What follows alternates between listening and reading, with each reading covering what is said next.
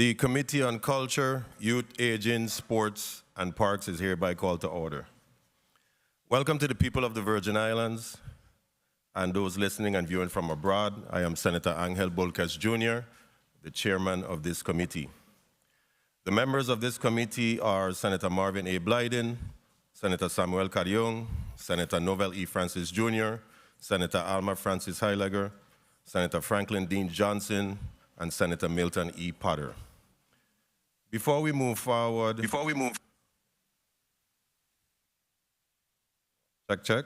Before we move forward, I wanted to make a few announcements before taking the roll call. We are now in the midst of Hispanic Heritage Month, which is a time to celebrate the rich cultural contributions of our Hispanic brothers and sisters.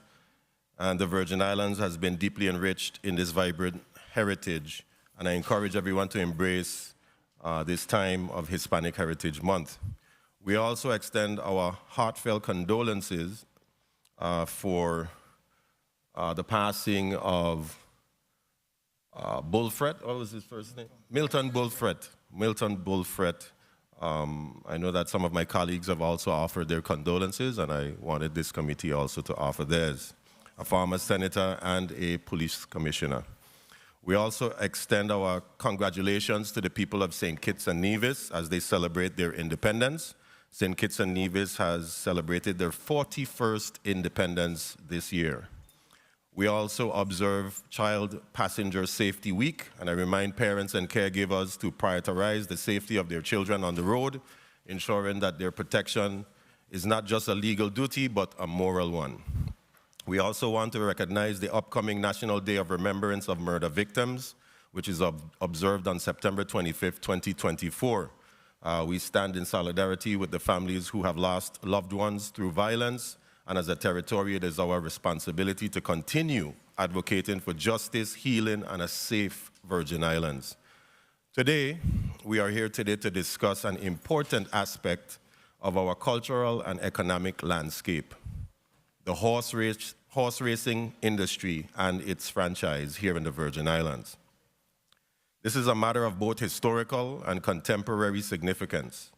The Virgin Islands horse racing industry has long been a cherished tradition, bringing together our people and many of our Caribbean brothers and sisters, while stimulating our economic growth for the Virgin Islands. However, the administration and development of this industry has required partnerships with the private sector to ensure its sustainability and modernization. For more than 7 years now, the Virgin Islands has entered into a franchise agreement. This agreement was to revitalize the horse racing industry across the territory, with plans for major infrastructure improvements to the racetracks of St. Thomas and St. Croix.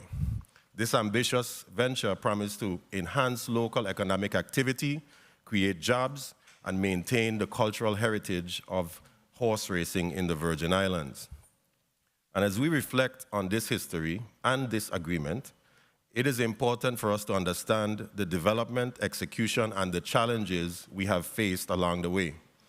We will explore how these partnerships, these challenges, and these false starts have impacted the industry and the extent of the investments that have already been made, and the expectations of the future of the horse racing industry in our territory. Today we aim to engage in a direct, transparent discussion, looking at both successes and setbacks of this agreement and how we can move forward for the benefit of the people of the Virgin Islands and the horse racing industry. Madam Clerk, can you please call the roll call? Senator Marvin A. Blyden. Senator Blyden, present. Senator Novell E. Francis. Here. Senator Francis, present. Senator Alma Francis Heiliger. Senator Heiliger, absent. Senator Samuel Carrion. Present. Senator Carrion, present. Senator Milton E. Potter. Senator Potter, absent. Senator Franklin D. Johnson. Senator Johnson, present. Senator Angel L. Bolkes Jr. Present. Senator Bolkes Jr. present. We have 5 present and 2 absent, Mr. Chair. Thank you, Madam Chair. We have a quorum. Madam Clerk. We have a quorum. Madam Clerk, can you please check to see if there are any correspondence to be read into the record? Yes, I have three. First one, Milton E. Potter, Senator, 35th Legislature of the United States Virgin Islands, to the Honorable Angel L. Bolkes Jr., Chairman, Committee on Culture, Youth, Aging, Sports and Parks, 35th Legislature of the U.S. Virgin Islands, the Capitol Building, Charlotte Amalie, Virgin Islands 00802, September 20th, 2024.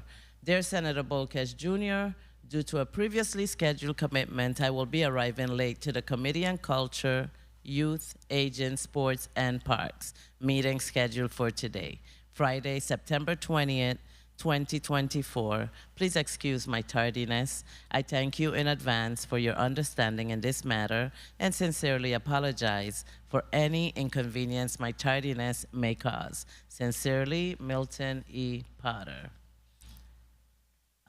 We have Office of the Commissioner, September 14th. Madam Clerk, I do believe that I see the Commissioner in the St. Thomas District Chambers. So that correspondence does not need to be read into the record. Okay. All right. Apologies. So I also have one here from Alma. I'll read it right now. Senator, sorry, pardon. September 20th, 2024, Honorable Angel L. Bolkes Jr., 35th Legislature, Chairman on Culture, Youth, Aging, Sports, and Parks.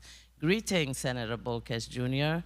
Please note for the record, I will be tardy to the Committee on Culture, Youth, Aging, Sports, and Parks, scheduled for today, 10 a.m. on Friday, September 20th, 2024, in the Fritz E. Lawetz Legislative Hall on St. Croix. Due to a previously scheduled appointment, I will arrive as soon as possible. Thank you for your understanding. Regards, Senator Alma Francis Heiliger, 35th Legislature, and member of the Committee on Culture, Youth, Aging, Sports, and Parks.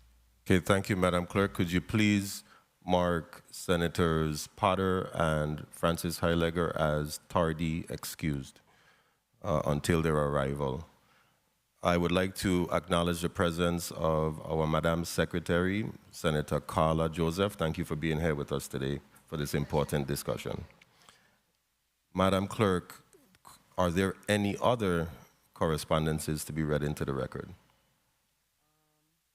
I have an email from the chairman of the Horse Racing Commission, Mr. Hugo Hodge. Good morning. It says good afternoon. Unfortunately, I will not be available for the hearing on Friday, September 20th, 2024.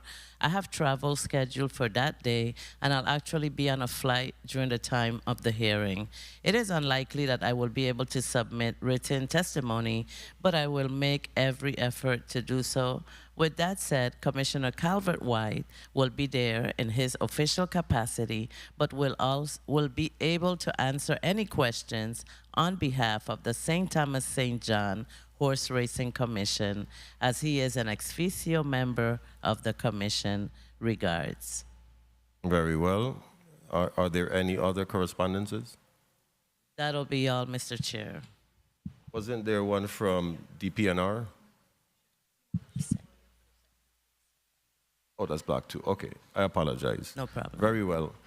So we have the commissioner here with us, the Commissioner of Sports, Parks, and Recreation, who will also be providing information in a dual capacity as an ex officio member of the St. Thomas Horse Racing Association, because the president was unable to make it here with us today. Madam Chair, can you please read the agenda into the record? To the members of the Committee on Culture, Youth, Aging, Sports, and Parks, the Honorable Marvin A. Blyden, Vice Chair, the Honorable Samuel Carrion, the Honorable Alma Francis Heiliger, Honorable Novell E. Francis Jr., Honorable Franklin D. Johnson, and Honorable Milton E. Potter, from Angel L. Bolkes Jr., Chairman, Committee on Culture, Youth, Aging, Sports, and Parks, September 13, 2024. It's the agenda on the Committee on Culture, Youth, Aging, Sports, and Parks Committee hearing Friday, September 20th, 2024 at 10 a.m. The Committee on Culture, Youth, Aging, Sports, and Parks has scheduled a hearing for Friday, September 20th, 2024 at 10 a.m. at the Fritz Elawetz Legislative Hall on St. Croix to receive testimony and updates regarding the current status of the horse racing industry in the Virgin Islands. Block 1, from 10:20 a.m. till noon, the committee will receive updates on the current status of horse racing in the St. Thomas and St. John district, with a particular focus on the ongoing efforts to finalize the construction plans for the Clinton E. Phipps racetrack. The hearing will also address the progress of horse racing activities, the challenges faced by the industry, and the initiatives to enhance the sport. The discussion will explore how local stakeholders and authorities are working together to promote horse racing, improve facilities, and ensure regulatory compliance for the benefit of the Virgin Islands and the economy. Additionally, the hearing will delve into updates on the Department of Sports, Parks, and Recreation, progress to facilities, construction, and projected timelines and challenges. Invited testifiers, Honorable Calvert White, Commissioner, VI Sports, Parks, and Recreation; Shane Gaspard, Executive Vice President, Southland Gaming; Hugo Hodge Jr., Chairman, USVI Horse Racing Commission; Clinton Hendrington, President, St. Thomas Horseman Association. And this concludes the hearing of the first block, Mr. Chair. Thank you, Madam Clerk. For the record, we have tried to reach Mr. Hendrington on many occasions. He did finally reach out to the office, I believe it was this morning, stating that he would provide a letter, but we have not received the letter. So just putting that on the record. Before we begin or move forward, I would like to outline some of the housekeeping rules of the committee. I would like to ask testifiers to please consistently identify themselves by name and title before making any statements or replying to any questions for our in-house stenographers. I would like to also ask everyone to please put their phones on mute or vibrate so that we do not disrupt the proceedings for today. Moving forward, Commissioner White, I see you in the St. Thomas District Chambers. Can we have a mic check for the Commissioner, please? Question. All right, great. You sound like Barry White over there. All right. So next up, I believe we have someone on virtual, Mr. Gaspard. Are you there? Yes, I am. Good morning, Senator. Excellent. Good morning. Okay, so we're going to proceed with the testimony of the Commissioner, and then we will proceed with the testimony of Southland Gaming. Commissioner. Before Commissioner White, Sports, Parks, and Recreation. Before I start, I heard the Secretary state that she received correspondence from my office. I never sent in correspondence, so that might be from somebody else. You clarify that? Yes, that was an error, Commissioner. Okay. That was an error on our part, so that's fine. But it was an error, but it's all cleared up. Okay. Okay, please proceed. Thank you. All right. Good day, Honorable Chairman Angel Volquez Jr., Chairperson of the Committee on Culture, Youth, and Sports, Parks, and Recreation of the 35th Legislature of the Virgin Islands of the United States. Honorable Senators, Central Staff, and the listening and viewing audience.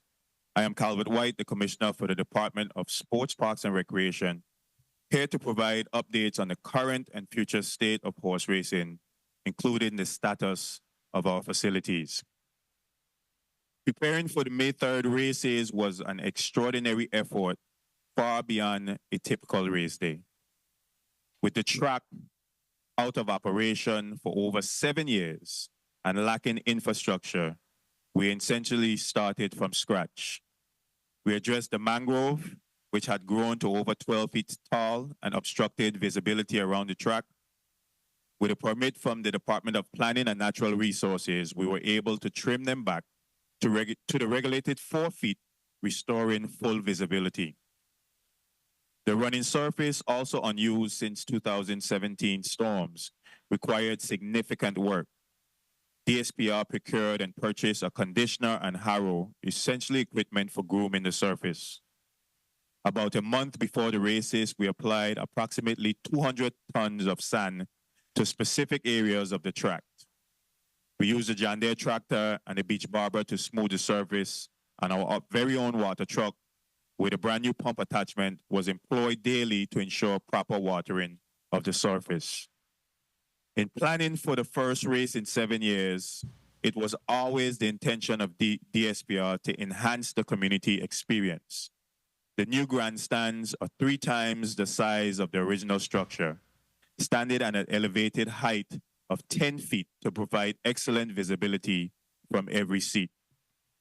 We transformed the concrete slab in front of the bleachers into a VIP area, accommodating approximately 150 people, featuring its own bar, hors d'oeuvres, high tables, and a lounge area under a tent. For fans who preferred being close to the action, we designated standing room to the left of the winner's circle for viewing the race gate side. The facility also featured 6 remote bars and a concession stand located below the grandstand.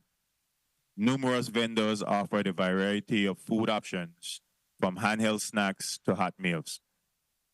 I would like to express my gratitude to the Virgin Islands Police Department, the VI National Guard, our private security personnel for their hard work and dedication. The efforts were crucial in ensuring a safe and incident-free event with metal detectors and scanners at the gates, further enhancing security. For the first time, we offered payment via Eventbrite app, streamlining the collection of funds and providing an additional option for credit card payments. This innovation reduced cash handling and expedited entry through QR code scanning. For those who preferred cash, an alternate line was available to improve traffic flow. Entry fees were $5 for children under 12, $25 for general admission, and an additional $25 for parking. The grandstand's new featured comfortable folding seat options were available for $40, which could be reserved via our online ticketing application. Additionally, the bleachers were named to represent our islands, St. Thomas, St. John, St. Croix, and Water Island section. With the success of the May 3rd races, we were excited to announce that the next race day was June 30th, 2024. This race day also featured 7 competitive races and saw approximately 2,500 spectators. To reduce costs, security was downsized and the large LED screen in the infield was not used. The race card highlighted the Lieutenant Governor's race as the main event. Due to damage to the running surface as a result of Tropical Storm Ernesto, a decision was made to postpone the 3rd scheduled race for September 2nd. It is important to clarify that promoting horse racing long-term has never been the intention of DSPR. Since the government of the Virgin Islands struck a deal with VILGL in 2016, our department has not received appropriations for horse racing. Fortunately, we were able to access funds from the Horse Racing Improvement Fund with approval of the Horse Racing Commission to make these races possible. As it pertains to the Clinton Phipps Memorial Racetrack ongoing construction, I'm pleased to report that the grandstands, accessory rooms, vet quarters, and jockey locker rooms are ready for their final certificate of occupancy. The isolation bonds, pony bonds, and equipment storage are approximately 90% completed. The secondary bonds are about 60% finished. Remaining tasks include completing the perimeter fencing, the fully parking lot, and the main bonds. This project is scheduled for completion by the end of the year, although I am hopeful it will be finished sooner. I have communicated with the Horse Racing Commission the urgent need to identify a temporary promoter as soon as possible. The resources needed to continue providing quality race days are beyond DSPR's current capacity. The department, in collaboration with the St. Thomas St. John Horse Racing Commission, has been working on a comprehensive plan to solicit a permanent promoter. Dr. Laura Palmateri has taken the lead in this effort, working with property and procurement to create a RFQ document. This undertaking has been challenging, and it would not be possible without the support of Southland Gaming, the Virgin Islands Police Department, our private security, the St. Thomas St. John Horse Racing Commission, the horse owners, the horse trainers, and the jockeys, DSPR staff, the members of the 35th Legislature, and of course, the racing fans in the territory abroad. I now stand to answer any questions you may have about the Clinton Phipps racetrack. Just want to put on the record that the testimony was included for St. Croix, but I know that's the second block, so I'll save that testimony for that section. Thank you, Commissioner White. Mr. Gaspard of Southland Gaming, Vice President Gaspard of Southland Gaming, please proceed with your testimony. Oh, wait, I apologize. Commissioner, there was some sort of PowerPoint or something like that. Is that for this block or the second block? As you know, Senator, there was a different block that was supposed to be done with the department strengths and weaknesses and the ongoing projects. That's what the video was for. It was just a short clip. If media wants to show it, they could show it. Yes, I also stand to answer any questions about the ongoing construction of all of our projects. Let's go ahead and do that. Mr. Gaspard, if you could please just hold off a few minutes while we go ahead and proceed with the PowerPoint, and I ask the media division to please load it up.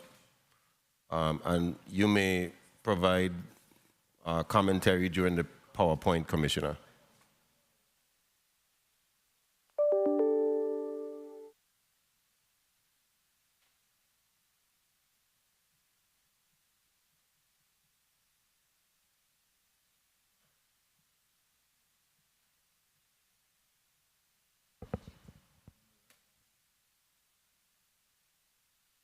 So it looks like we may take a few. That's fine. It was a video of the Frederick Said waterfront with the new lighting project that we just completed. I just realized the other day that Department of Sports, Parks, and Recreation have more PW projects than any other government agency in the Virgin Islands. We have an excess of 50 plus FEMA projects going on now. I'm proud to say that we have already completed, I think, more than half of those facilities. So, you know, we're moving forward. This year, we've had several ribbon cutting ceremonies already for some of our facilities territory-wide. We continue to push forward. We have some big ticket items that we're working on now, i.e. the Vincent Mason pool that is steadily moving on. So we appreciate all of the work that's being done to get our recreational green spaces online for our people. I believe they're loading up the PowerPoint right now. Video. And here we go. Alfred White, the Commissioner for the Department of Sports, Parks, and Recreation. And I want to welcome you to the Frederick Said waterfront, where the past meets the future. The new lighting project at the Frederick Said waterfront is more than just a glow in the night. It's a beacon of progress, safety, and beauty for our community. Enhanced lighting along the waterfront means safer evening strolls and greater peace of mind for residents and visitors alike. The carefully designed lighting enhances visibility, deters unwanted activities, and ensures that our waterfront remains a welcoming space for everyone day and night. But safety isn't the only benefit. The new lights also add a touch of elegance to the Frederiksted Historic District. The warm ambient glow highlights the architectural beauty of our town, inviting more people to explore its unique shops, restaurants, and cultural landmarks. While there's still much more work to be done, DSPI is committed to seeing all of its projects move to completion. Together, through the upgrades and enhancements of our facilities, we will strive to make life better for all Virgin Islanders. This project is a shining example of how thoughtful infrastructure can uplift a community, protecting our heritage while paving the way for a brighter, safer future. So join me as we witness the Frederiksted waterfront in a whole new light. All right, excellent. Excellent. Yeah, I just want to add that I think it was important for this video. Sometime last year, we was getting a lot of calls in that area about people attempting to get mugged and robbed. So this was a very, very important project. Although it might just seem like lights, the people in that area, greatly appreciate those new lighting system. I just want to add also that we have been able to cut our utility bill at these facilities probably approximately 50% just by switching from the sodium hydride lights to these new LED lights, which illuminates a way going forward. So we're doing our part in energy efficiency and trying to save. Okay, thank you for that. Thank you. And Mr. Gaspard,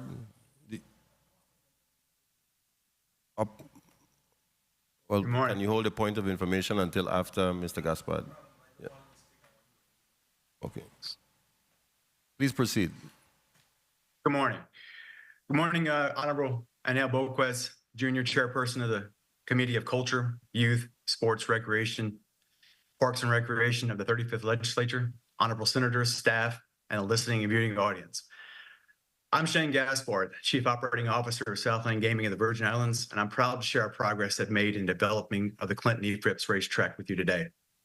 The last time I had the opportunity to come before this committee to provide an update, we had just completed the construction of the grandstands, an achievement accomplished in just 4 months after the groundbreaking. And at that time, I invited each of you to visit the Clinton E. Phipps racetrack and experience the grandstands firsthand. And many of you have taken that tour. And I'm proud to report now that thousands of Virgin Islanders have been afforded that opportunity. Some united by their passion of racing and competition, and others just to enjoy a day at the races with their family and friends. So I'm going to go ahead and share a list of things where we are today. I'm happy to share this progress with you, and it's here where we stand. The approved permits, the major CZM permits, the extension and transfer was approved in February 2023. The modification approved February 2023. The building with the mechanical, electrical, and plumbing, and sites permits. I'll discuss that now. It's the grandstands and the new cisterns and the retaining wall. The ramps and the elevator building permits were approved. The grandstand accessory buildings, mechanical, electrical, and plumbing permits approved. The site electrical and data, the WAPA plan, approved.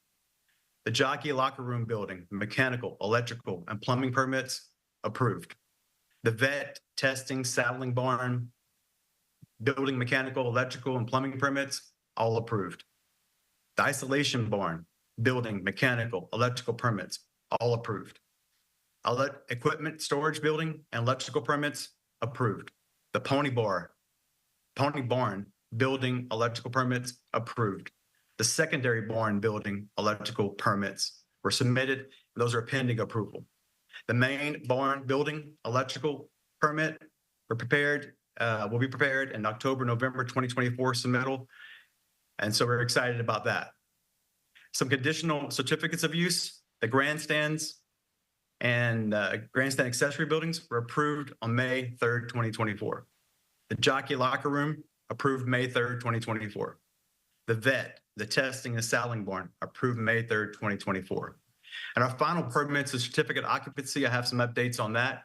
The grandstand, the final app was submitted on September 3rd, 2024.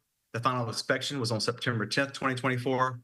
And the final certificate of occupancy has been approved and we have received it. The grandstand accessory buildings, final app was submitted on September 3rd, 2024. The final inspection was done on September 10th, 2024. And the final certificate of occupancy has been approved and we have received it. The jockey locker room, the final app was submitted on September 3rd, 2024. The final inspection was done on September 10th, 2024. The final certificate of occupancy was approved and we have received it. Moving on to the vet testing and saddling barn. The final application was submitted on September 3rd, 2024. The final inspection again, September 10th, 2024. And we have also received an approved certificate of occupancy. The isolation equipment, pony and secondary barn, we're expecting that in October next month. The main barn, we're expecting that between November and December 2024. Now I'd like to discuss some of the construction progress and where we are today. Our total project now is 80% complete. Phase one, we'll go by phases. In phase one, the project commencement completed on October 31st, 2023. The phase one civil and primary construction area and laydown is 100% complete. The grandstand structures, the cisterns, retaining wall, slab, and main sidewalk, 100% complete. Phase two, the push to carnival. That was a big one. We completed that on May 3rd, 2024. This phase two civil and initial parking lot, the perimeter, the interior fencing, the utilities, and the stormwater was 100% complete. The grandstand accessory buildings, 100% complete. Jockey locker room, 100% complete. The vet testing and saddling barn, we're at 100% complete. The ticketing booth, we're at 100% complete. I'd like to discuss phase three. The phase three for civil and continued parking lot, the utilities, the stormwater, the fencing, and the road to the isolation equipment, we're at 80% complete. The grandstands, the grandstand accessory buildings, jockey locker room, vet testing, and saddling barn, those are 100% complete. The isolation barn, we're now at 95% complete. The equipment storage buildings are at 95% complete. The pony barn, 90% complete.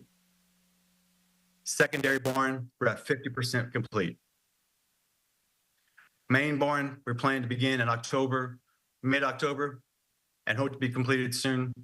And the landscaping, we're at 25% complete. We're also very proud of a horseman support program by SGVI. We successfully implemented a subsidy program wherein SGVI provided funds to help support the horse races and the horses exercising at the Clinton E. Phipps racetrack leading up to May 3rd and the race day.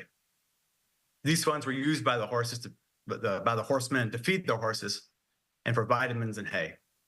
The vouchers were distributed through the VI Horse Racing Commission, and they confirmed and approved a list of registered horses and their respective owners. And since our last meeting, horse racing fans have witnessed incredible moments at the track. They have seen horses like Pure Spite from St. Croix claim the victory in the Lieutenant Governor's Cup. Ghost and You from British Virgin Islands triumph in the Governor's Cup. And top contenders from St. Thomas, such as Bingo Star, race to the finish line in thrilling fashion. They've also cheered on legendary Virgin Islands jockeys like Kevin Krieger as they race to victory.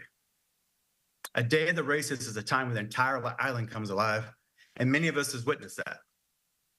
The advances have been made in ticketing purchases, like Commissioner White said, which is modernized in introduction of online sales and digital sales. Multiple points of entry at the facility have been established. Customers can now select from general admission, premium stadium folding seats, parking, VIP packages, all conveniently delivered on your mobile device via QR codes for seamless access. And I want to thank Commissioner White and the Department of Sports, Parks, and Recs for putting in the countless days and the very hard work to get to the finish line on those race days. And I want to thank the owners and the trainers and the jockeys from the Greater Virgin Islands who showcased their talents on May 3rd and June 30th. I would like to also take this time to offer a personal perspective. I am the parent of a severely disabled child, my daughter Ella. And one of the most meaningful moments for me during the race is seeing the disability seating being used as it should, providing access and inclusion for all. Seeing those individuals on race day with their families and sharing in the excitement of race day was truly uplifting. The facility has 8 ADA parking spaces, ADA ramps on either side of the grandstands for easy access. There's 20 ADA wheelchair accessible seatings with a great view from the grandstands right in the front row, ensuring that those families will never have to choose between attending the races or staying at home with their loved ones because of accessibility issues. And that was about ensuring that everybody in our community can experience the excitement of race day together, regardless of their ability. Every race day gathers families, friends, and neighbors who share in the excitement of horse racing, from the youth who eagerly cheer on their very favorite horse to the seniors who pass down stories of race days gone by. Southland Gaming is proud to be a part of that excitement. And we're proud to do our part to return the traditional horse racing back to the Clinton E. Phipps racetrack, which will serve not only as a venue for exciting races, but a hub for community gatherings, shared experiences for generations to come. Thank you very much. Thank you, Mr. Gaspard. Media, please run the photos that were submitted before we begin our line of questioning. I'd like to comment on this, our May 3rd race. You can see the different seatings that Commissioner Wyatt mentioned, named after our islands, and everything was sold out online. This is our graphic and our marketing for the June 30th independent race. We wanted to highlight the jockeys on this. A beautiful horse racing picture from June 30th race. We had a packed house. That's right at the track where people can stand. We have a space out there so people can come down from the stands and stand and take pictures and view videos of their horses coming down the track.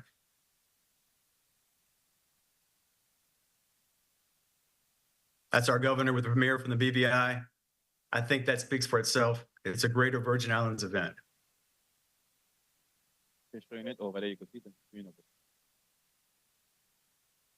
so many of these events. This is an event that our Congresswoman, our delegate, sponsored. There's so many great pictures like this. We also were engaged with the audience there, where we were able to, you see Lieutenant Governor, but also we had the big hat contest.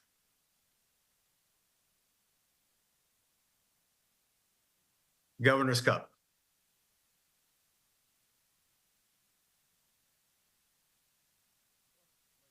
That's a race that was also sponsored by some senators in the legislature. We're thankful for that. This Mr. Chair. Yes. This photograph speaks for itself. That's April 3rd. April 2023. That's May 2024. These two photographs is taken a year and 2 weeks apart. That's when we broke ground. That's when the stands are completely sold out and filled.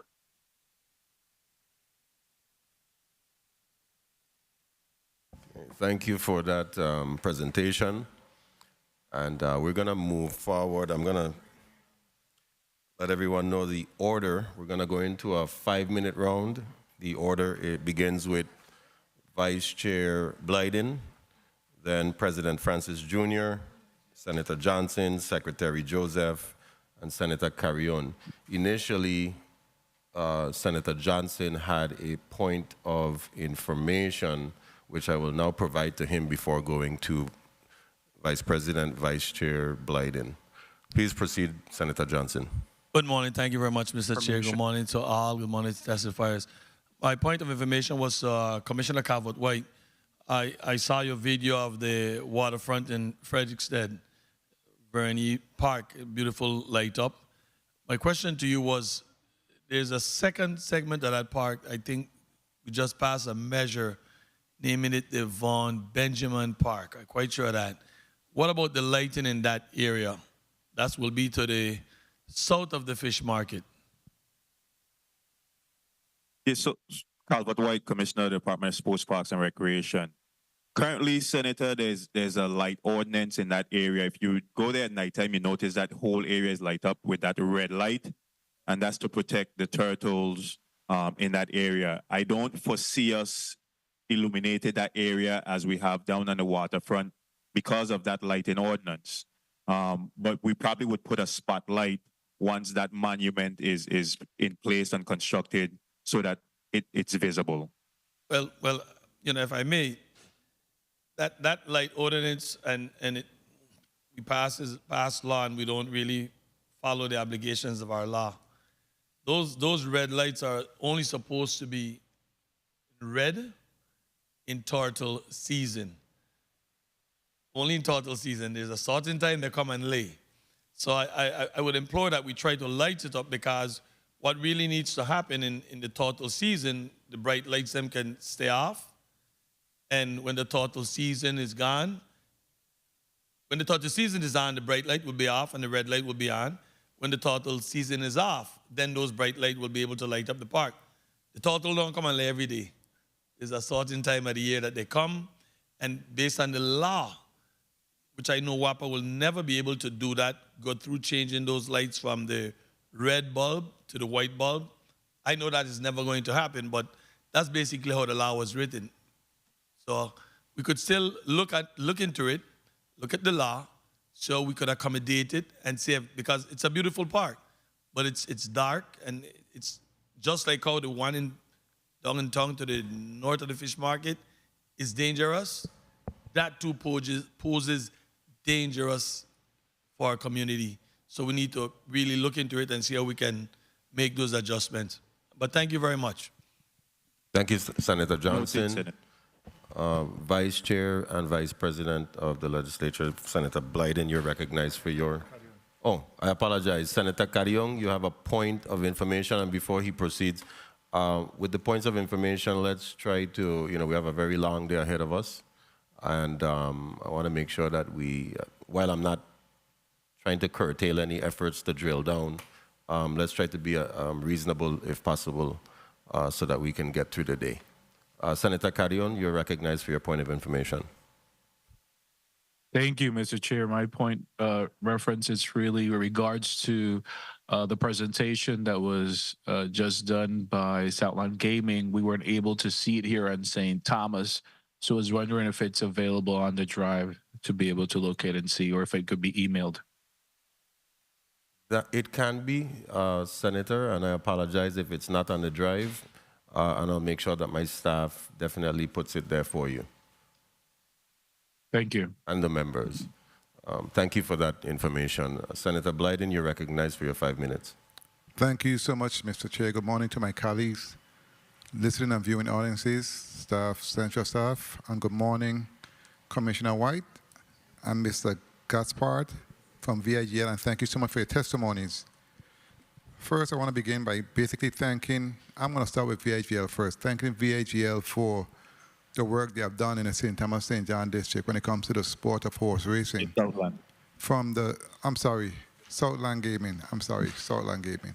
From the day they started the groundbreaking, when we did the groundbreaking, and from the first day the construction had begun, the guys have been there day and night working to assure that they completed that task. Also, I want to commend Mr. Gaspard for what they have done when it comes to individuals with disabilities and ADA compliance in respect to the 8 parking spaces, the 20 wheelchair accessible areas where folks can come and actually watch the races. That's very important, as he stated, where everyone can be included and no one is left out. I think that's much to be commended for, and I want to say kudos to you and your team for that. One thing, though, I want to put on the record, though, I know that St. Croix took home the Lieutenant Governor's Cup. Tatola took home the Governor's Cup, so I'm waiting for my horsemen in the St. Thomas St. John district to step up to the plate. We need to take home something. I just wanted to put it on the record. And I'm sure we will. No, I'm talking about them 2 races. I ain't talking about something. I'm talking about the Governor's Cup at that time. But nonetheless, I'm proud of the work they have been doing in working with all parties concerned. But let me talk about the track, though. Mr. Gaspard, in your testimony, you spoke to phase 1 and phase 2 and also phase 3, where there are several items that's 80% completed, 95% completed, etc. When do you anticipate a full completion of all the phases moving forward? Do you have a tentative date moving forward based on the progress you have seen?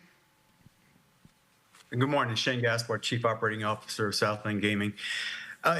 Yes, we do actually. You know, originally we had 42 months to be substantially complete with the project, and then 24 months to be 50% complete. We're going to be 100% complete before the halfway mark, and that's going to be either at the end of this year or the beginning of the next year. And we're very proud of where we are right now. We've been moving. I won't say we've been moving at light speed because we've been moving at a quick speed, but a cautious speed to make sure we do everything right and with quality. But thank you for that question. Yes. Well, that's very impressive. They say 50% by the halfway mark. How were you able to accomplish that task in terms of your permitting process, etc.? Can you speak a little to that, please, so we can understand what really went on in that space? Speak to that. Yeah, thank you for that question. I wasn't involved in a lot of permitting processes, but we do have a great team out there. But I can tell you one thing about the permitting process is as long as you have great communication and you have transparency, we didn't find any problem with the permitting process at all. Okay, very well. Thank you for that. Commissioner White, how are you doing today? Wonderful. Great. Good. Great. Let me ask you, because you spoke in your testimony also about you actually had to start from scratch, and all the conditions that you met there, you really had to work through those. Can you speak to that also? How did you maneuver that process? 1 minute. And what does the partnership look like moving forward as a result of all you had to go through? I mean, it was a total team effort. I mean, there's no one person that was able to do this. You know, when I went to Southland Gaming and asked for their assistance, with open arms, they were ready to assist. But, you know, you have the horsemen that obviously we need because they have the horses. There was people that assisted with getting the grooming of the facility and the running surface. We had a starting gate that hadn't been used since 2017 that was just rusted and paint falling off, that we had to now bring in somebody to assist and get that back up. You know, when I went to Southland, and their obligation doesn't kick in, and I need to put that on a record as far as what they are supposed to give for purses until the facilities is completed. So when I went to them and I asked them to partner with me and make the first race day in 7 years a memorable one, they was there with open arms. But there were so many people, Senator, that chipped in. Some small, some big, but there was a lot of individuals that came together to make that race day possible. And in closing, Mr. Chair, if I may, and since the horsemen are not there, and Mr. Hart said you would speak in respect to them, let me ask you about the subsidy program that was implemented by Southland Gaming and what it means to the horsemen in the St. Thomas St. John district in respect to feed, vitamins, hay, etc., and assisting them in that endeavor. Can you speak to that briefly, please? You know what I'm talking about? Commissioner? But the question was for me? Yeah, it was for you, Mr. Hart. So you might be able to. So the subsidy was given by Southland Gaming, and Mr. Gaspar could speak on it. I think it was $600 that each horse owner received to buy feed, but I'm not sure of the exact amount. He can speak on that. Please, Mr. Gaspar. Yes, Senator, how are you?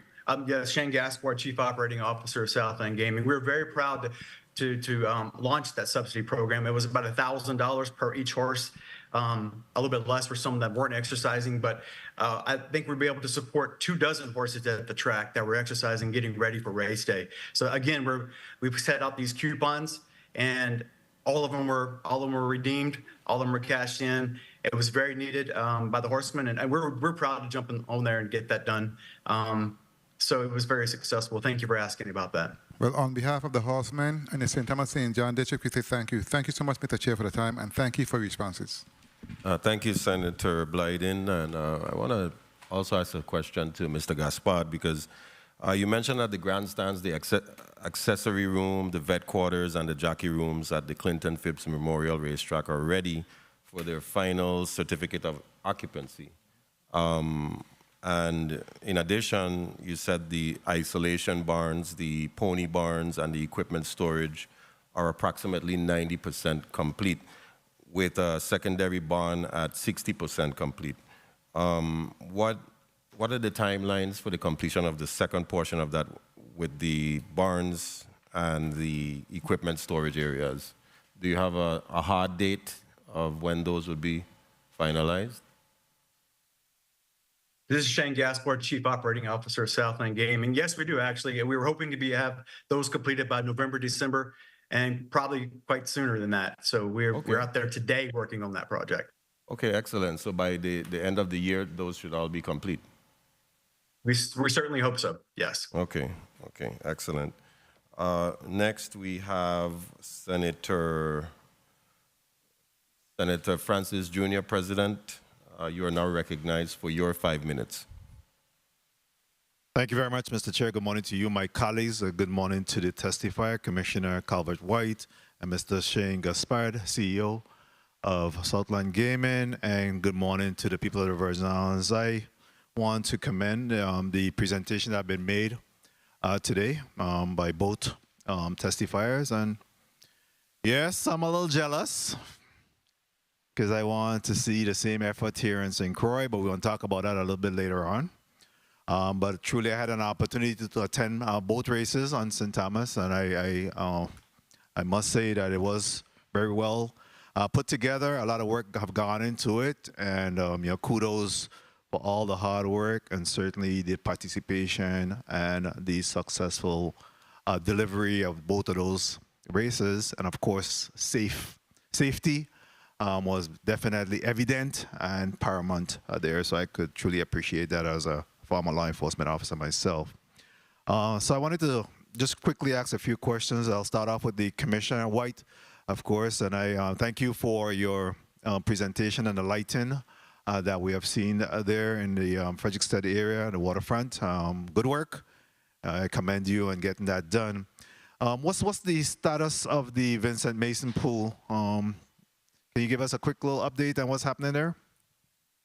Yes, I can. Calvert-White, Commissioner, Sports, Parks, and Recreation. So the piles are currently in. That was a big part of that project. We've already got the piles in. I think by the end of October, we should see concrete being poured for the base of the pool to start forming the pool.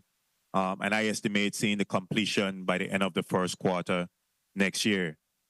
J. Benton is moving at a pace that I am very pleased with. We just did an update, I think it was 2 weeks ago, of the progress of the pool. There's going to be some beautification done, some extra picnic and tiki huts, barbecue stands, some refurbishing to the pavilion, a new guard booth. But I am satisfied with the pace that is moving now with the Vincent Mason pool.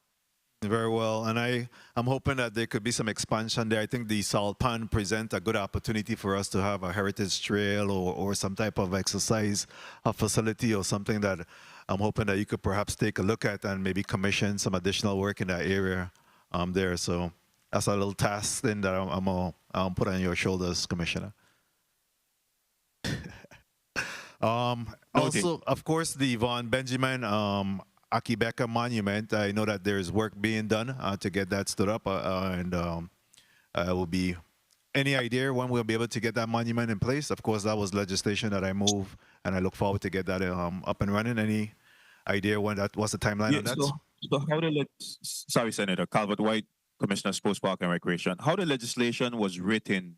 It was written as a grant to the. Help me out with the name of the organization. Yeah. The Ethiopia, I can't think of the full name now, but it was written as a grant to them for them to commission the monument. They are in the progress right now. I am in communication with them, with the chair. They're getting some documentation together as far as, good standing letter, a scope of work, all of that stuff. They have to provide so that those funds are released to them for them to proceed. But I am in communication with the nonprofit. Okay, very well. Thank you. Thank you for that. And also, real quickly, So let's go back to the Clinton Phipps racetrack real quickly. Any challenges or concern raised by the horsemen that we should be made aware of, either from you or 1 minute. Mr. Yeah, Gaspard? so Calvert White, Commissioner of Sports, Parks, and Recreation.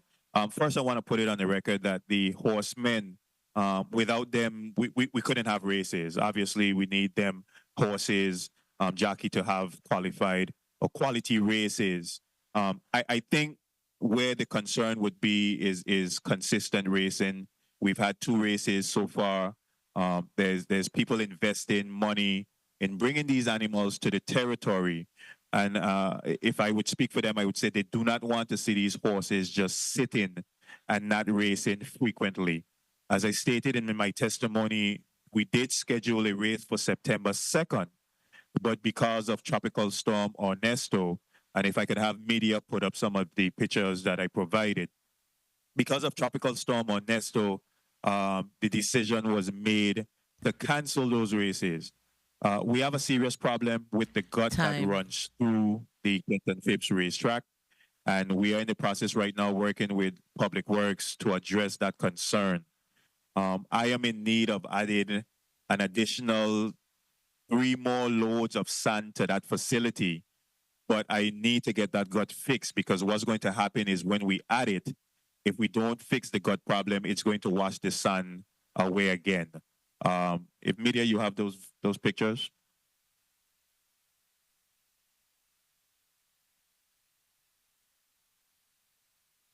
So right behind that pile, to the northern end of that pile, is where the gut runs through. You can't see it in the picture, but during the hurricane, tremendous amount of water was coming from behind there and running onto the track. Next picture.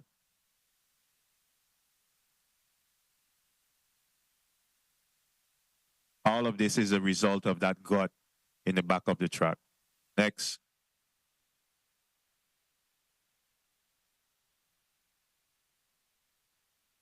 Next.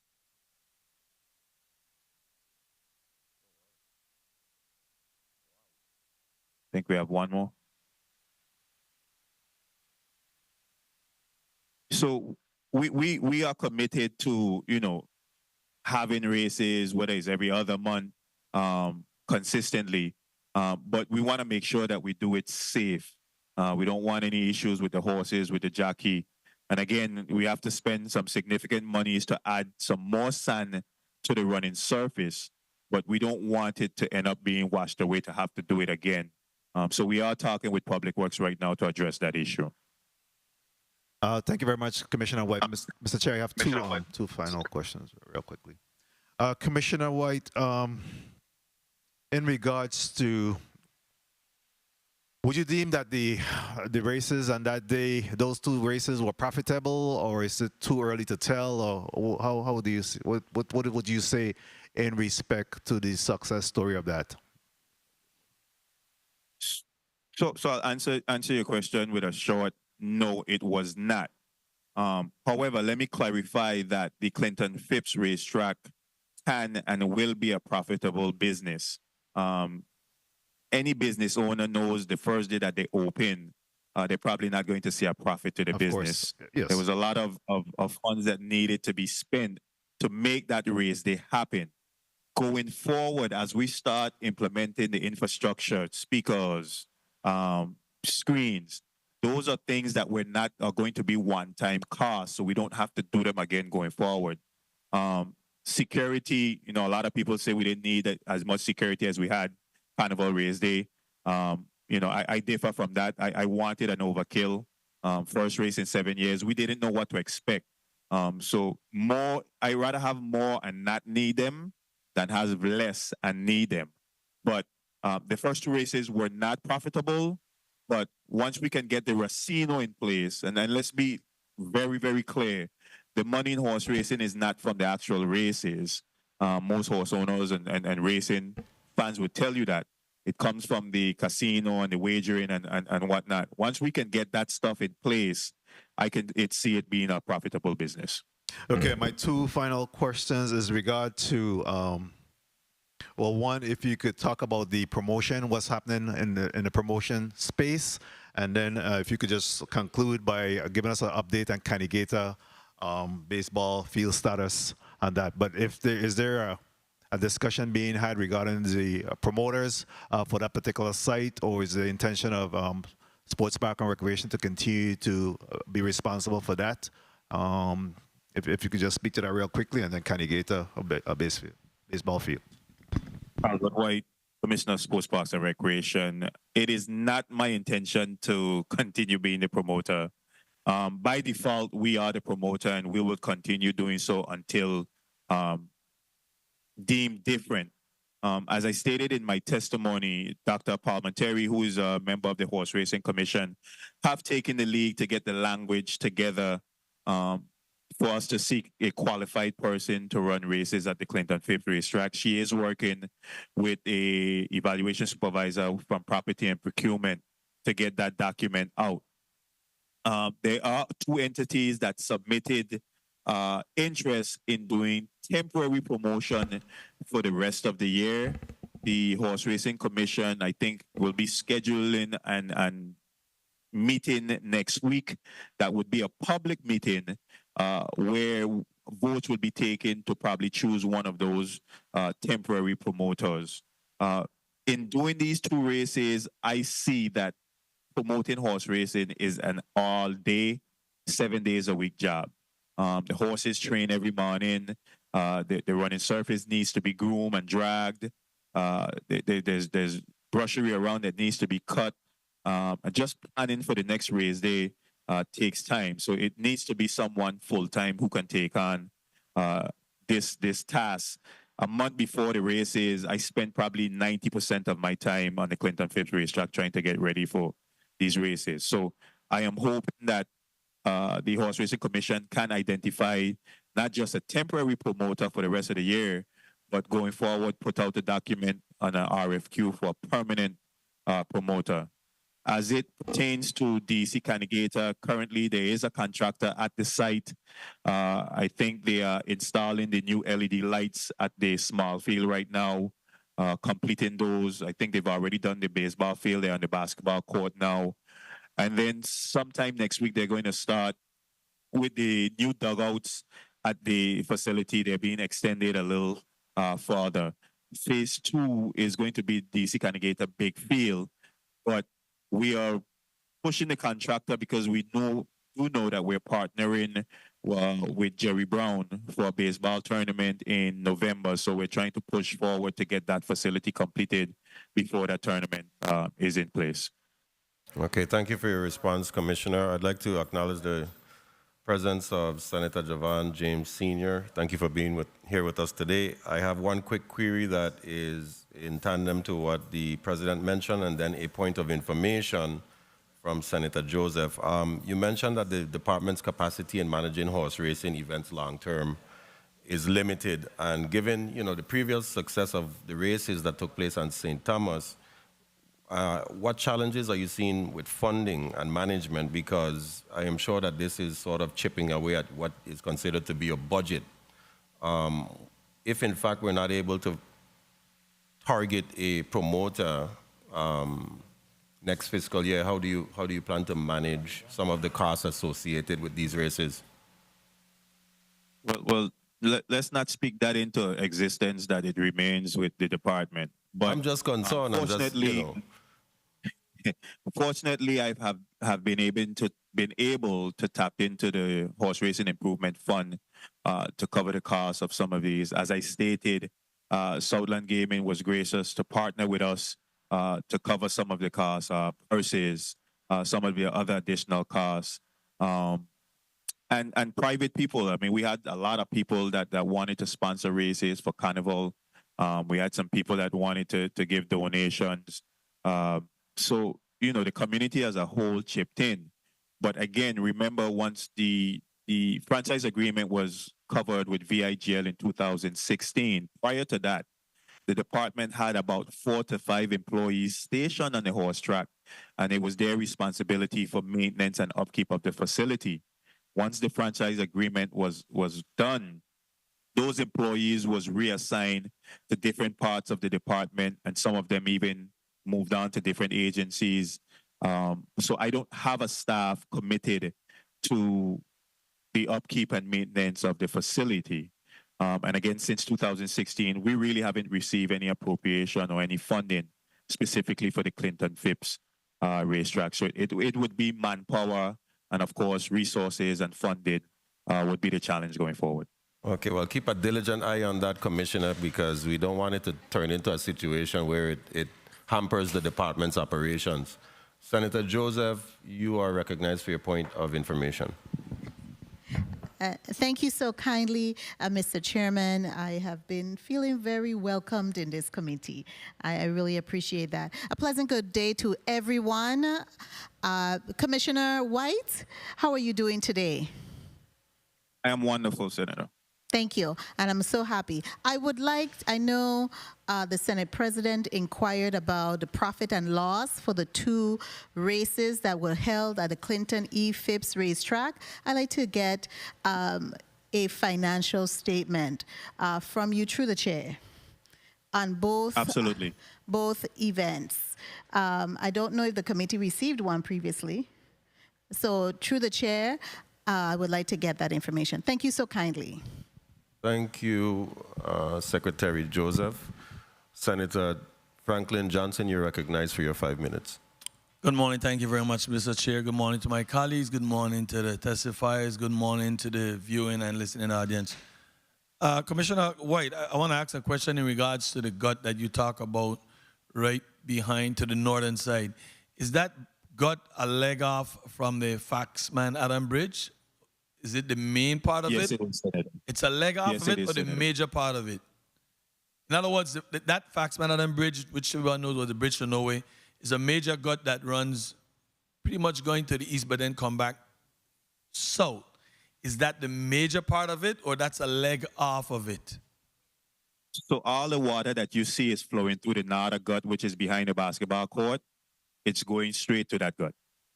All right. Well, I'd advise you to make some contact, not just with Public Works, but with Army Corps of Engineers, because there's a major project that Army Corps of Engineers is supposed to do with that gut. But one of the problems was because of the endangered species that are in there. A lot of folks don't know there's hundreds of land turtle and many different birds and species in that gut. But that's a major project that I know the MAP administration was undertaking with Army Corps of Engineers to really do that gut where it can get the water to flow straight out to the seawater. And if that doesn't happen, the track going to continue to be just destroyed when major flood come. And it's very sad. I definitely want to, say to Southland Game, job well done with the preparation of the track. It's a beautiful track.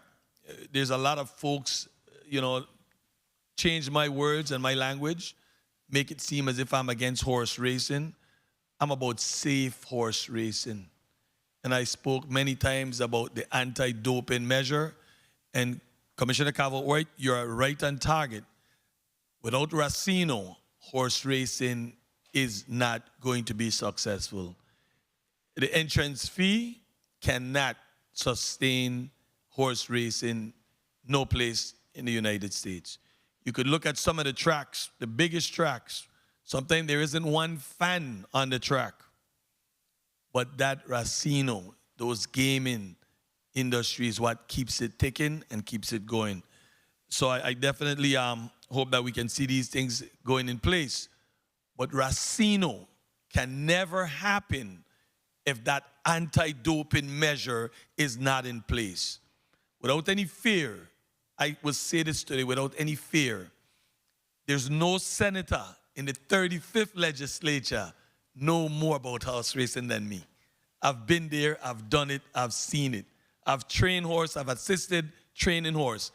And that anti-doping measure that we took out temporarily will hamper Racino. You can't wager on an athlete that are on drugs. It's as plain as simple as that. You cannot wager on an athlete that is on drugs. That's why the NFL, that's why the NBA, why Major League Baseball, and these horses are athletes. But the most important thing about that's just the horse.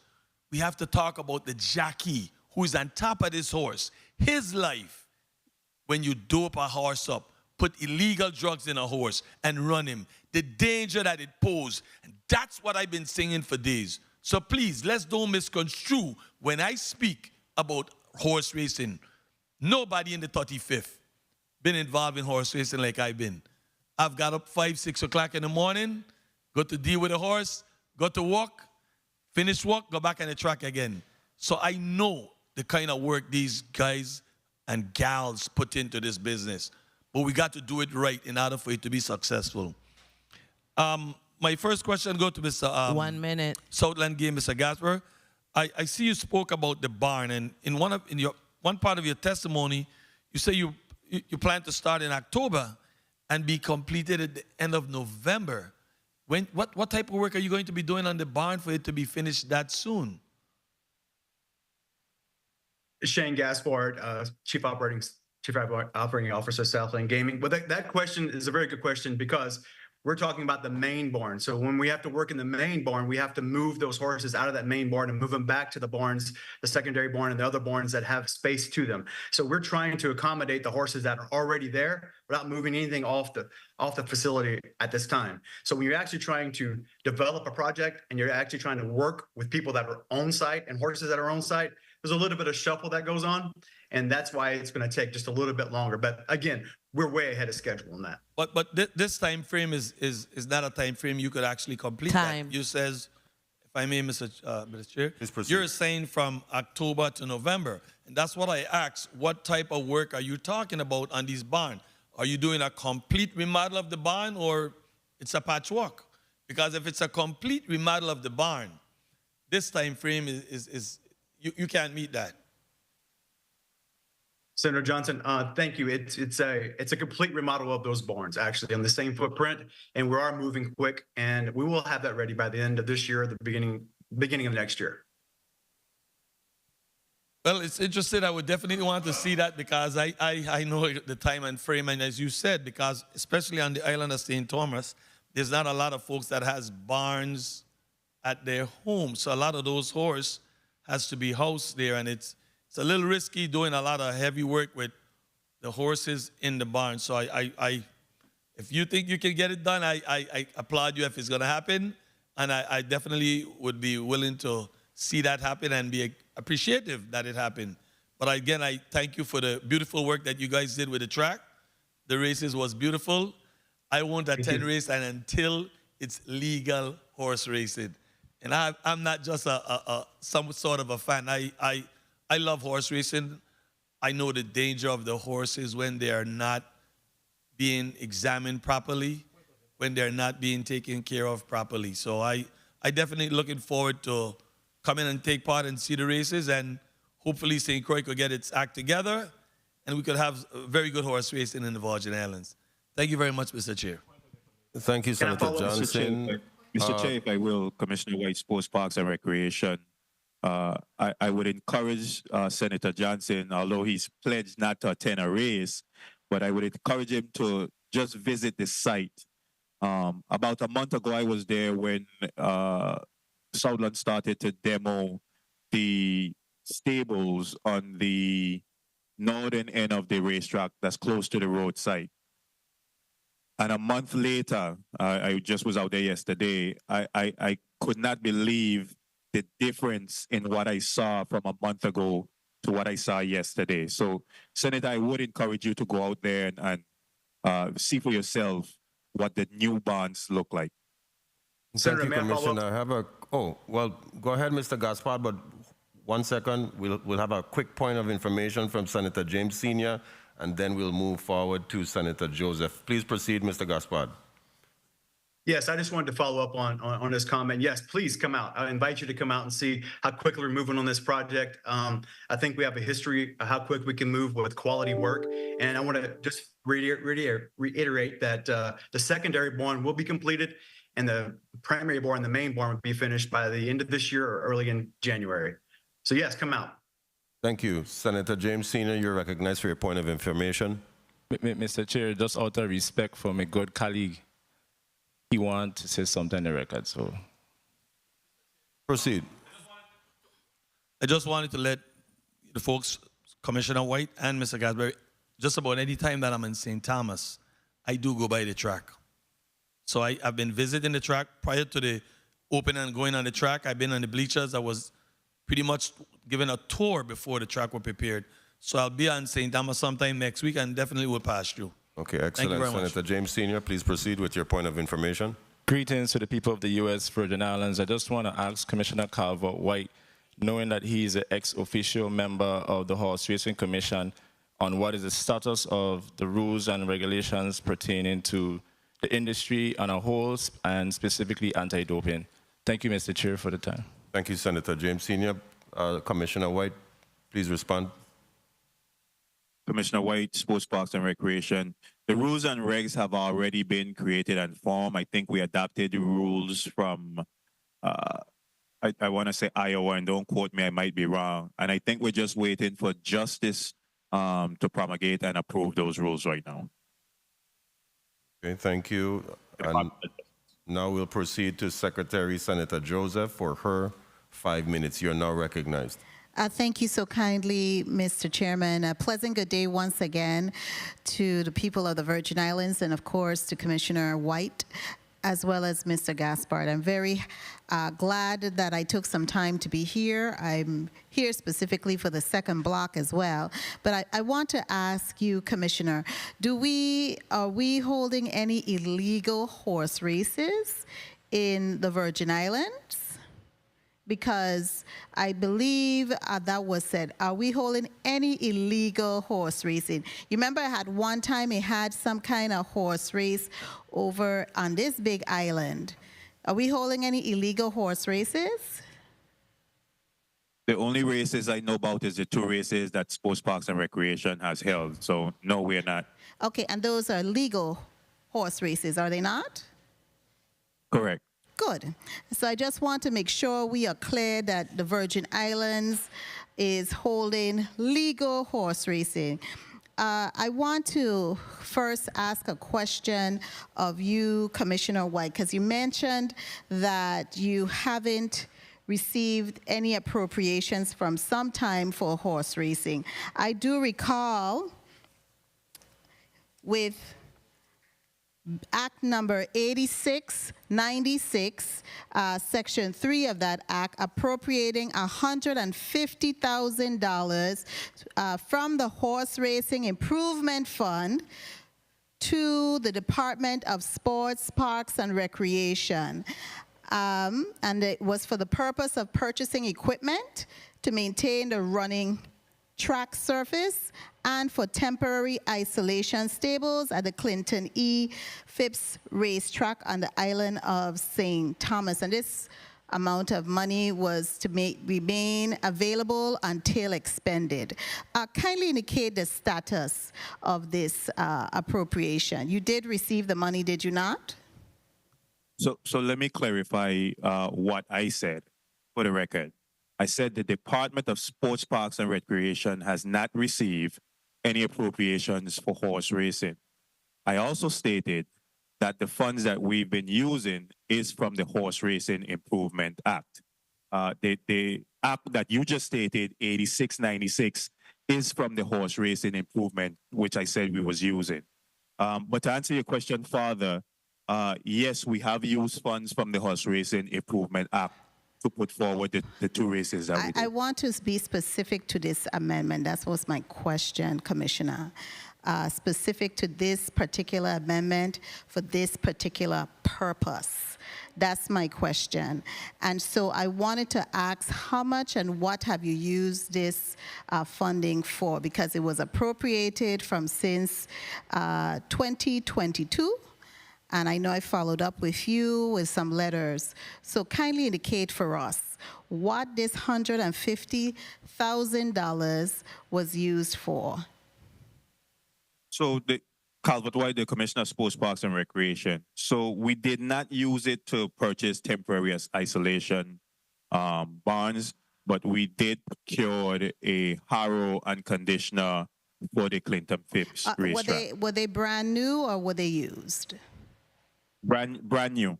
Are they currently on the track?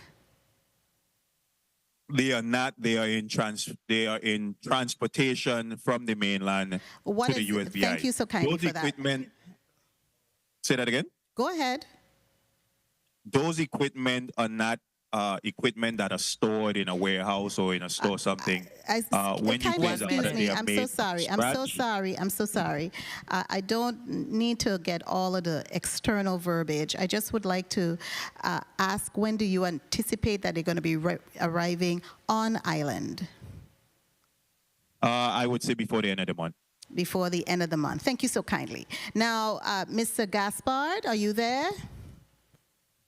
Yes, Senator, I am. Oh, wonderful. Kindly indicate for us, what equipment has Southland Gaming had to purchase so that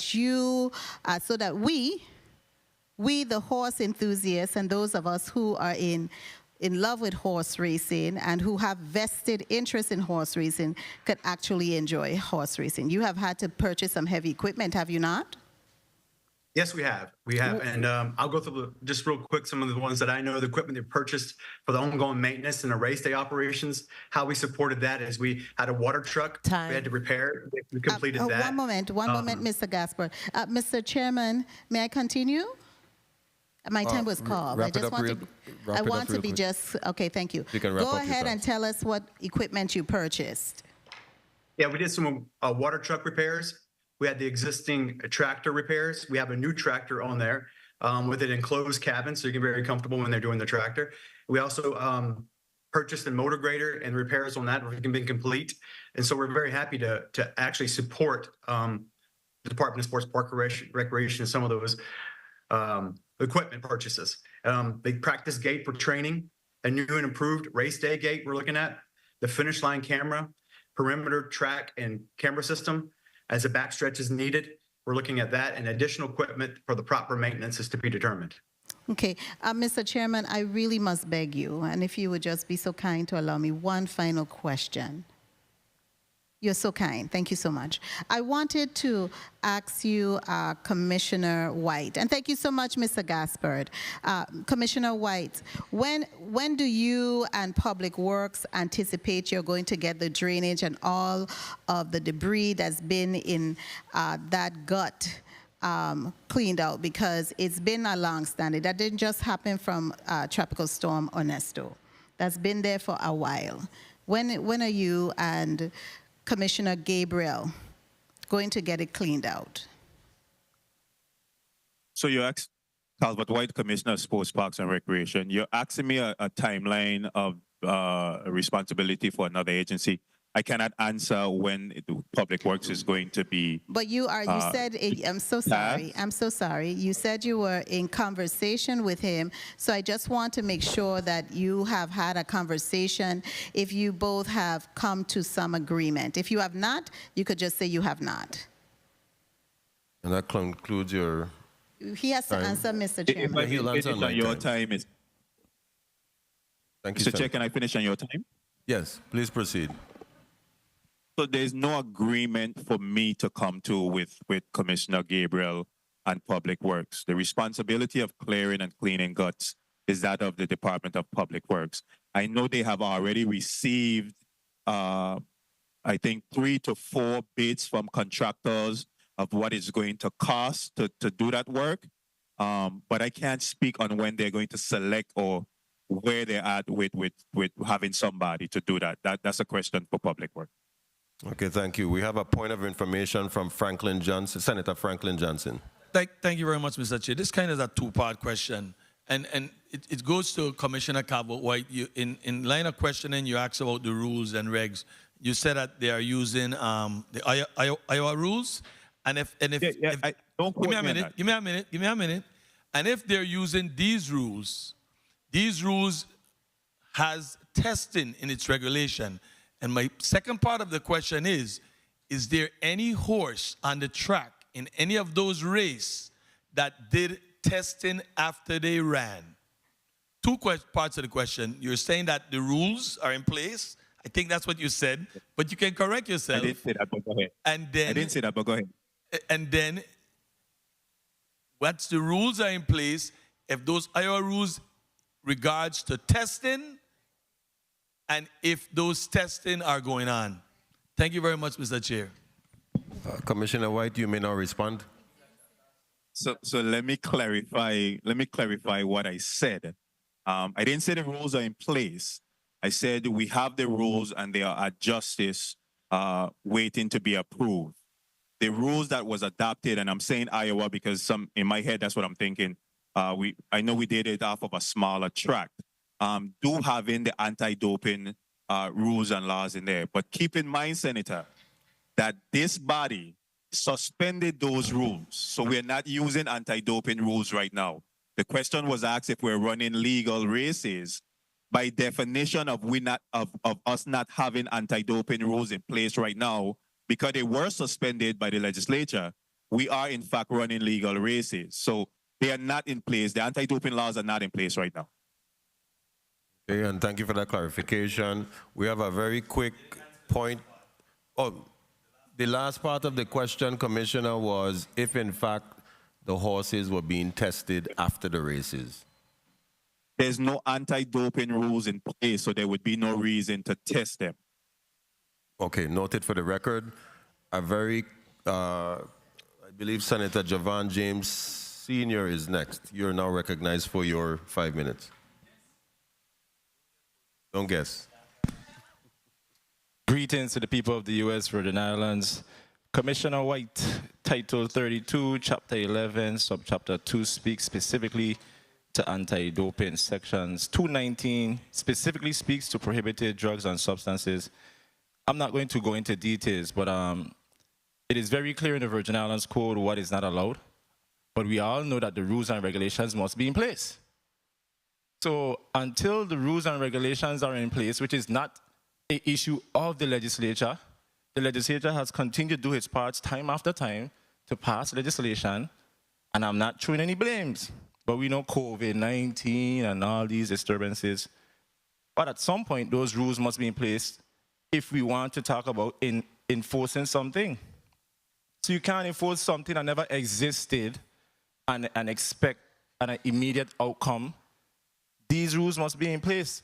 And I'm happy that you place on the record that Department of Justice is doing their part, and I hope and pray that the Attorney General do his due diligence. I know he has his hands full. The last thing he probably thinking about is horse racing. But horse racing is very important to the people of the U.S. Virgin Islands, and at some point, this conversation needs to end, because if this transition into the 36th legislature, that's sad. The rules and regulations needs to be completed. Because if I'm not mistaken, Mr. Shane Gaspard, when do you expect to at least get 80% of the project completed at the Clinton E. Phipps racetrack on St. Thomas?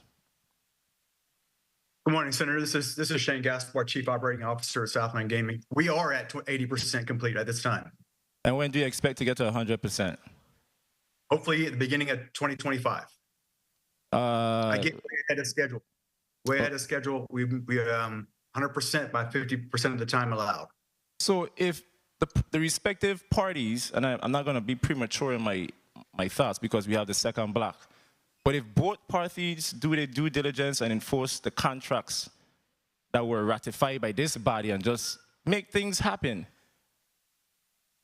we're going to have horse racing. But until then, we have to go through the process, and there's intentional bureaucracy in government, in every government, to make sure that no one man has the power. So we are praying that the Horse Racing Commission do their due diligence to put those rules and regulations. At some point, I hope that we get some testimony from them, an update from them, because I know Commissioner Calvert-White is just an ex-official member, so I'm not going to beat up on him. He doesn't have a vote on the Horse Racing Commission, but I know he has some influence, which is going to lead to my next question, Commissioner White. When was the last meeting held by the Horse Racing Commission?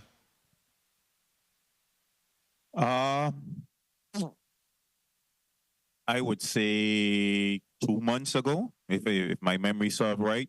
But as I stated on my testimony, there is a meeting that will be called next week. What was on the agenda? The chair will put out. That meeting that was held 2 months ago that you made mention of the Horse Racing Commission, what was the agenda? What was discussed in that meeting, if you don't mind me asking? off the top of my head, I think it was approval of the next races, and it might be more than 2 months, Senator. I Can think you we forward? was Hold on, through the chair. to Through the chair. discuss. Through the chair, I would like to request documentation of all the agendas dating back a year from now when it comes to the Horse Racing Commission to be forwarded to the chair of this committee so we can have an idea of what is being discussed in those meetings, because I am not going to micromanage anyone who was empowered and appointed by the governor to do their job. Here is where we have our power in the legislature, and I'm going to provide that oversight by requesting those documents so we can know what was discussed in those meetings. I am not going to belabor the issue. People just need to do what they said they were going to do. You know, the ink has already dried. The governor has signed the documents. The Senate presidents at the time signed those documents. The ink has dried. It's time to work. Thank you, Mr. Chair, for the time. Thank you so much, Senator Javon James Sr. Just a quick reminder, Commissioner, please name and title when you speak, not necessarily every instance when you reply to the same senator, but you didn't do it this time. So just for our stenographers who are remote, please, thank you. And before we go to a burning question from each senator, I wanted to ask you, shifting gears a little bit, concerning Rookie Jackson Ballpark. I noticed that there's an area of the ballpark that still seems to be under some construction that has been that way for quite some time. Could you tell us what's going on there? Because I think it's been at least 6 months since I visited, and I haven't seen any progress in that area of the park. Albert White, Commissioner of the Department of Sports, Parks, and Recreation. So, yeah, we had some scope of work that was outside the FEMA that we needed to get approved. As I've stated before, when you're dealing with these FEMA projects, there's instances where you have to get approval before you can move forward with that process. There was 3 key things that we were stopped on. We were stopped on replacing the LED lights. Those lights have been there sitting in a trailer at that facility for the last several months, but we could not move forward until we got the green light from FEMA. There was another approval we was waiting for, the demolition and reconstruction of the dugouts. And the third thing was the rebuild of the, drawing a blank here, of the press box. Those 3 things is what we needed to complete that project. I think as early as last week, we got the official letter from FEMA, or it might have been 2 weeks ago, from FEMA approving us to move forward with those projects. The contractor was back on site last week, putting up the lights at that facility. I know Senator Johnson lives in that area, so he can probably attest to probably seeing work started back at that facility. A lot of the time when you don't see work, Senator, it's because we're probably waiting for approval. Okay, very well. I didn't see any action, and I know you're a man of action. I didn't see much action going on there since the last time I visited, but looking forward to see some movement in getting that facility up and running. Yeah, I think in the last 2 weeks, they just mobilized back to that facility. Okay, and really quickly before we start our burning questions, you did indicate in your testimony that you're looking to instill some sort of internal enforcement division within your department to handle safety and securities at beaches. Did I get that right? But that wasn't Calvert White, Commissioner of Sports, Parks, and Recreation. That wasn't in this testimony. That was in my budget testimony. In the budget testimony, okay. Yeah, it was in my budget. But since you asked the question, I am still in high belief that this department needs some type of enforcement. You know, and I'm saying we get a lot of flack. I get a lot of flack when you have instances like vagrants and homeless at some of our parks and facilities. The problem is, Senator, all we can do is ask somebody to remove themselves from the facility. 9 times out of 10 is what we don't get when we ask them that. But there's nothing else further we can do than pick up the phone and dial 911. If I had enforcement, there's a lot of instances where we would need people at the ball games in the evening. We see a lot of issues on our public beaches. If we had an enforcement arm, I think we would curtail a lot of those instances at our facilities. Very well, and I can see how that can be potentially good for the department, especially with littering on the beaches. You know, tourists come here to enjoy our beaches, and sometimes I've went to a few beaches and seen a considerable amount of excess trash. And sometimes it's not even our people, it's actually the tourists, but there's no way to really enforce them if they're not aware. Right now, we're going to move forward to our burning question. I'm going to begin with President Francis Jr. for your one burning question. Thank you very much, Mr. Chair. I wanted to go back real quickly to Commissioner or Mr. Gaspard. I know that you spoke about the need for the Racino to function and operate within the facility in order for revenues to start to be received. What's the status on the Racino startup? Senator, this is Shane Gaspard, Chief Operating Officer of Southland Gaming. That's a great question. So we didn't begin with the Racino immediately because we were hyper-focused on bringing horse racing back to the Greater Virgin Islands. And listen, live horse racing on its own, it's not a profitable venture at all, as we said several times here today. The key to success is not just building a building and having a racetrack and offering purse money.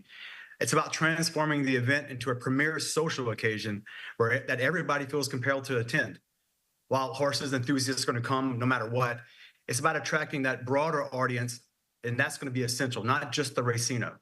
And to do this, we should aim to try to create 9 or 10 times a year where we do have races to make sure that it is an event and that it doesn't compete with other events that are happening here on the island.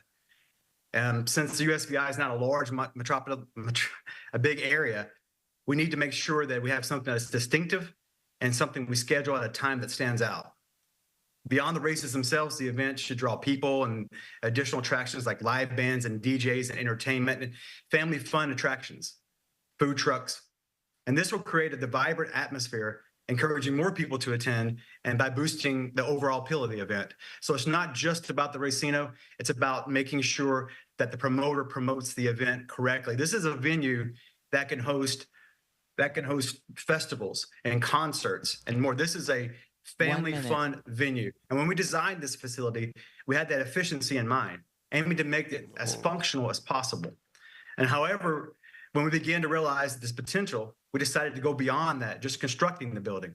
Southland Gaming, for example, we installed the conduit under the structure itself, under the track, and into the infield. So it would have specifically support for concerts and music festivals and jumbotrons.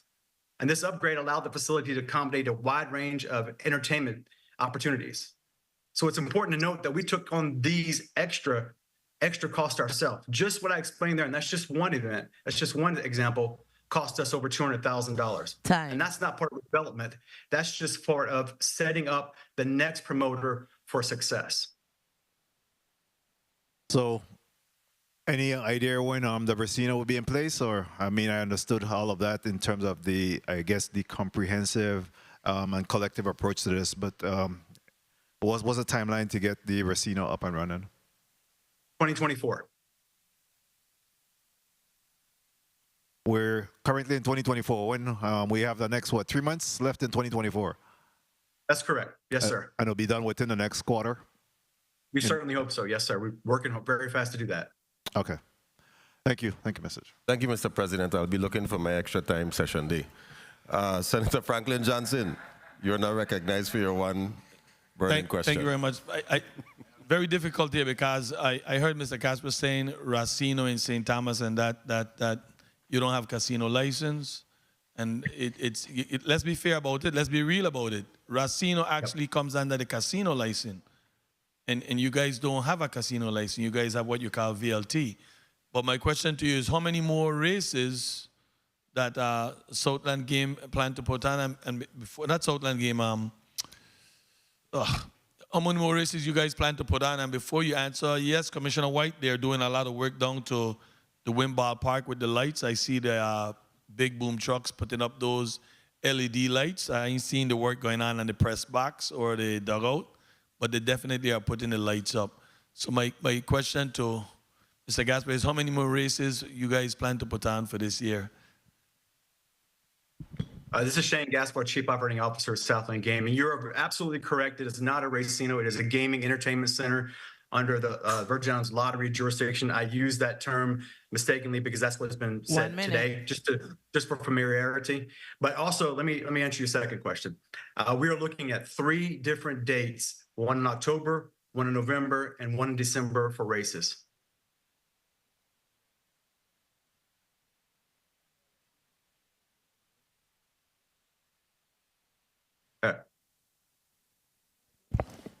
Thank you for your responses.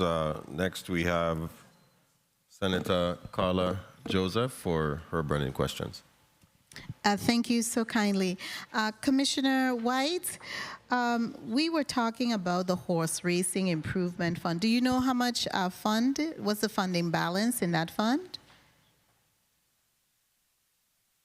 Calvert White, Commissioner, Sports Parks and Recreation. I think it's a little over 800,000.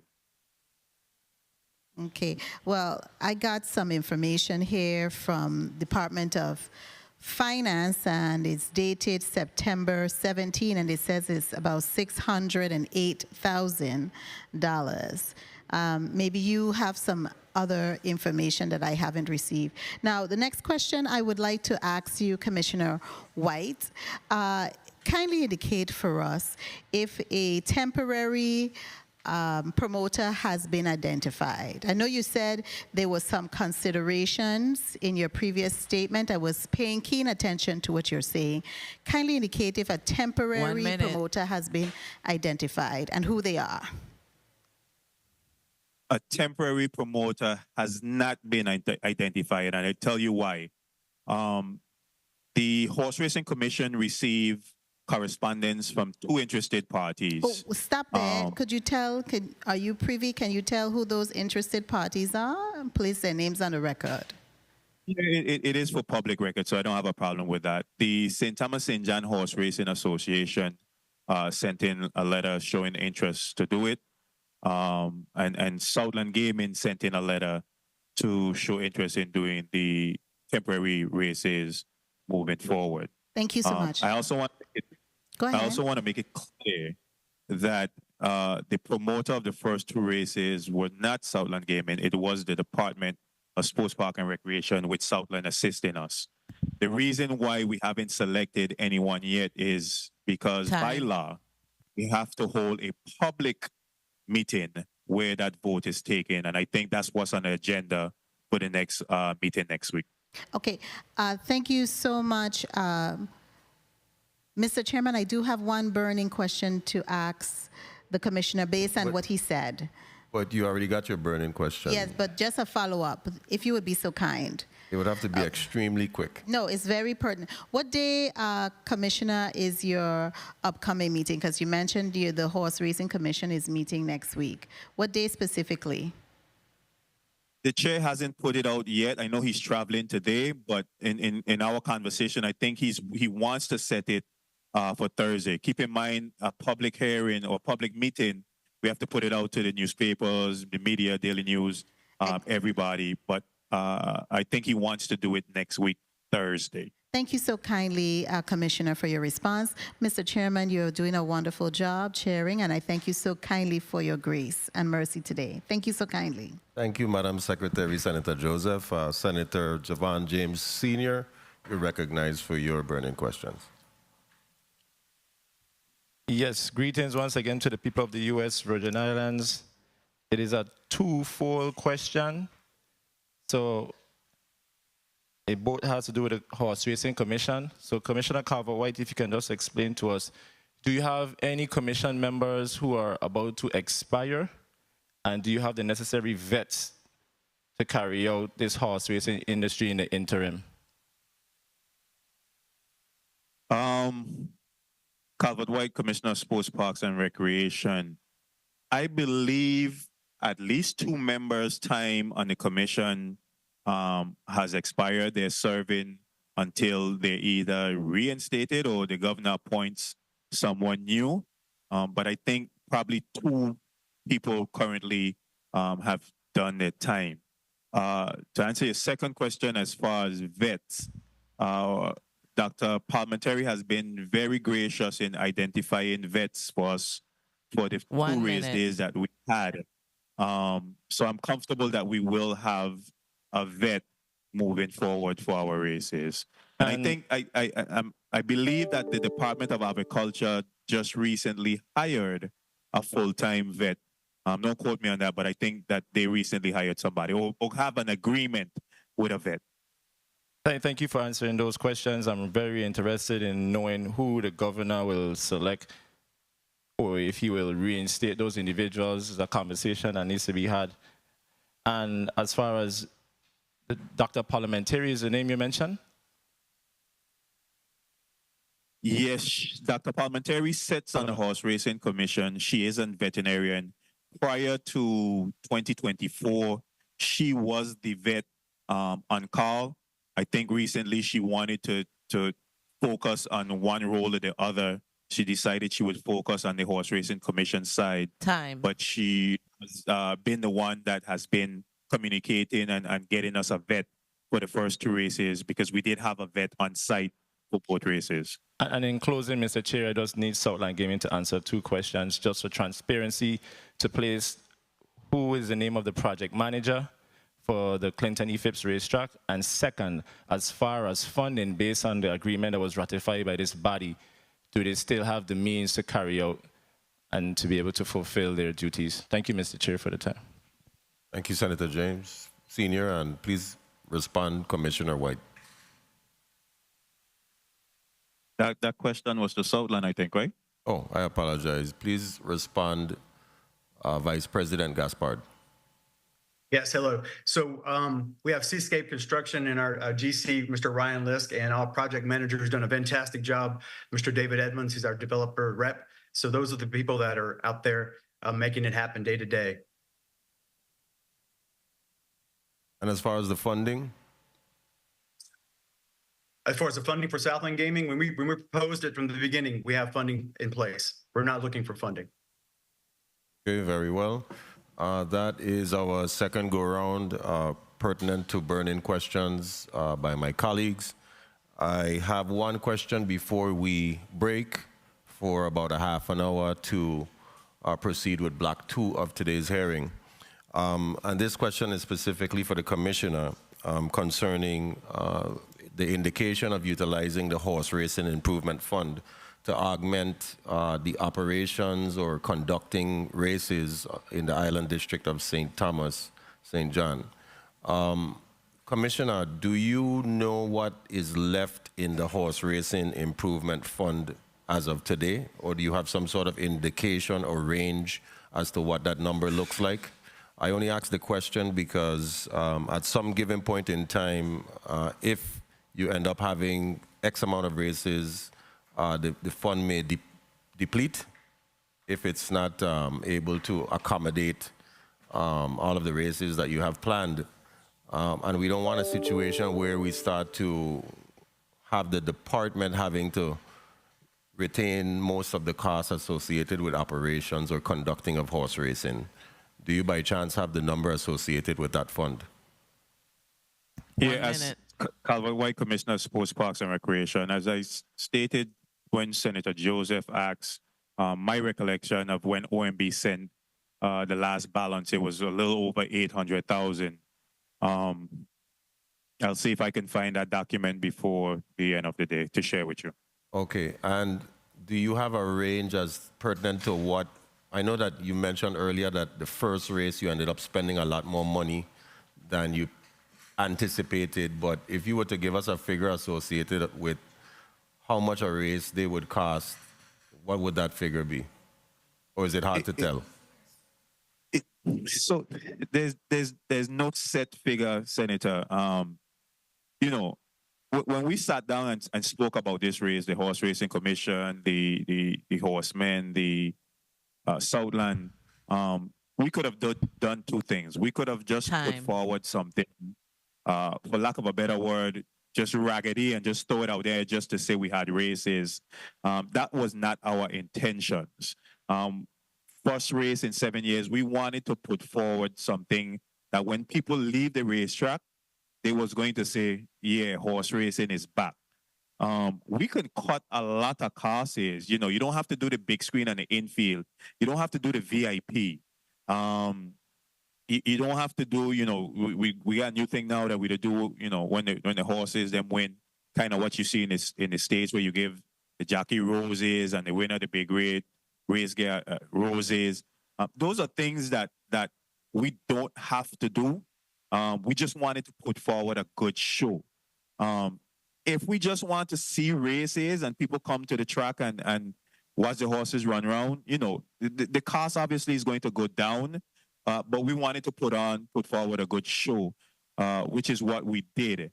But going forward, the blueprint was set at the first race. Obviously, the cost went down the second race because we saw what we needed and what we didn't need. As we do more and more races, things that we have to spend money on, once it's purchased, we won't have to purchase it again. The budget for the first race is always going to be more because you need stuff for the first race. I'll give you an example. Our security. We bought radios to make sure that we're in communication with all the security in case of an incident happening. I think it was like 50 radios we bought. That was a cost for the first race. That's not going to be a cost for the second race because I already have radios. So the example I'm trying to make is as races go forward, the budget is going to be less because it's something that we don't have to spend. We had to rent speakers and audio for the first race. Obviously, somebody that's coming in to take over the facility would purchase speakers and place them at the facilities where you don't have that cost every race.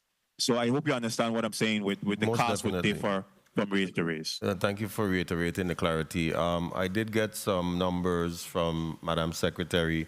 As of September 17th, 2024, apparently 604,000 is actually in that fund currently. Okay, just for the record. So I think what happened, Senator, is the horse racing fund, or what I received, was a total of the horse racing fund and additional the monies that lottery give for purses. But I could confirm that and get back with you. Okay, thank you so much. So at this given point in time, before we break, I want to give each of you 1 minute to do a closeout, beginning with Vice President of Southland Gaming, and then moving forward to Commissioner Calvert-White. Please proceed, Vice President Gaspard, with your closing statement, 1 minute. Yeah, thank you very much. This is Shane Gaspard, Chief Operating Officer of Southland Gaming. And listen, where we are today, there's many people to thank, and their vital role in making it to race day on May 3rd and June 30th. And we appreciate all those people. And I just want to say, though, there was one leader that stood out above everybody else. Our CEO, Bobby Huckabee, he was like a general on the battlefield. And some days it did feel like a battlefield. He practically lived on the property and was fully committed to ensuring that we met our goal for Carnival. And at no time and at no point, there was no internal discussions within Southland Gaming about postponing that race or just completely not meeting our deadlines. And even as late April, leading up to the race on May 3rd, people were driving by saying, how are you going to make it happen? I'm seeing it. I'm driving by. How are you going to make it happen? And our answer always was, we'll see you at the races.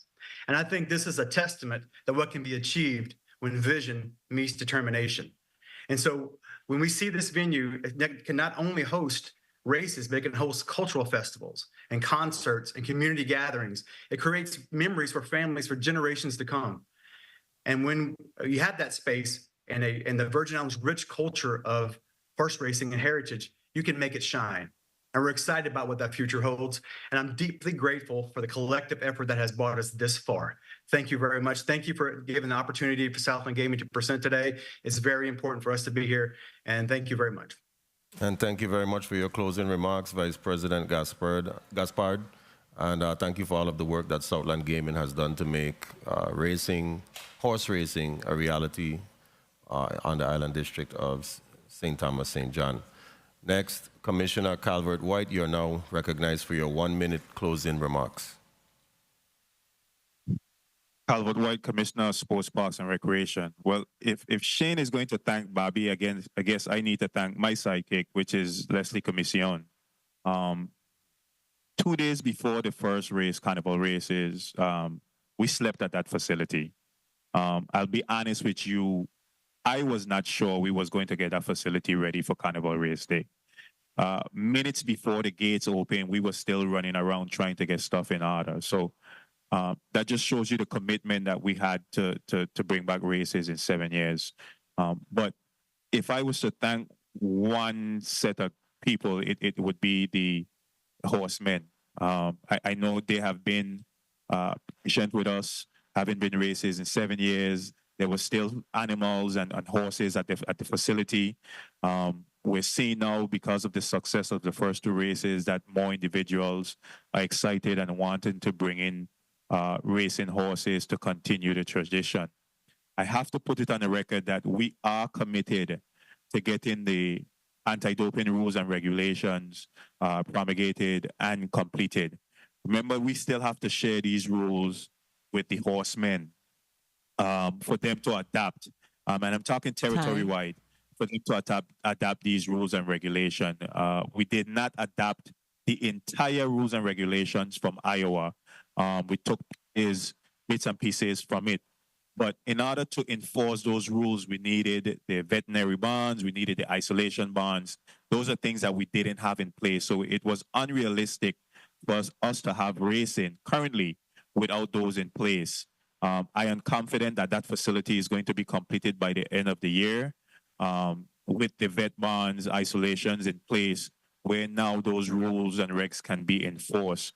But to all the racing fans, the people that came out to the facilities, everybody that assisted with making those 2 events successful, I personally want to thank them for the job that they did. It was a total team effort, and I look forward to the next race in the near future.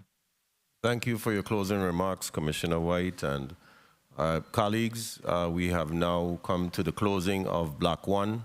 A very good, solid, in-depth conversation surrounding the industry of horse racing in the island districts of St. Thomas, St. John.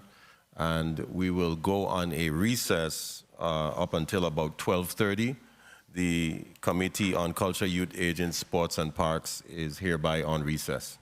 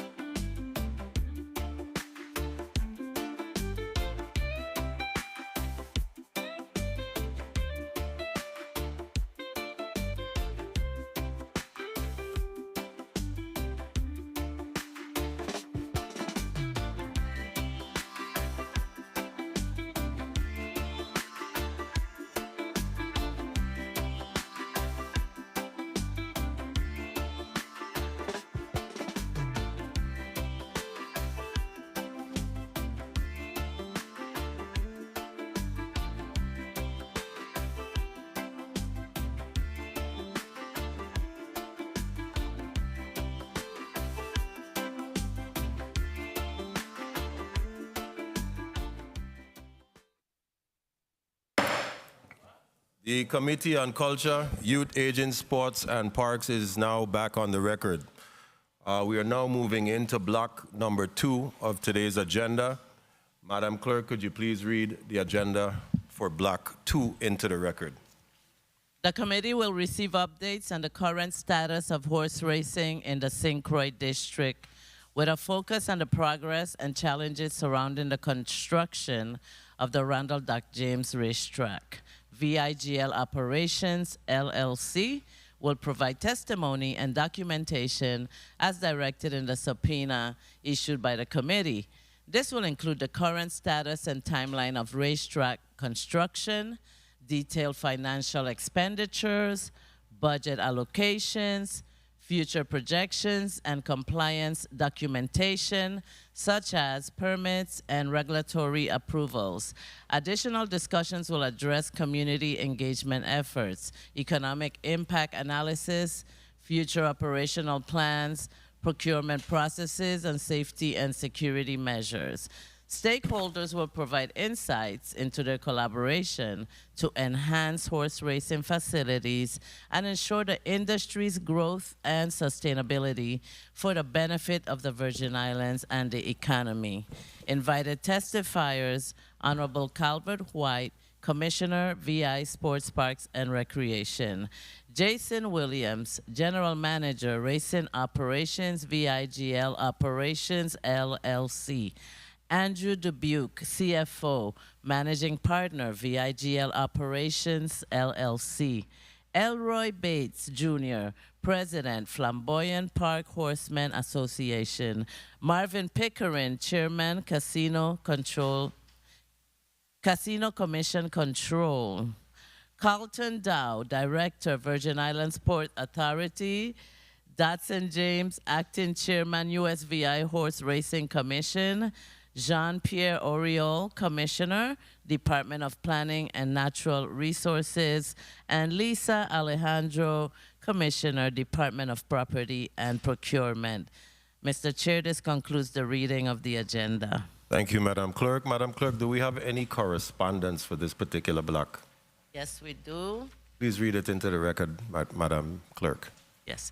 September 14, 2024, this was via email. Honorable Angel Bolkes Jr., Chair, Committee on Culture, Youth, Aging, Sports and Parks, 35th Legislature of the Virgin Islands. Dear Senator Bolkes, thank you for the invitation to testify at the next meeting for the Committee on Culture, Youth, Aging, Sports and Parks on September 20th, 2024, to provide an update on permits issued to VIGL for the redevelopment of the Randall Doc James Racetrack on St. Croix. Unfortunately, I am unable to attend as I will be in Washington, D.C. for a previously scheduled meeting.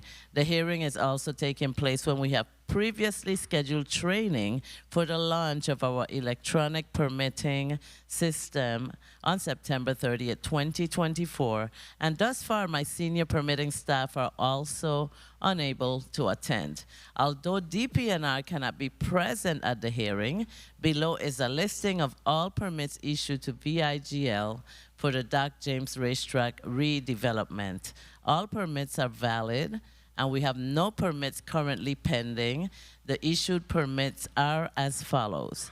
Major Coastal Zone Management, CZM permit, CZX 1118L, issued November 29, 2018, modified October 2022 to reduce the size of the grandstand. Phase 1, building permit issued September 21, 2023 for underground utilities, roadways, and foundation work. Flood zone permit also issued September 2023. Stormwater pollution prevention plan, SWPPP, issued November 16, 2023. Phase 2, building permit issued June 22nd, 2024 for the construction of the Racino building.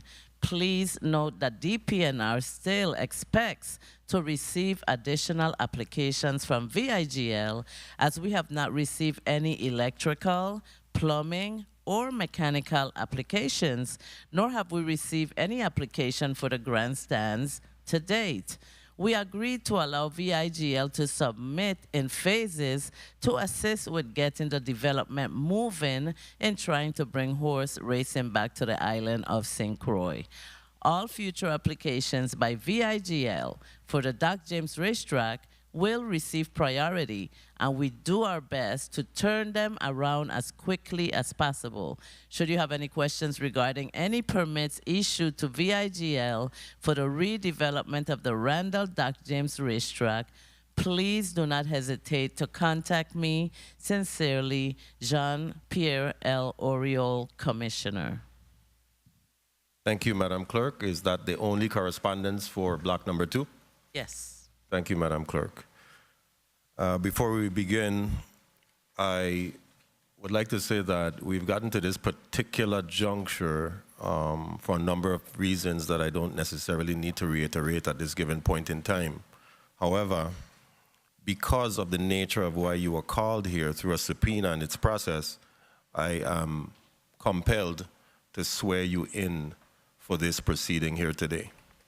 So I would ask my Sergeant of Arms to be in the chambers, in addition for the testifiers to be sworn in so that we may proceed with block number 2 of today's hearing. I may ask for you to please stand up, rise, and raise your right hand and repeat after me.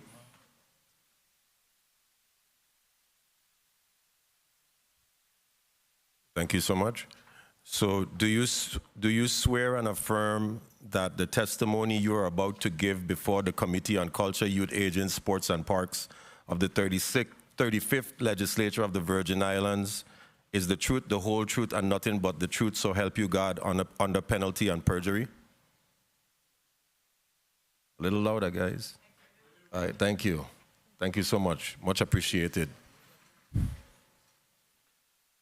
We know that it's been quite some time, somewhere around the area of 7 years, where we have went into a particular franchise agreement that experienced a number of changes to the particular juncture that we are right now today, whereas we have 2 entities responsible for building racetracks in the Virgin Islands of the United States. We earlier heard testimony from one of the entities, and now here in the St. Croix district, we have before us the VIGL LLC operations to provide their testimony pertinent to their efforts and where they are in building out the racetrack, the Doc James Racetrack here on the island of St. Croix. Before we begin, I want to give a mic check to every single person, beginning in the St. Thomas, St. John district, starting with Calvert White, Commissioner of the Virgin Islands Parks and Recreation. Can I have a mic check, Commissioner? Testing, testing, 1, 2, testing. And please introduce yourselves at the same time, if you don't mind. Thank you. Commissioner White, Commissioner of the Department of Sports, Parks and Recreation. You're very well. Vincent Richards, Assistant Commissioner, Department of Property and Procurement. Thank you. Anyone else in the St. Thomas, St. John district? Okay, moving now to the St. Croix district, beginning to my left. Lawrence Richards. I am with Atlantic Caribbean Consulting, a principal with Atlantic Caribbean Consulting, and we are the owner's representatives for VIGL. Thank you. Miles Plaskett, Counsel to VIGL Operations.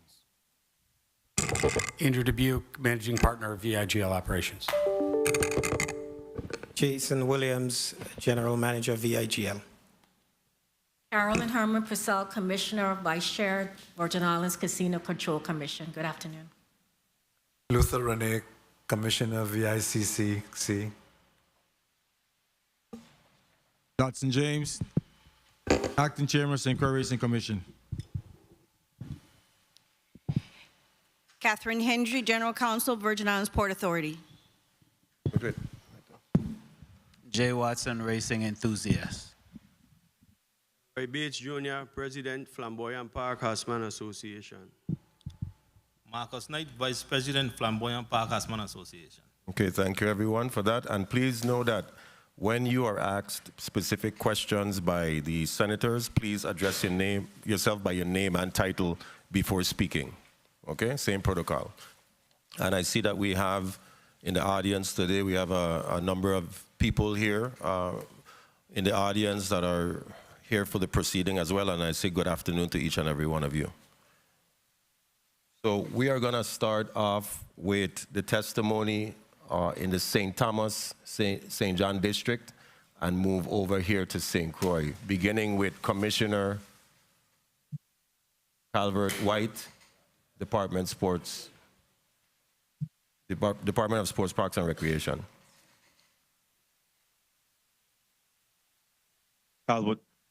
Calvert White, Commissioner, Department of Sports, Parks and Recreation. Senator, if you would allow me to put on the record, I do want to say that the rules and regulation are in its second round at the AG's office for vetting.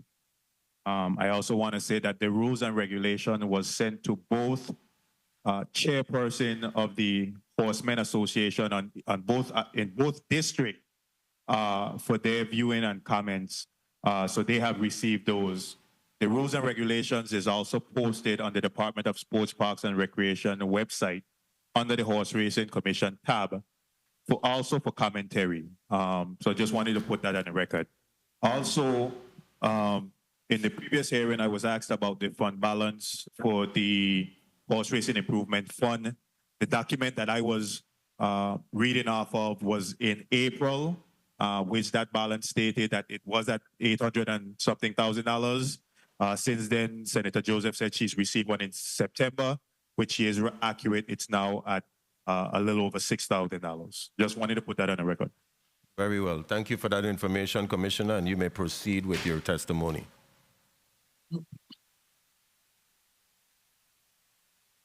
Good afternoon again to the listening and viewing audience. I am Calvert White, the Commissioner for the Department of Sports, Park and Recreation.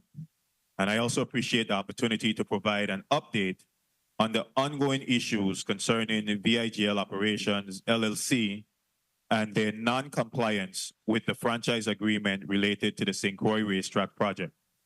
The following points summarize the status, breaches of agreement, and steps taken to address these issues.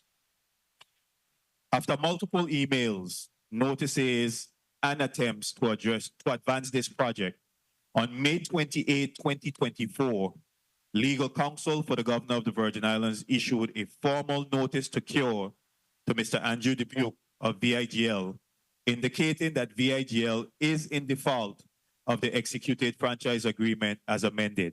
With the Government of the Virgin Islands, the key breaches identified are as follows. Violation 1, building and demolition permit ban requirement.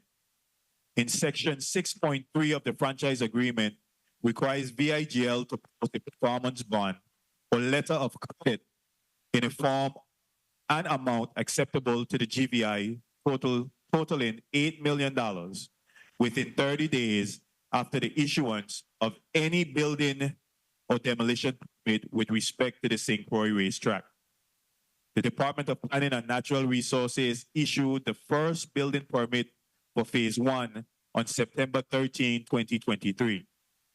VIGL was required to post the bond or letter of credit and provided evidence to the GVI by October 13, 2023. VIGL has not met this requirement, thus breaching the agreement.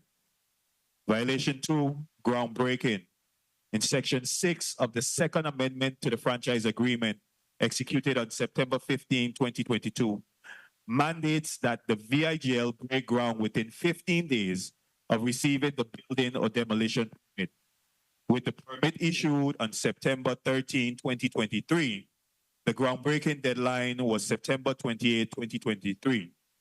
VIGL was notified of this deadline on September 27, 2023, yet claimed that they needed additional time for permits.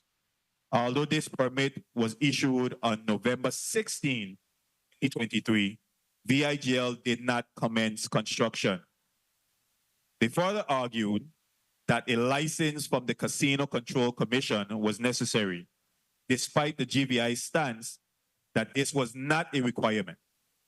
If the reasoning had been accepted, the CCC, or Casino Commission Control Commission, approved VIGL's license on April 18, 2024, with the resolution delivered on April 30th, 2024, extending the groundbreaking deadline to May 15, 2024. To date, VIGL has not met this extended deadline or provided any evidence of compliance. Violation number 3, initial investment. Under Section 8.2, subsection B of the amended agreement, VIGL was required to begin improvements and work at the Randall Jack James racetrack upon approval of the first amendment to the franchise agreement, achieving 40% completion within 24 months and reaching substantial completion within 42 months. By July 6, 2023, VIGL was expected to complete 40% of the project. However, VIGL has not commenced construction, which constitutes another breach of an agreement. Violation 4, permits and filings. According to Section 6 of the Second Amendment, VIGL was required to apply for all necessary permits and amendments within 60 days of planned approval and not delay more than 10 days between subsequent permit applications. The building permit for Phase 1 was issued on September 13, 2023, but VIGL only filed for this phase and not apply for the complete project. With no agreement from the GVI on partial filings, despite requests to address this default, VIGL has not provided evidence of complete filings for all required permits or filed subsequent permits within the stipulated time frame. This is also a breach of the franchise agreement. Pursuant to Section 10 of the agreement, which addresses the franchise violation and revocation of the franchise, VIGL was given 30 days to cure these material breaches. The GVI requested evidence by providing a copy of the performance bond or a letter of credit in the amount of $8 million. Evidence of the actual groundbreaking and ongoing work, including subcontractor details and executed contracts. Reports, photos, plans, and financial documents showing 40% completion of the project. Copies of all remaining building permits for projects, including all phases identified by VIGL in the plan and confirmed as completed by DPNR. VIGL failed to respond within the 30-day period.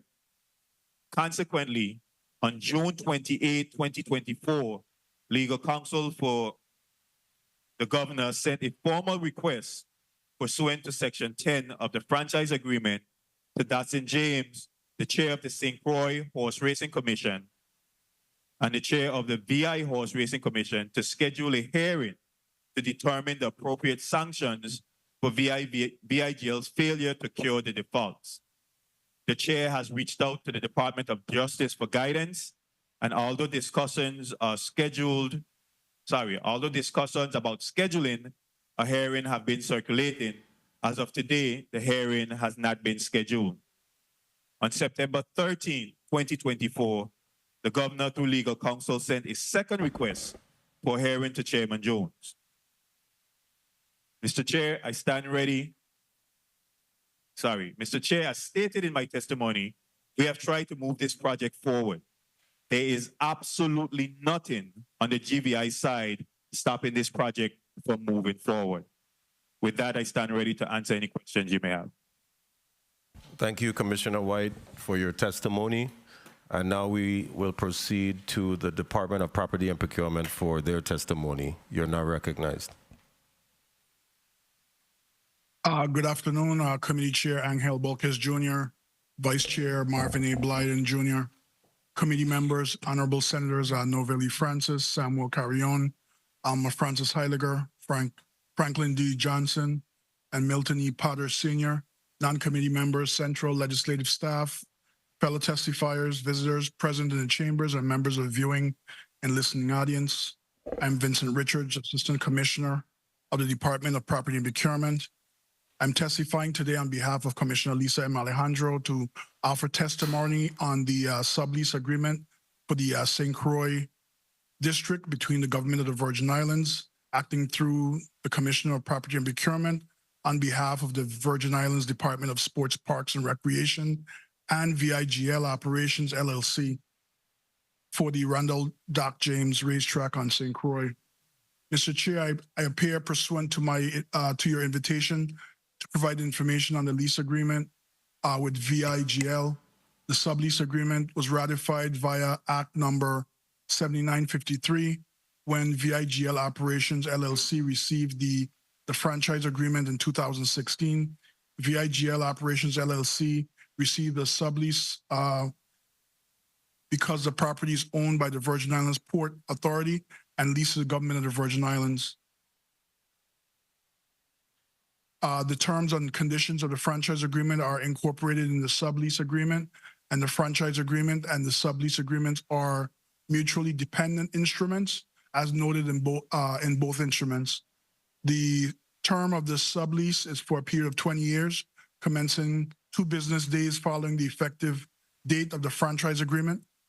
The annual rental payment by VIGL is $108,000, payable in monthly installments of $9,000, with annual increases of 5% after the first year of the term, which only takes effect 2 business days following the effective date of the franchise agreement. At the time of the sublease agreement was fully executed, the signatories on behalf of the government of the Virgin Islands were Randall N. Bennett, Commissioner of the Virgin Islands, Department of Property and Procurement, Mr. Claude Earl Walker, Esquire, Attorney General of the Virgin Islands, for the Attorney General's Office, Honorable Kenneth E. Mapp, Governor of the Virgin Islands, Honorable Neville E. James, President of the 31st Legislature of the U.S. Virgin Islands, and Lance C. Griffith, President of VIGL Operations, LLC. As noted earlier, the sublease and the franchise agreement are mutually dependent, and the term of the sublease only takes effect 2 business days after the franchise agreement takes effect, pursuant to Section 2.1C of the franchise agreement. The following conditions precedent must be met to establish the effective date: approval of the franchise agreement, execution of the sublease for the premises, execution of horse racing agreements, issuance of the Racino gaming license, approval of all necessary licenses and permits for the construction and operation of the track. The list of licenses and permits needed for the construction and operation include coastal zone management permit, stormwater pollution prevention plan, FAA aeronautical survey approval, building permits, civil, overall building, structural, plumbing, electrical, mechanical, sewage, water and power, driveway permits, Virgin Islands Waste Management Authority wastewater permit, and Virgin Islands Waste Management Authority solid waste permit, air permit for the generator, drinking water permit, Racino license from the Virgin Islands Casino Control Commission, as well as an operating permit from the VI Casino Control Commission, and the termination of any other pre-existing franchise agreement for the track. Subsequent to the passage of Act number 7953, the government has issued various temporary licenses to VIGL Operations LLC to facilitate the access to the premises for due diligence, inspections, permitting, and the commencement of repairs and completion of the development as outlined in the franchise agreement. The current temporary license agreement was signed in September 2023 and remains in effect until the sublease agreement takes effect once all conditions precedent to the franchise agreement have been met and upon such other date as the parties may agree to in writing, whichever occurs first. To the best of the department's knowledge, VIGL Operations LLC has not received all the required permits for all conditions precedent under the franchise agreement to be met. Moreover, to the best of the Department of Property and Procurement's knowledge, there was no memorandum of understanding relating to compliance with regulations. The Department of Property and Procurement defers to the Virgin Islands Department of Sports, Parks, and Recreations regarding VIGL's compliance with the terms of the franchise agreement. This concludes my testimony, and I'm prepared to answer any questions that I can that the committee may have. Thank you very much. Thank you so much, Mr. Fraser. Richards, I apologize. I apologize, Mr. Richards from the Department of Property and Procurement. Next, we will have the Virgin Islands Port Authority to be recognized for their testimony. Please proceed. Good afternoon, Honorable Senator Angel. One moment, I apologize. Media, can we get, or maybe bring the mic a little bit closer? Good afternoon, Honorable Senator at Large Angel Borges, Jr., Chairman of the Committee on Culture, Youth, Aging, Sports, and Parks in the 35th Legislature of the Virgin Islands, all senators present, legislative staff, fellow testifiers, and the listening and viewing audience. On behalf of Carlton Dow, the Executive Director for the Virgin Islands Port Authority, VIPA, I am Catherine Hendry, Esquire, General Counsel. Thank you for the opportunity to present testimony regarding the Randall Dock James Racetrack on St. Croix, U.S. Virgin Islands. This hearing was requested to receive updates on the current status of horse racing in the St. Croix district, with a focus on the progress and challenges surrounding the construction of the Randall Dock James Racetrack. VIPA, as the lessor landlord, and Government of the Virgin Islands, as the lessee tenant, are parties to that certain lease agreement dated September 24th, 1982, between the Virgin Islands Port Authority and the Government of the Virgin Islands through the Department of Property and Procurement on behalf of the Department of Sports, Park, and Recreation, formerly known as the Department of Conservation and Cultural Affairs, and as approved by the Governor of the Virgin Islands and Legislature of the Virgin Islands on May 4th, 1983, lease. The lease agreement is for the Randall Dock James Racetrack, RDJR. Premises made up at the time of 56.16 U.S. acres, located at section number 5, Henry E. Rolson Airport, formerly Alexander Hamilton Airfield, technically known as Manning Bay, St. Croix, U.S. Virgin Islands, which has been leased since September 24th, 1982 to GVI through the Department of Sports, Park, and Recreation now, which was the successor in interest to the Department of Conservation and Cultural Affairs and the Department of Property and Procurement from the Virgin Islands Port Authority. Amendment number 2 to the lease agreement, dated September 18th, 1996, increased the acres to 65.1470. Additionally, amendment number 4 to the lease agreement, dated May 24th, 2021, included another additional 19.4672 U.S. acres located at parcel number 4-B from Estate Bethlehem Middleworks, St. Croix, U.S. Virgin Islands, for the total acres of said premises to be leased of 84.6149. Amendment number 4 to said lease was approved by the Federal Aviation Administration and tenants GVI annual rent is based on the fair market value of the St. Croix horse track, covering now approximately 84.6149 in total acres of non-aeronautical land on federally obligated property, considered premises. The additional acres address the further expansion of the Randall Doc James racetrack as follows. Approximately 84.6149 U.S. acres consisting of A, 65.1477 U.S. acres located at section number 5, Henry E. Rolson Airfield, formerly Alexander Hamilton Field, commonly known as Mannings Bay St. Croix VI, and B, 19.4672 U.S. acres, parcel number 4-B, Estate Bethlehem Metalworks, King Quarter St. Croix VI.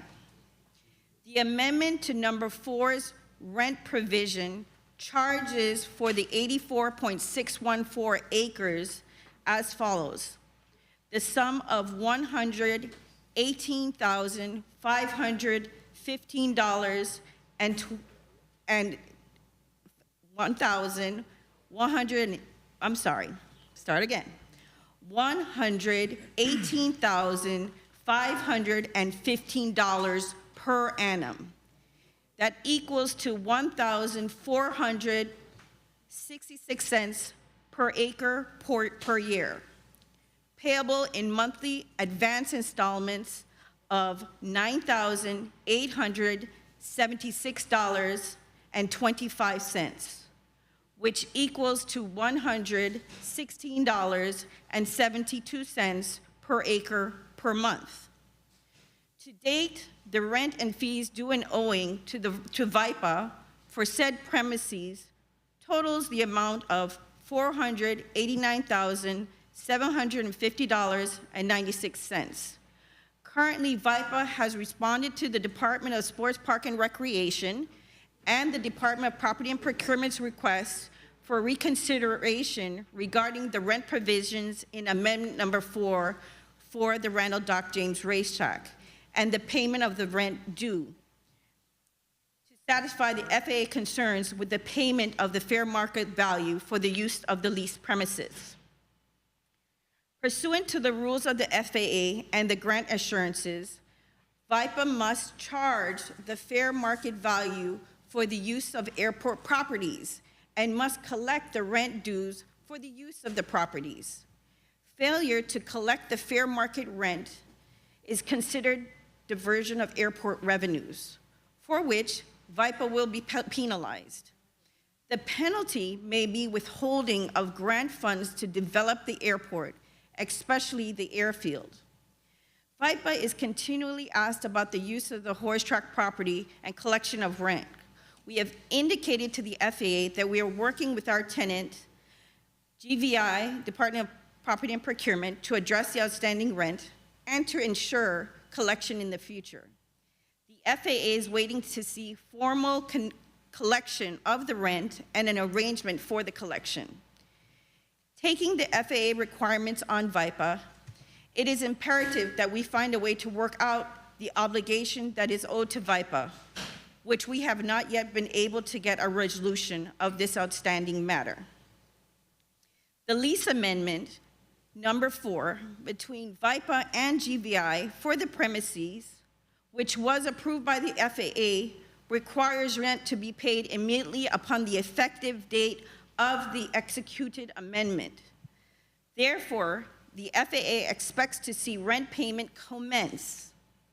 However, the sublease agreement for the premises dated October 27, 2016, between GVI, Department of Property and Procurement, and VIGL Operations LLC does not obligate rent payment to the government until all approvals and permits are in place, which is not a part of the obligations and terms under Lease Amendment 4. This gap in the rent payments to VIPA by tenant GVI has to be reconciled.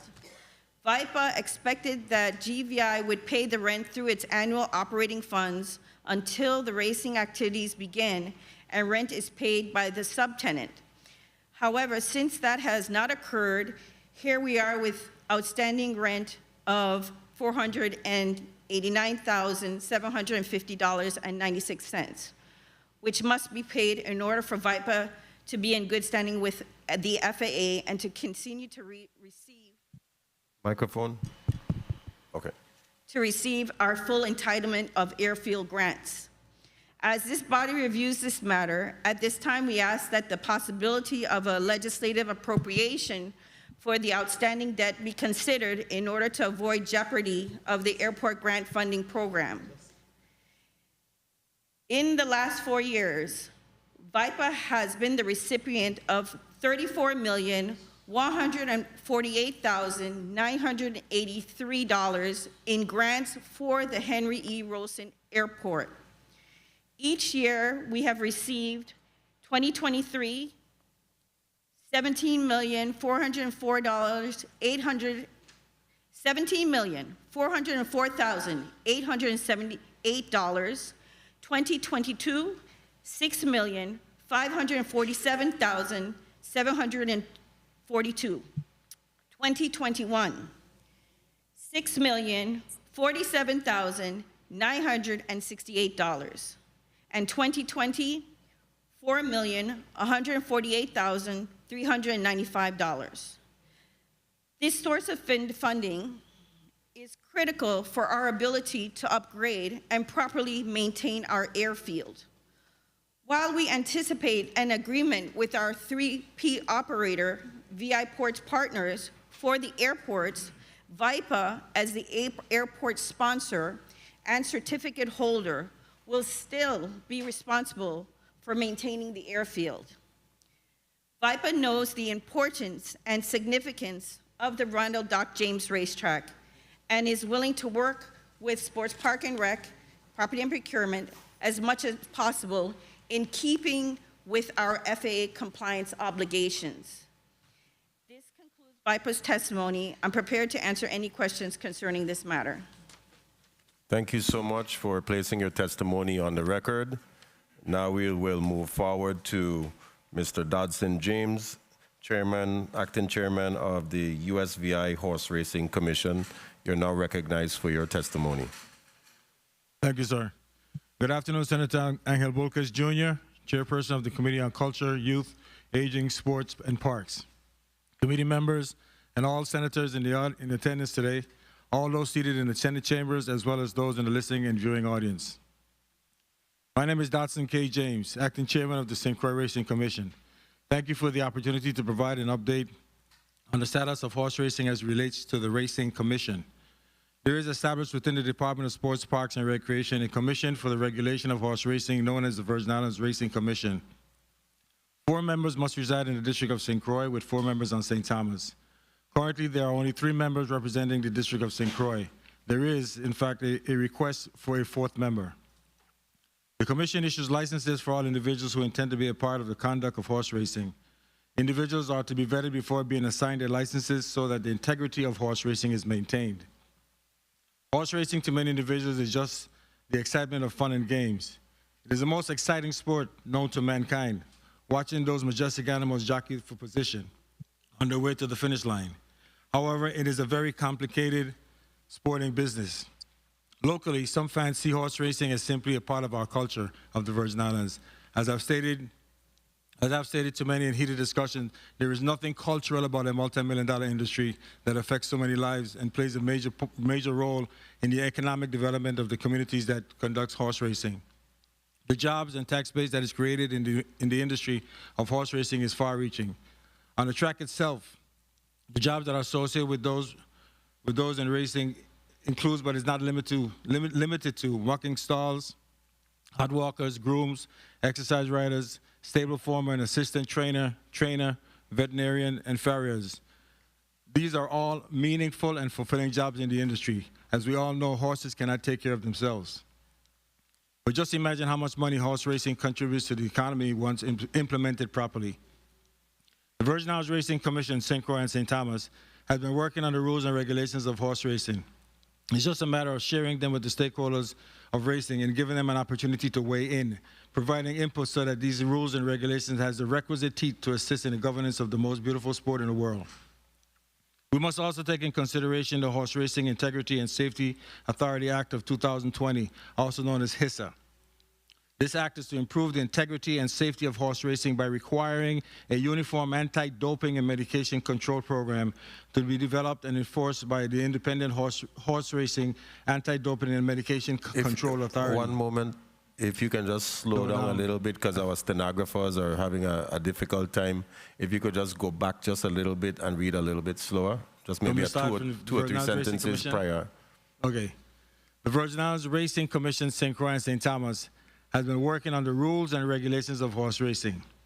It's just a matter of sharing them with the stakeholders of racing and giving them an opportunity to weigh in, providing input so that the rules and regs has the requisite teeth to assist in the governance of the most beautiful sport in the world. We must also take into consideration the Horse Racing Integrity and Safety Authority Act of 2020, also known as HISA.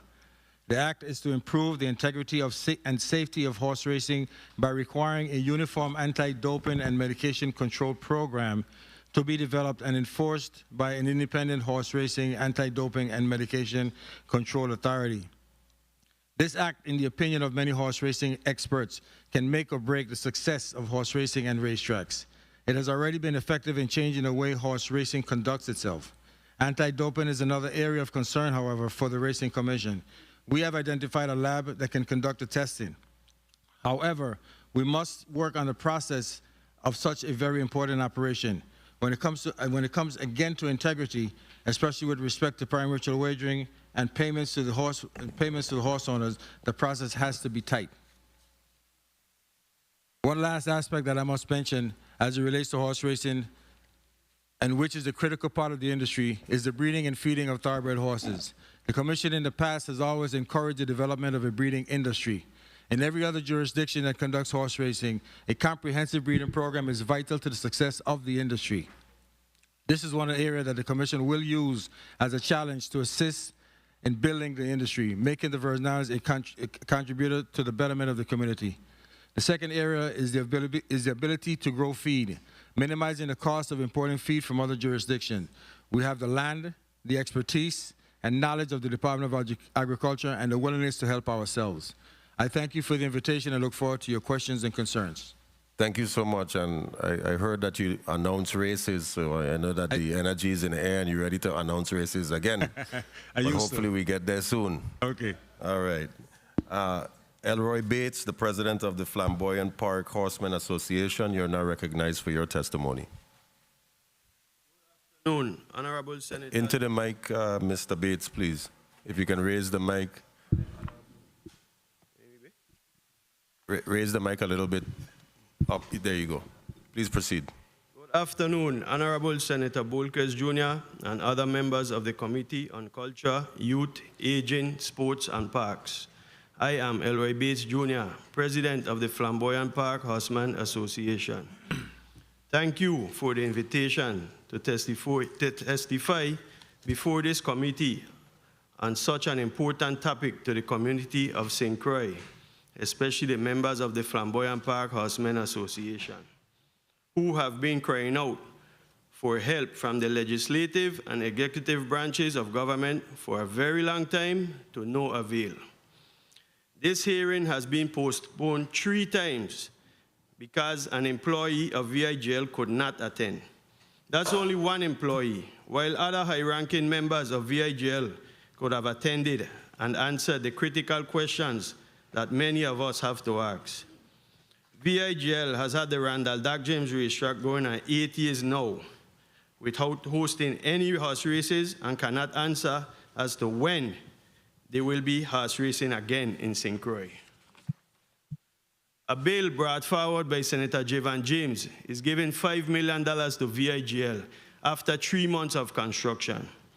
Governor Bryan agreed to give VIGL back 40% of the taxes collected from the Racino for purses, which is ludicrous. Why are the people of the Virgin Islands paying purses at the racetrack? The governor took the monies that the horsemen were supposed to use to enhance horses and race days, bring in off-island jockeys, and support the Breeders' Association with native horses. On April 18, 2024, the Casino Control Commission unanimously approved VIGL's racing license. To date, nothing has been done on the track. They got all they wanted, and no pressure from the powers that be is being applied. On July 30th, 2024, VIGL issued a press release stating that construction will begin. So let's see what happens. The Horsemen Association hopes we will get a construction date, start date, and a projected race date out of this hearing. If VIGL is not going to start the build-out of the racetrack, they should give it up and let us find another entity to run it. It's been too long now, and they have everything they requested.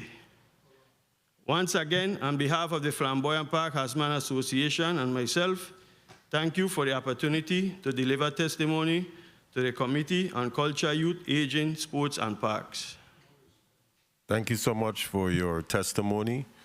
And now we will move forward to the Casino Control Commission, Marvin Pickering, but we have Vice Chair Attorney Carolyn Herman Purcell and Luther Renee here with us to provide testimony on behalf of the Casino Control Commission. You may now proceed with your testimony. Yes, sir. Good day, Chairman Angel Bolkes Jr.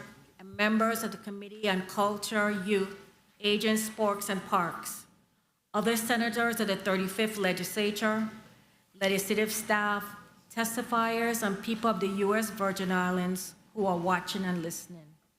I am Carolyn Herman Purcell, Commissioner and Vice Chairman of the Virgin Islands Casino Control Commission.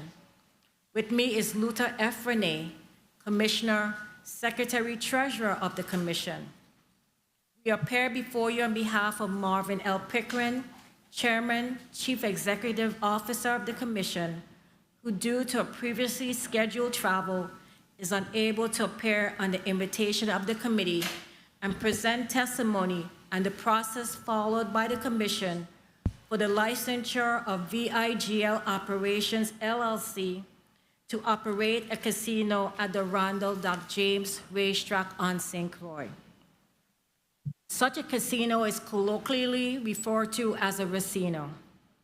The committee's invitation dated August 21st of 2024 specifically asks the Commission, and I quote, to provide information on the status of the recently awarded racino license to VIGL and its parameters as it relates to compliance with the required regulation, effective date, and expiration of the license, end of quote.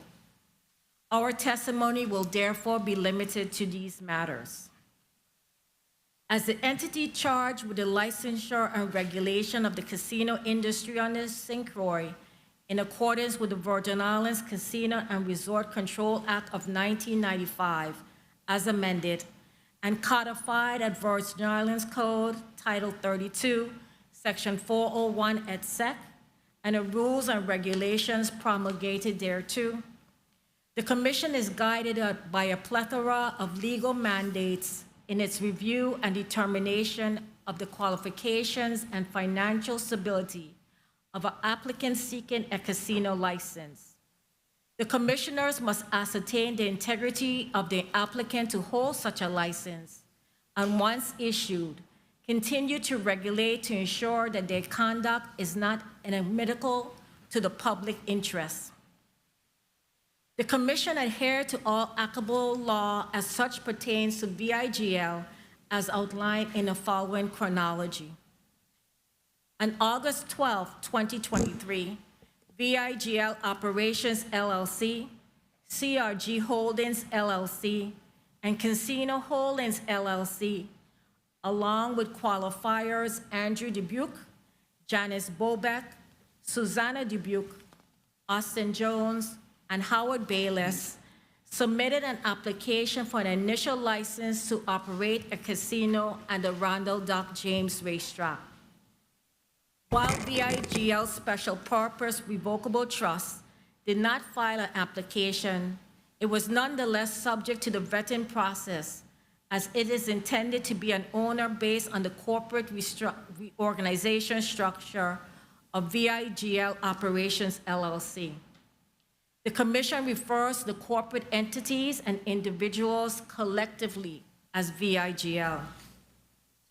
At the time of the submission of the application, VIGL was the holder of a franchise agreement with the government of the U.S. Virgin Islands to promote and conduct horse racing and related activities at the Randall Doug James Racetrack, and had executed a lease with the government of the U.S. Virgin Islands through the Department of Sports, Parks, and Recreation for the operation of a racetrack and related activities. In addition, VIGL has a live racing agreement with the Flamboyant Park Horsemen's Association to host horse races and other related activities at the Randall Doug James Racetrack. Pursuant to Title 32 Virgin Islands Code, Section 428, subsection B1, the Commission had to investigate these 9 entities and individuals. The Virgin Islands Division of Game Enforcement conducts the investigations and submits the investigatory reports to the Commission. However, due to the massive scale of these investigations, the DGE outsourced the process to Spectrum Gaming Group, one of the premier gaming consulting firms in the world. The investigations required numerous time-consuming interviews with the applicants and a thorough review of the criminal background checks, financial transactions that went as far back as 5 to 10 years, court records, media searches, and even included interviews with known associates of the applicants. Pursuant to Title 32 Virgin Islands Code, Section 436, subsection F, VIGL was also required to submit its building and related plans as approved by the Virgin Islands Department of Planning and Natural Resources and other government agencies. After months of review of the voluminous reports and other documents and follow-up conversations with the applicants and their counsel, the Commission held a special meeting and hearing on February 21st, 2024 at the Fritz E. Lowett's Legislative Conference Room. The Racina application was one of the items on the agenda. Once again, the Commission wishes to thank Senate President Novell Francis Jr. for allowing the Commission to hold that hearing in this Legislative Conference Room. The Commission clearly stated that its work at that point was limited to fact-finding. The Commission received testimony from the applicants, industry stakeholders, and interested individuals from the general public, and heard the arguments of the applicants' counsel. The Commission also received testimony and recommendations from the DGE. The DGE recommended the issuance of the initial license to VIGL for the operation of a racino because the investigation did not reveal any derogatory information relating to the financial stability, good character, honesty, integrity, and the business ability and casino experience of the applicants that would adversely impact a finding of suitability. Subsequent to that special meeting and hearing, the Commission again reviewed the voluminous evidence and other information gathered prior to and at the hearing. The Commission also required VIGL to submit certain additional information and clarifications to complete the deliberation by the Commission. On April 18, 2024, in accordance with Title 32 Virgin Islands Code, Section 439, subsection A, the Commission held a special meeting and hearing at the Aline Ramona Peterson Casino Control Commission building. The Commission announced this was a decision-making meeting and the Racino application was one of the items on the agenda. No additional testimony or evidence was elicited, heard, or received at that meeting, as it was limited to the approval or denial of the Racino application. The commission found that the applicants had met the statutory qualifications of financial stability, integrity, and responsibility by clear and convincing evidence. On a unanimous vote with all 3 commissioners present, the commission granted the initial license to VIGL to operate a casino at the Ronald Doug James Racetrack on St. Croix. Pursuant to Title 32 Virgin Islands Code, Section 439E, the commission can only issue an initial license for initial casino license for 1 year. As such, on April 19, 2024, the commission issued resolution number 005-2024 that granted the license containing findings, conditions, and effective dates. Importantly, resolution number 005-2024 provides that the license to operate a casino at the Randall Doug James Racetrack shall be effective for 1 year, beginning on April 19, 2024, and shall expire on April 19, 2025. Based on applicable regulations, the commission assessed an initial casino license fee of $43,270, which fee VIGL paid in 2 equal installments before the issuance of the license.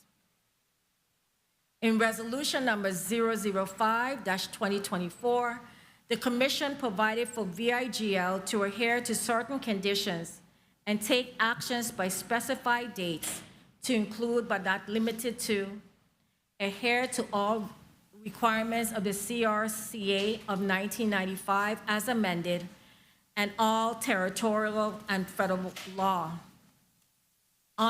They were also required to provide that on or before September 1st of 2024 to submit for the commission's approval, including but not limited to VIGL's policies and procedures for owner, shareholder distributions, and establishments of internal audit and compliance departments.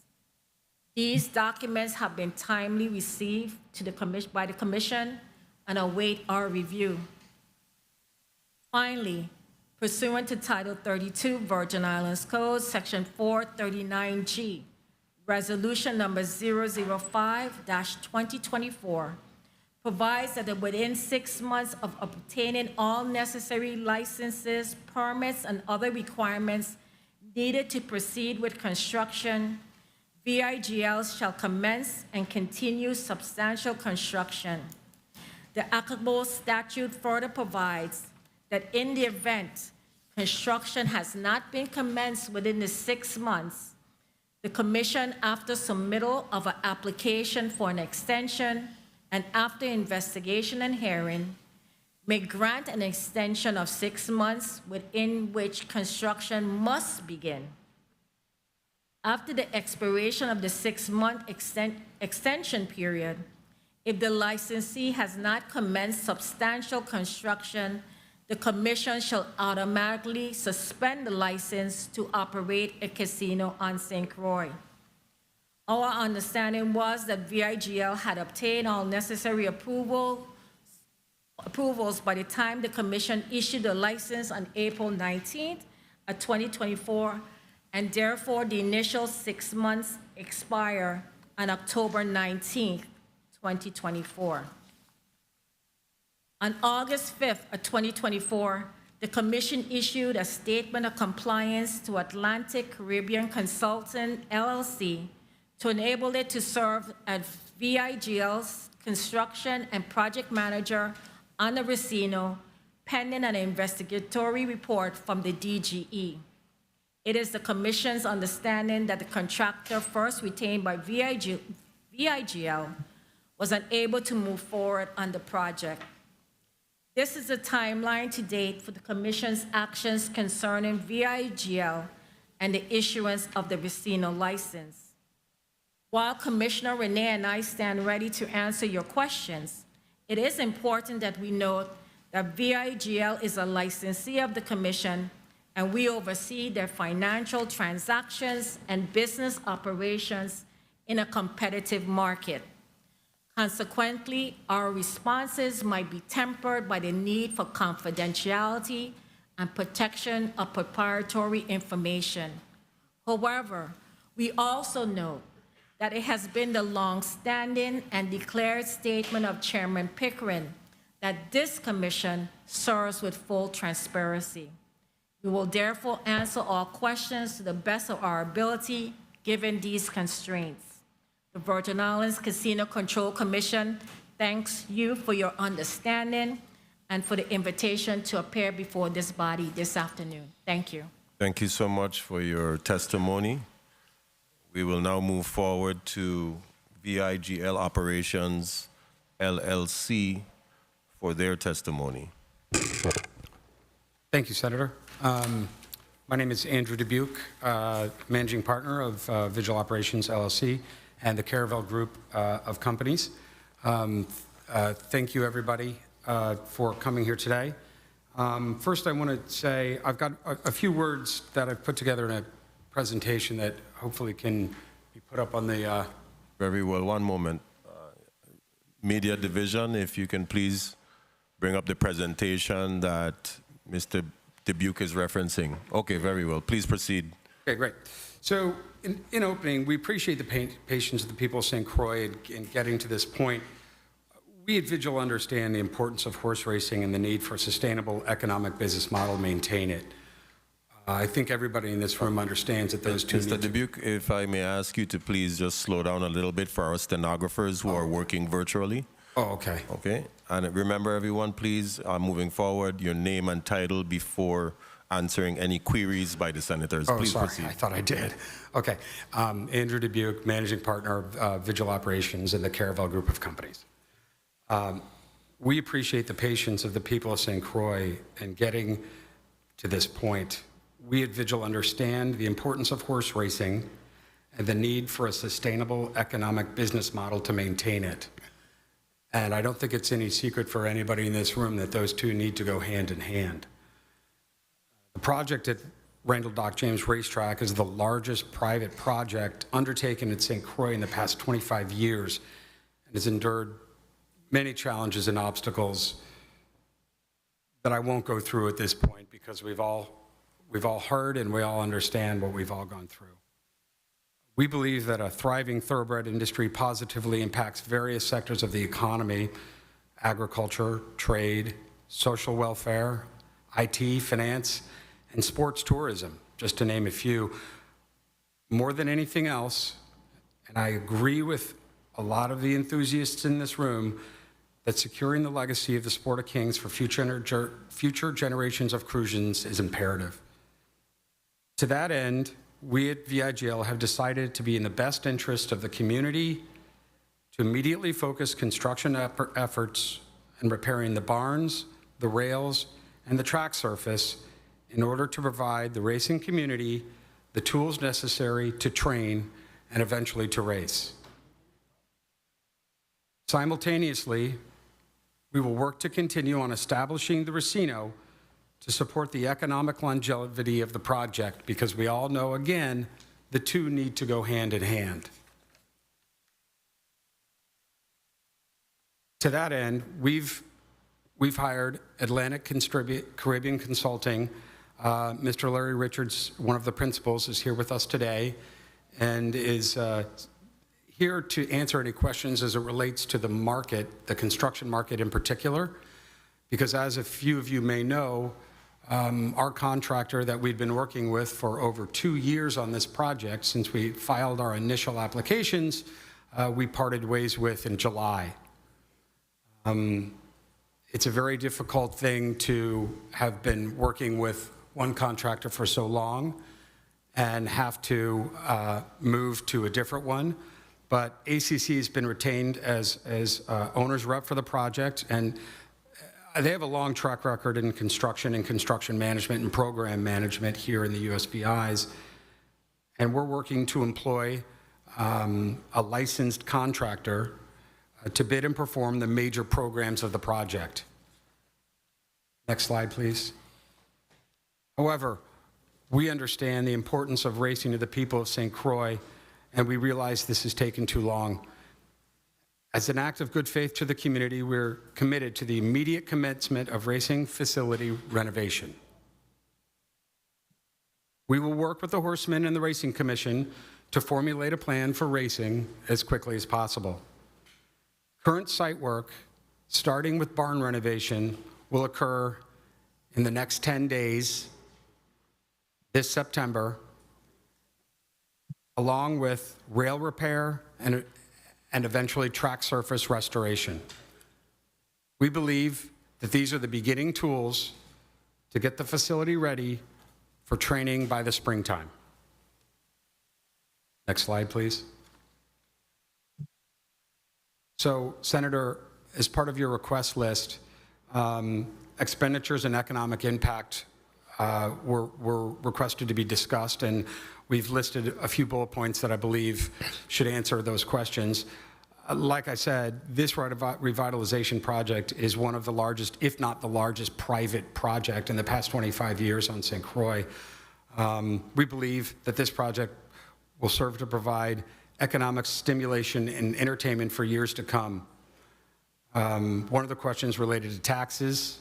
So far, since we started doing business here nearly a decade ago, the Caravel Group of companies has paid $12 million in combined taxes. The question related to employees, the Caravel Group, this includes Vigil Operations, the Caravel Hotel, and the King Christian, the Company House Hotel, currently has approximately 100 employees. There was another question about monies paid, capital expenditures on the track. Since inception of the racetrack project, and this number flabbergasted me, we've spent nearly $11 million, $2 million of which has been spent in the past 2 years on architecture and engineering to get this project going. To achieve completion of the project, this was another question, how much do we have to spend to get it complete? This is a bit of a sticking point because costs have gone through the roof over the past 2-3 years.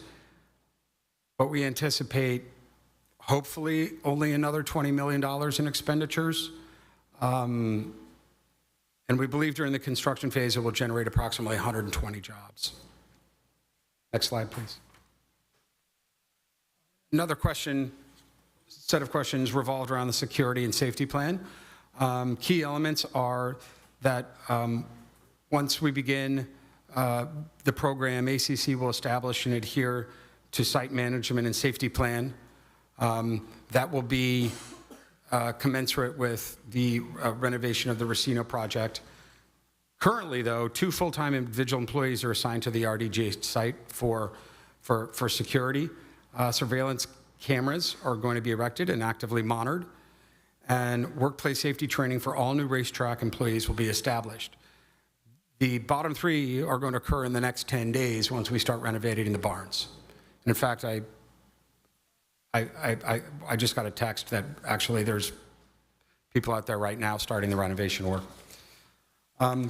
Community engagement efforts since of the Caravel Group.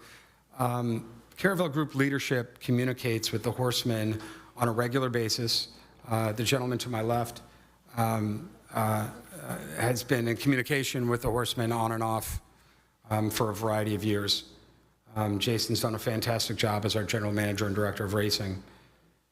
At various times throughout the process, the public has been able to comment on the scope of the project. For instance, during the CZM meeting, I wasn't in attendance, but I believe the CZM, interestingly, changed the size of the grandstands based on feedback from concerned citizens, and we agreed. These public comments factored in our decision to add the grandstand-style seating, keep the existing barns, which we're renovating, as I said, this month in September, and the function and placement of the quarantine barns. Once construction commences, the Caravel team will release regular updates on the progress at RDJ, and a construction webcam will be made available to the public. That concludes our prepared statements. Thank you, Senator. We're prepared to answer any questions that the committee may have. Thank you for your testimony. Before we proceed, I wanted to give Mr. Jay Watson a few minutes, 3 minutes. But before you do, I wanted to acknowledge the presence of Senator Diane T. Capehart, who was here from since the early portion of the testimony reading, but because I did not want to disrupt the flow of the testimony readings, I asked her to please give me an opportunity so that we could go around with that. So I wanted to acknowledge you, along with Senator Alma Francis Heilega, who is on virtually. But Mr. Watson does not have a testimony, but I will provide him approximately 3 minutes to be able to give us some insight on what experiences or issues he's having with what's going on. Madam Clerk, 3 minutes on the clock, and of course, Mr. Watson, you're now recognized for your statement.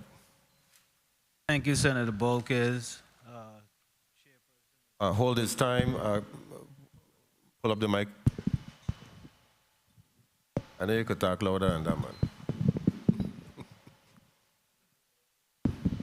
There you go. You hear me? Yes, sir. 3 minutes, Madam Clerk. Please proceed. Thank you, Senator Bolkes, Chairman of the Committee on Culture, Youth, Aging, Sports, and Parks, viewing and listening audience. I requested to come and speak before this body because I wanted to put some stuff on the record as being the second chairman of the Racing Commission after this franchise agreement was signed. When I first became chairman of the Racing Commission, that was in 2019, there was a lot that was said about the way I was trying to conduct the commission. There were rumors that were made by individuals currently in this body, senators, people in the public, and some of them I want to clarify today. I'm glad Ms. Hendry is here because one of them speaks to Port Authority. Some of the rumors was Watson is stopping horse racing. Another one was Watson called the FAA and told them to stop the project. Another one was Watson's not, we don't like the way Watson is doing things. The Horsemen Association took out 2 full-page ads saying I was stopping horse racing. And now we're here today. 8 years after the franchise agreement was signed and 5 years after I've been off the commission, and we still have no horse racing. Now, blame may be shot across the bow, 1 minute, across the way to everybody, but there's a lot of blame to go around. You know, competent and knowledgeable people sometimes are treated very unfairly just for having the knowledge of whatever that topic is. So I have, in closing, and I will be here for any question, there are 4 things that I look at that could solve this whole problem of keep coming to the legislature and complaining about horse racing, why we don't have who's to blame, because there's enough blame to go around. But 4 key points that I would like to see happen. Adopt the ARCI model rules. That's what governs horse racing nationally. 2, rescind the if I may finish. You may have to wrap it up quickly with the other 3 points. 2, rescind putting the anti-doping in abeyance. When you put the anti-doping in abeyance, you put regulated, recognized, sanctioned horse racing in abeyance. You'll never have. 3, appoint individuals to the commission who are knowledgeable and experienced in the horse race industry, not experienced in bush racing. And 5, 4, If there's a problem with VIGL moving forward, the government should move to sue VIGL for failure to perform or renegotiate the franchise agreement. We don't have to reinvent the wheel, Senator. I remain available to answer any question anybody may have. Thank you. Thank you, Mr. Watson. But for now, we will have you go to the audience. But if, in fact, any senator has any specific query for you, being that you weren't a part of the invited testifiers, but definitely any senator could call you back into the chambers if he or she thinks that necessary. And I appreciate your perspective and the information that you've provided this committee. Thank you. And I'll have the Sergeant of Arms escort you accordingly. Now, before we proceed, colleagues, to our line of questioning, I have a number of things I have to inquire on because as we heard different testimonies, we've heard about breaches, we've heard about monies owed to the Port Authority, we've heard about permits not being submitted for particulars, meaning grandstand stables or any other particulars throughout the building of the Doc James racetrack here on St. Croix. So my question is concerning franchise agreement and what is considered to be breaches. There was some indication in a testimony with Section 2. Section 2C of the franchise agreement. And colleagues, we have legal counsel here with us. So if there's any particular legal query that any of us may need to have some clarification on, our legal counsel is here to try to answer those queries for us.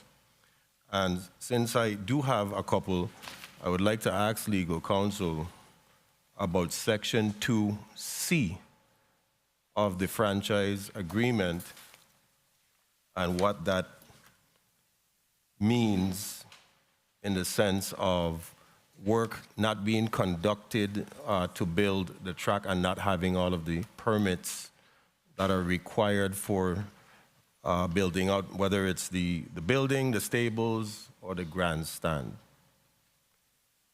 Please recognize the mic of legal counsel. Cynthia Moore, legal counsel. Section 2C states that the execution by the grantee of live horse racing agreements with the horsemen's organizations pursuant to Section 7.4 of this agreement. If the... Into the mic. And okay.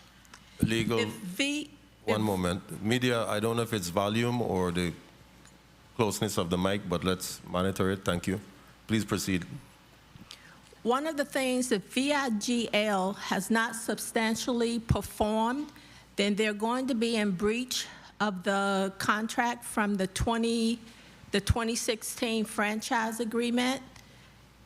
Also, if they have not received the appropriate permits, and I understand from the Casino Commission that they have granted a temporary one-year permit, then that's also going to bring them in breach of the contract as well, the franchise agreement. Okay, thank you, legal counsel, because we did hear in the testimony of the Commissioner of Sports, Parks and Recreation concerning the breaches. And also in addition to that, that apparently they did not cure it with the time by requesting a hearing to dispute any specific breaches. Also, legal counsel, 10.2 of the franchise agreement, Section 8. What is your interpretation of that section? That section deals with revocation, and the 10.2A3 says that if there's a failure to begin or complete the improvements as provided in Section 8, that's a clear revocation of the agreement. And Section 8 outlines all of the things that are supposed to be done. Is that correct? Yes, Senator. Very well. Thank you, legal counsel. Colleagues, if there are any additional queries for this particular commentary, that I've just asked the legal counsel, I would ask you to please ask them now, because I will be allotting each of you 10 minutes for your questions for the testifiers. Point of information, Senator Javon James Sr. Thank you, Mr. Chair, for the time. Greetings to the people of the U.S. Virgin Islands. You spoke about permits in the specific section of the franchise agreement. My question is straightforward. In the franchise agreement, it says within 15 days of the building or demolition permits being issued, grantee shall break ground on the project. We all know that they have the building permit, so I just need to know if they have the demolition permit. Thank you, Mr. Chair, for the time. Thank you, Senator Javon James Sr. Any other senator wishes to provide a query to the legal counsel and a response from VIGL pertinent? I know you just went to legal, but they may respond if they choose to.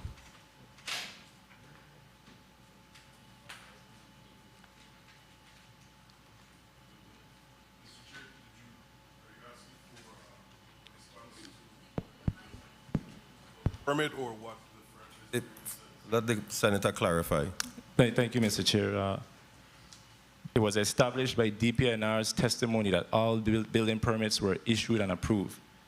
So my question is, based on the franchise agreement, it says within 15 days of the building or demolition permits being issued, grantee shall break ground on the project. So I just need to know if they have received the demolition permits, because we already know they have the building permits, and I just need to make sure if it's violating the franchise agreement, I guess through legal counsel, because it would be dependent on their answer.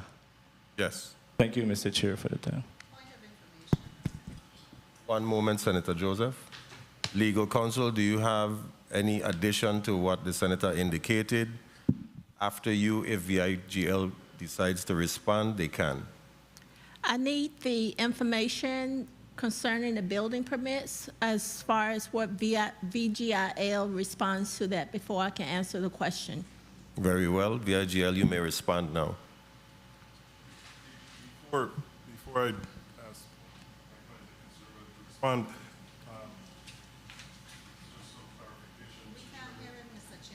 Media division could. Some clarification, Mr. Chairman. The legal counsel was referring to section 2C of the franchise agreement. Was your first inquiry? No. So the senator just indicated he's trying to find out if you have all of the permits. I know, I was going back. Based on what I read in the testimony, you don't have permits for the grandstand, the stables, or the convention center. But the first question to legal counsel was about section 2C of the That was franchise just agreement. for legal counsel. The senator made a query to legal, but he also wanted to know if you have permits, if you have all of the permits required. It's a yes or no answer. We don't have all the permits. We still need mechanical, engineer, electrical, and plumbing. Okay. We have foundation permits. And I'm not sure that we even have demolition permits because there's really nothing to demolish. One moment, Mr. Dubuque. Senator James. Oh, sorry. The reason why I'm asking, Mr. Chair, and is a twofold question. One is dependent on them answering and an interpretation of legal counsel. Because in the first amendment to the franchise agreement dated July 7, 2021, they have the list of the required permits to begin construction at the horse track. And there's a slew of them. Hence why I need to know if all of them were approved. Because there are more than, I don't want to go through all of them because it's lengthy, but you should be aware of it. And if not, I could give it to legal counsel. I'm speaking about the second amendment to the franchise agreement and the first amendment. Okay. And please be sure to put your name and title on the record.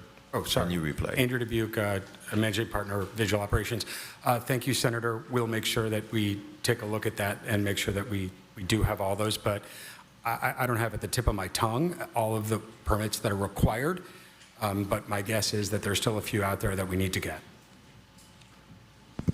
Mr. Chair, I would just end by saying the second amendment to the franchise agreement is very clear. 15 days after the building permits or the demolition permits are approved, they must break ground. So I want to know if you have the demolition permits, because if you don't have all the building permits, if you have the demolition permits, you should break ground 15 days after. Is that or in between there is either the building permits or demolition permits. So I need that to be clarified here before we could proceed.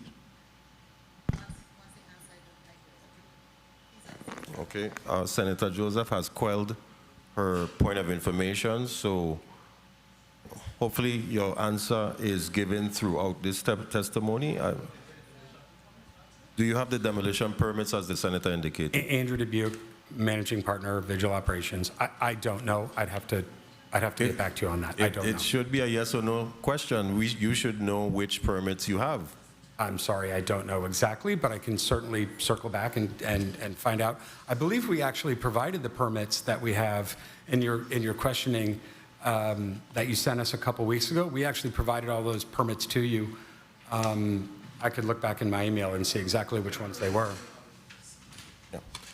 Well, let's begin our line of questioning. Senators, you have 10 minutes. I apologize, legal counsel has some information. Attorney Cynthia Moore, legal counsel. The building permits that are required from VIGL are condition precedents to them performing. So this will also be in line with their non-compliance if they have not provided those permits that they need in order to proceed with their work. You may proceed. Mr. Chairman, if I may, this was the question that I was trying to ask about Section 2C. Your name on the record and speak into the microphone. Miles Plaskett, counsel to VIGL. This goes to the question that I was trying to ask previously about legal counsel's, or your question to legal counsel regarding Section 2C of the franchise agreement. Section 2C of the franchise agreement provides that these are conditions for the effective date of the franchise agreement, not for the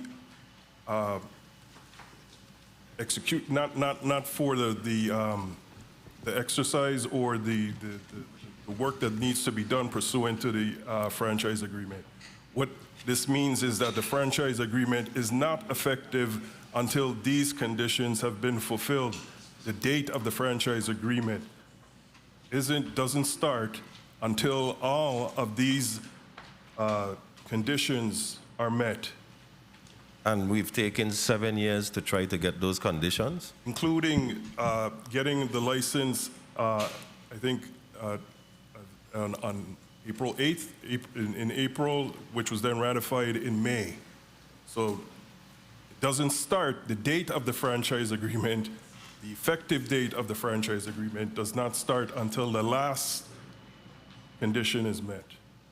And again, the question is, it's taken 7 years just to get all of the conditions of 2C underway. The pace is very slow. It is very slow, but this is, I mean, it is. I'm going to proceed to a 10-minute line of questioning, starting with... Mr. Chair, may I respond to that? Yes, Commissioner, you may. Please be in mind that there is a second amendment to the franchise agreement. And if you look at the second amendment in Section 6, it says within 60 days of the plan being deemed approved, the grantee shall apply for all necessary permits. Not some, all. Commissioner, repeat that one more time for me, please. In the second amendment of the agreement, Section 6. Okay. Yes. Second paragraph. Second paragraph. It says within 60 days of the plan being deemed approved, the grantee shall apply for all necessary permits or amendments to any permits to begin construction. Oh, one moment, Commissioner. Okay, we see the section, colleagues. You see the section? Okay, great. Okay, so with that said, Senator Blyden, one moment. Let me ask legal counsel one more query. Legal counsel, do you have a copy of the amended second franchise agreement before you? Yes. Very well. Do you need some time to interpret that? Should I go ahead? Could he repeat this section once more? It is on page 5, I believe. No, 4 or 5. It is Page 4. section 6, second paragraph, beginning with within 60 days of the plan. If you can give me a few minutes to comment to that. Very well, thank you. Senator Blyden, you're recognized for your 10 minutes. Thank you so much, Mr. Chair, and good afternoon again to my colleagues. Good afternoon to all the testifiers, and thank you so much for your testimonies. This is a lot of information, a lot of good information, as a matter of fact. And this afternoon, hearing is to focus on the progress and challenges surrounding the construction of the Ronald Dock racetrack and VIGL Operations, LLC. Now I have some questions to ask, and based on Commissioner White's statement just now in the second amendment in which it states all permits should be received. Let me ask, before I go there, to Commissioner White and Assistant Commissioner Richards, because in your statement, along with VIPA, in respect to the $489,750 in order for Port Authority to be in good standing and to receive, in which they did receive some $34 million. Did any of you know about the outstanding balance, which is affecting Port Authority? Because I know you guys just came for a budget hearing, but we did not get that information from you. Did you know about that? Commissioner White and or Richards? Yeah. Commissioner White, Department of Sports, Parks and Recreation. I am aware of the outstanding balance for the Port Authority. Assistant Commissioner Richards? Vincent Richards, Department of Property and Procurement. Senator, I have seen an invoice from or a statement from the VI Port Authority for the subject outstanding balance. It has been our practice to forward these statements to the Department of Sports, Parks and Recreations. Why I ask, because it's important that we are all aware of what's going on, so we can assure that it does not affect any of our semi-autonomous agencies and or the government as a whole. So please, it's important, especially when you come for budget hearing, that you divulge all information to us. Let me ask, though, in respect to VIGL, when it comes to your challenges, because apparently you do have challenges going on there, and you have issues with the progress moving forward. You stated in your testimony that in 10 days, you're going to start work. You said September the 10th, but today the 20th. When do you expect to start? What does the drop dead start date that you're going to start construction at the site? Andrew Dubuque, Vigil Operations Managing Partner, by the end of this month, which is within the next 10 days. By the end of this month. It is clear that all of the permits have not been granted thus far. What are the challenges when it comes to you getting those permits? Andrew Dubuque, Vigil Operations Managing Partner. If there are any breaches in getting the permits, legal counsel and I will look at it and seek to rectify it as soon as we can. Because it has been almost 8 years. So, because as you know, we did Southland Gaming earlier, and I asked the question in terms of they are way ahead of their project almost by 2 years. So I'm trying to find out what issues you have moving forward, so we can assist you moving forward, because this is very important to us in the territory. What are the challenges you're facing at this time. Let's be transparent so we can move forward because it had been too long. Andrew Dubuque, Vigil Operations, Managing Partner. Right now, in terms of obtaining permits to begin work, we don't have any challenges specifically to that. Do you have any financial challenges? Is that part of the issue we have here? Andrew Dubuque, Managing Partner, Vigil Operations. No, I don't think financial challenges is really the answer. I think the answer is we need to make the project economically viable, meaning that construction costs have gone up tremendously in the past 2 years. Tremendously. I think we all know that. I don't think that's any secret. We're trying to make sure that once we... 5 minutes. We'll continue.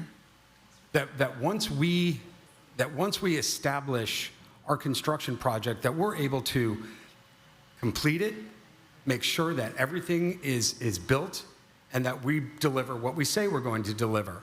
I'm not going to put the people of the Virgin Islands, nor myself, in a bad situation, or nor my company specifically, in a bad situation. So we are making sure that all of our T's are crossed and our I's are dotted as it relates to construction costs. Now, I think the challenge that you might be referring to is the fact that we had a change of contractor about 2 months ago. We had a contractor that we'd been working with for over 2 years. We first got our plans submitted to Government House over 2 years ago. Those very plans were frankly not permitted to be bid upon finally until this summer. So between the time of plans being approved and plans being actually physically bid upon to where we could action on them, it's about 2 years. A lot has changed since then.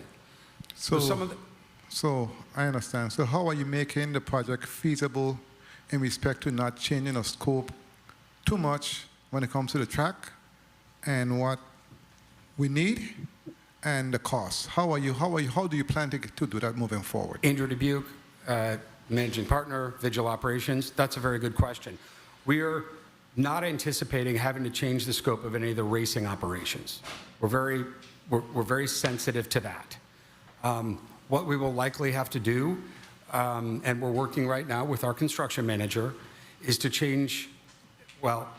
probably change some of the scope or the value engineering of the Racino. Who is the new person you said that's going to be, that you hired?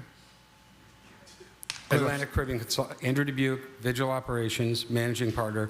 The gentleman to my right, Mr. Larry Richards. Good day. How are you doing, sir? I'm well, Senator. Based on what was said just now, what does that plan look like and on what time frame are we looking at? So, Mr. Dubuque, again, Lawrence Richards. I'm with Atlantic Caribbean Consulting. Mr. Dubuque mentioned... Before you go any further, how long have you been doing this kind of work? I know I look young, but about 30 years. 30 years? 30 years, correct. Okay, very well. And your record basically speaks for itself in terms of time frame, etc. I would hope so, yes. Finish your plans on time? Yes, sir. Okay, proceed. Just a clarification, though. We are not, Atlantic Caribbean Consulting is not the general contractor for this project. Understood. We are the owner's representative construction manager for the project. But since you said that, they still have not found a contractor, correct? Not entirely correct. We have been working with a local contractor to assess the drawings. In fact, up to yesterday, we had a meeting with the A&E firm and with the contractor where we were value engineering a project, which is one of the terms that Mr. Dubuque used. Value engineering could involve items such as we moved the cistern from where it was located because it was very expensive to place it in that location closer to the building. So items like that, instead of having power poles in the parking lot powered with electrical power, we're using solar poles, for example, or solar lights, for example. So items like that we're looking at that can reduce the cost of the building and reduce the cost of the project without necessarily changing the scope or the activity that takes place. That makes sense. Well, who is who is the local contractor? We've been working with Tillman Construction. Tillman Construction? Correct. We've also been working with Adams Electrical. What, the second person? Adams. Oh, Adams Electrical? Yeah. And in respect to the other permits that's needed through DPNR, do you have anyone that's working on those also? So the design team, design district, Mr. Clarence Brown, they're working on those permits. Just another clarification, the permits that we have in place are sufficient to start the construction. I just joined the project less than 30 days ago, is when we received our Casino Commission approvals. However, this project was supposed to be a design-build project. And I think in the letter that was sent by the Commissioner of DPNR, he mentioned the fact that the permits would be issued in phases. So we have the site, the permits that will allow site construction. We have the permits, the building permits for the Racino building, but the other buildings like the grandstands, those permits would need to be pulled as we go through the process. So in terms of looking at the overall project, what you're looking at is you get in there, you start with, as Mr. Dubuque mentioned, you would start with the racetrack and the paddocks, getting those up to speed. And in that period of time, concurrently, we're working on getting all the additional permits.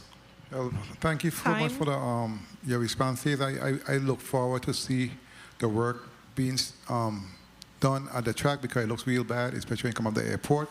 But at the same time, I must say all of our government agencies, from DPNR to Sports Parks and Recreation, to even the board, the CCC, have bent over backward to work with you guys, to include DPNR, have bent over backwards, because we really want the track, but at the same time, we don't want to be taken advantage of. We don't want to prolong anymore because it has been too long, and I look forward to everyone coming together and your team really moving forward as they did in St. Thomas to really get this track done. Again, thank you for your response, Mr. Chair. Thank you so much for the time. Thank you. Thank you.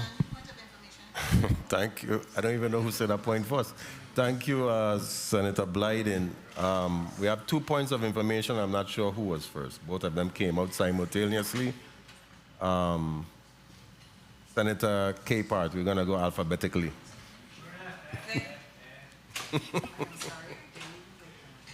Thank you, Mr. Chair.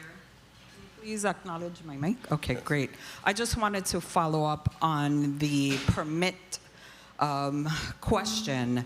I just want to ask, what permits have been submitted thus far? You have your DPW permits, you got your SWIP permits, your stormwater permits, you have building permits, you have waste management permits, you have a list of permits. To the chair, can you submit all of the permits that have been completed thus far? And what permits that you have not been able to obtain that's keeping this project back? Thank you, Mr. Chair.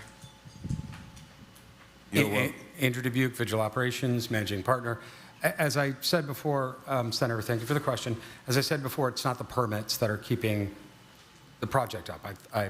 Pardon me if I wasn't clear in that. It's not the permits.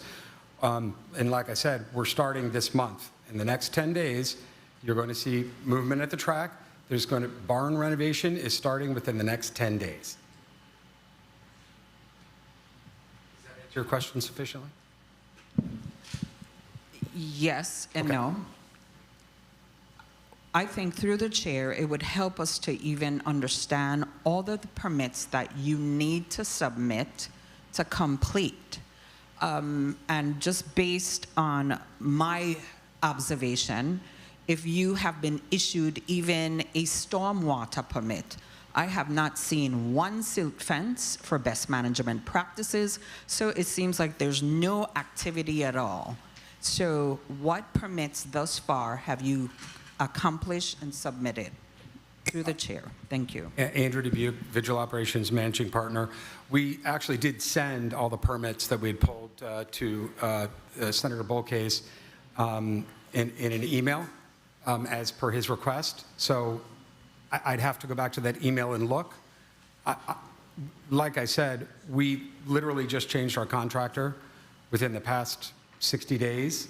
And if I may, we can provide a list of permits that we have received and other permits that are required. But as I said, it's not permits that are holding us up at this point.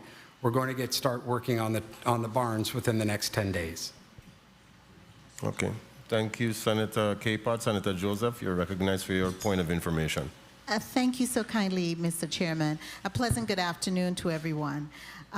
Mr. Dubuque or Mr. Richards, kindly indicate for us what date is the groundbreaking.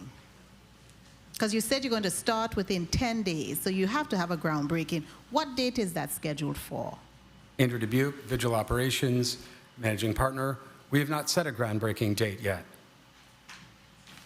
Thank you. Point of information, Senator Franklin D. Johnson. Good afternoon. Thank you very much, Mr. Chair. Mr. Dubuque, you said that you're going to be starting on the barns in 10 days. You're saying that you have your permits to do the work on the barns. Andrew Dubuque, Managing Partner, Vigil Operations. Yes, I believe that's correct. What's the time frame for that to be completed? Andrew Dubuque, Vigil Operations, Managing Partner. I don't have the completion date for you, Senator Johnson. But like I said earlier, we're starting on the barns. We're moving onto the rail, and then we're going to have the track surface down, build some paddocks, and all that should be ready for training by this spring. Mr. Chair, I just need to get this clarified here. Who is the contractor? Andrew Dubuque, Vigil Operations, Managing Partner. We're using an in-house, well, not in-house, a contractor that we've used for many years for the Careville Hotel that's been licensed by the Casino Control Commission, H&L Contracting. H&L? Yes, Senator. Thank you very much. Thank you very much, Mr. Chair. Thank you, Senator Johnson. And as I listen to the discussion, you know, it weighs heavy on me because it's almost like the people are paying for you choosing the wrong contractor. And of course, the hold up with all of the permits. But how can we have a track, basically, how can we have a track that only has a casino permit? What about the permits to build a racetrack? You can't have one without the other. Andrew Dubuque, Vigil Operations, Managing Partner. Like I said, we have the permits we need to renovate the barn structures, and we don't need a permit, as far as I know, to put the track surface back down. I'll make sure, but I don't think we do. The only one that you're really talking about is the construction of the grandstands. That's really I think that's the most important one that you're probably referring to. I don't see that. There's supposed to be design and architecture for the subterranean, which includes the electrical and the plumbing. We have that. Okay, so when is that going to start? As soon as we pick a contractor that can perform that. Okay. Like I said, we have hired a construction manager at Owner's Rep. But we're paying for the wrong contractor. Well, before we go to Senate President Francis Jr., I want to ask VICC, you made a statement in your testimony that they have their permit for their casino license. And there's an expiration date in 2025. I believe it's April or May. And my question is, based on that stipulation, what if they're not able to accommodate that building out or construction that it was previously mentioned by that specific time? What is going to happen next? What is your next course of action? Carolyn Herman Purcell, Commissioner, Virgin Islands Casino Control Commission. If I understand your question, Senator, the initial license issued to VIGL for the Racino is a one-year license. Correct. It was issued on April 19th of 2024, will expire on April 19th of 2025. The law provides that within 6 months and we recited that in the resolution, the licensing to them. Provides that within 6 months of obtaining all necessary licensing permits and other requirements needed to proceed with the construction. And it's important to note that the construction is the construction of the Racino, right? Not the racetrack. Noted. Noted, okay. But what is the, if in fact that time, if they in cannot fact, meet then the they- accommodation, Right. what is the next course of action? 6 months, then they can come in. VIGL, the law provides they can come in and ask for an extension of the 6 months after the Casino Control Commission has to conduct an investigation and a hearing. The commission can grant that extension. The law then provides after the expiration of the 6 months extension period, if the licensee has not commenced substantial construction, the commission shall automatically suspend the license to operate the casino. Very well. Noted. Okay, and that's Title 32, Virgin Islands Code, Section 439, G and H. Okay. Thank you for your response. Mr. President, Francis Jr., you're recognized for your 10 minutes. Thank you very much, Mr. Chair, and good afternoon to everyone, and thank you to everyone for your testimony thus far. So today, individuals have been subpoenaed, they have been sworn in, and I'm hoping that there will be a level of transparency because the horse and pony show needs to stop. We hear from the opening statement that we appreciate the patience of the St. Croix, the people of St. Croix, in getting us to this point. Even the longest patient have an end. So I'm hoping that we could have an honest discussion today and really talk about how do we move towards some resolution here. And my good friend Larry Richards and Peter Ross has been tapped to hopefully get this project going, and these are individuals that I've believed in. I've had the opportunity to work with in the past, and I just hope that they're not being used and that in fact we'll get to some resolution and moving this project forward. So I have a few questions, of course. You said that the Tillman Construction, there was a mention of the Tillman Construction. Are these the contractors that will be on this project, Mr. DeBeek? Andrew Dubuque, Managing Partner of Vigil Operations. Mr. Richards mentioned Tillman Construction as one of the contractors that we are talking to. They've not been hired to do the project. Who is the contractor that have been hired thus far to do the project? Andrew Dubuque, Managing Partner of Vigil Operations. Like I said, we don't have a contractor right now. We parted ways with our previous contractor about 60 days ago, and we hired an owner's rep, which is owner's rep / construction manager, and their job is to really find a contractor that can perform the work for us in a timely and economic fashion. So once they find a contractor, what happens? I'm sorry, could you repeat the question? Once they find the contractor or recommend a contractor to you, what happens? Andrew Dubuque, Managing Partner, Vigil Operations. Once they find a contractor that works, then there's nothing prohibiting us from getting started from a legal or permitting perspective.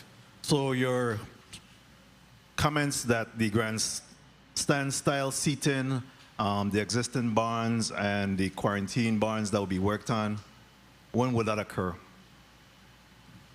Andrew Dubuque, Managing Partner, Vigil Operations. I can't answer that because we don't have a contractor, Senator, to Exactly work my on the point. Racino, Exactly my point. We're having this conversation about contractor when we don't even have one identified yet. Okay. Senator, like I said, we do have a contractor. Mr. DeBeek, let me say that I'm one of 2 senators that have been part of Bill 31-0485 that became Act 7953 that agreed to allow for this franchise agreement. One of the senators that continue to be challenged because, again, these horsemen and others in this community, the St. Croix community that have been patient, is asking us, when are we going to see horse race return to the Virgin Islands? To St. Croix.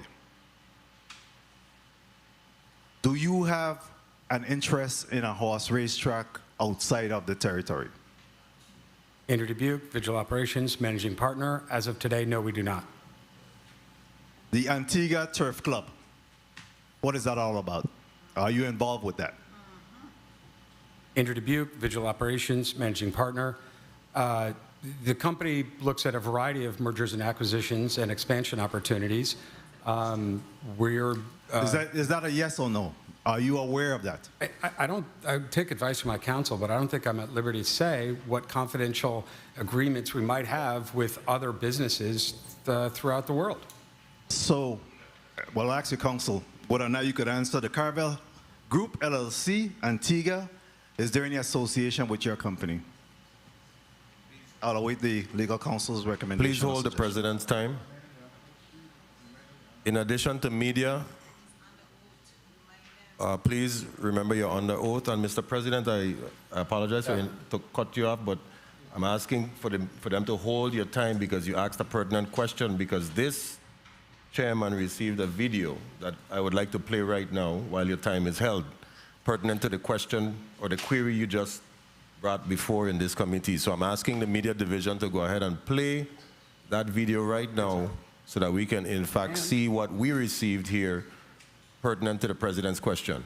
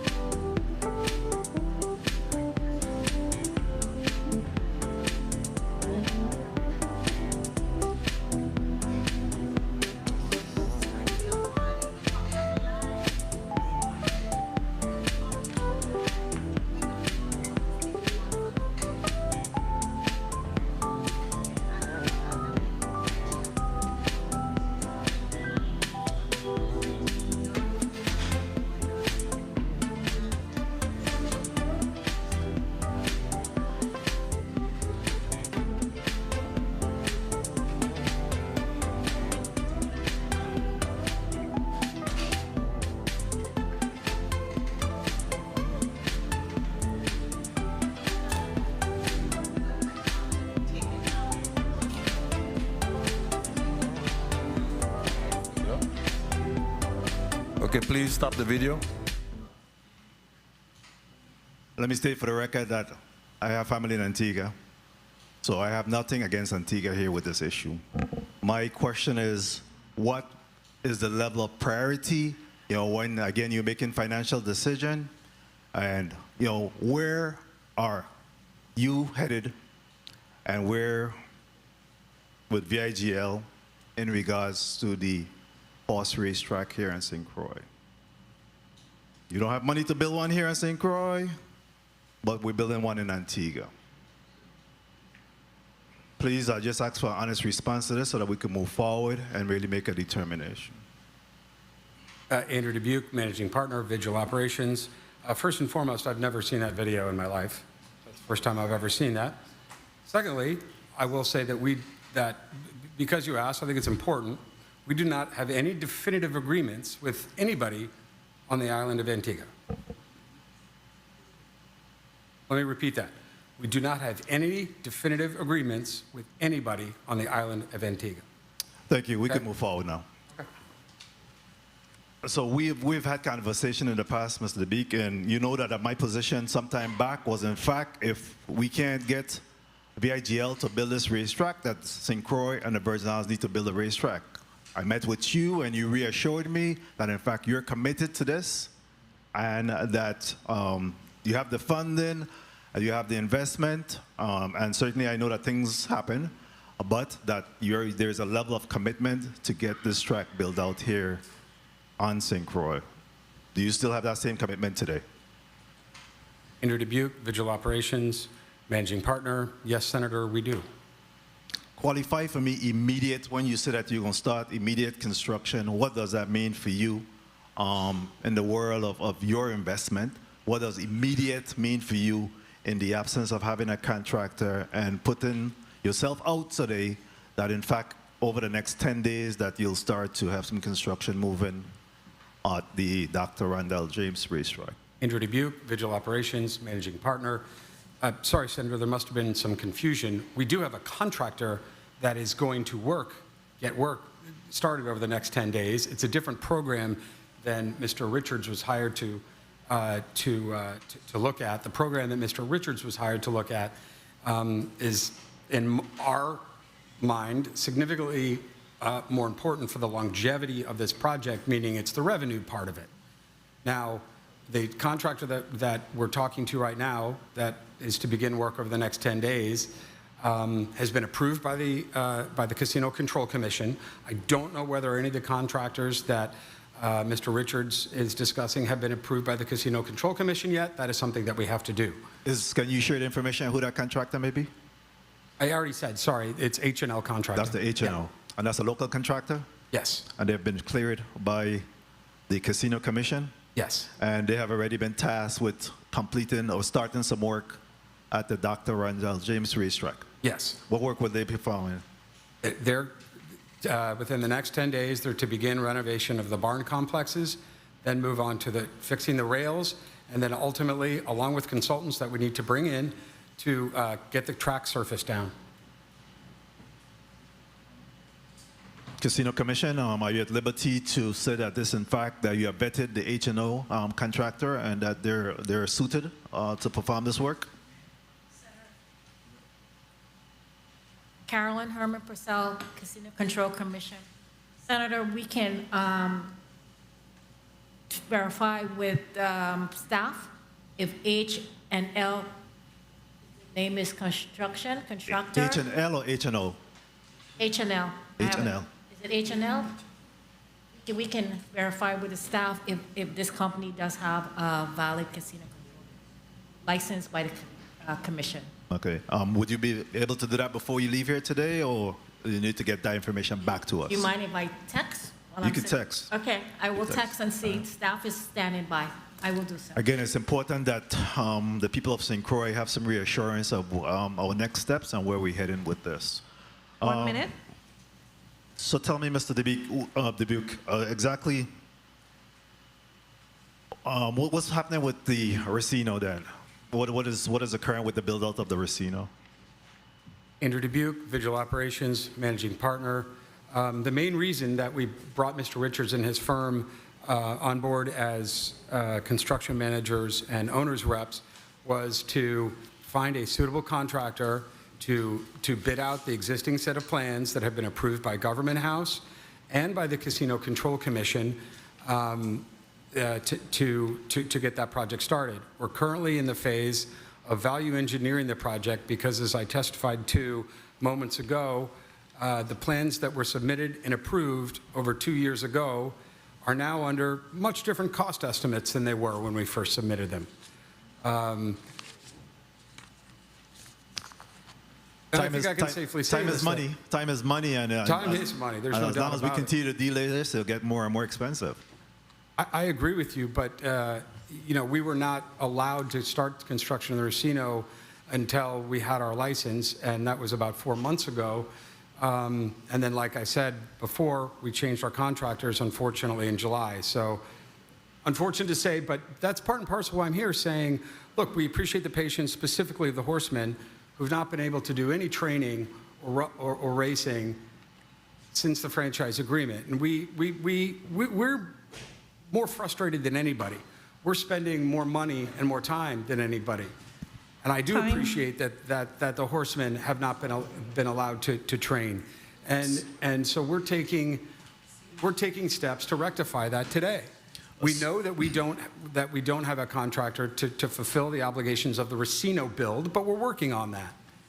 And as a gesture of good faith, and I've always said that the Racino needs to come first, and I'm breaking with that tradition today.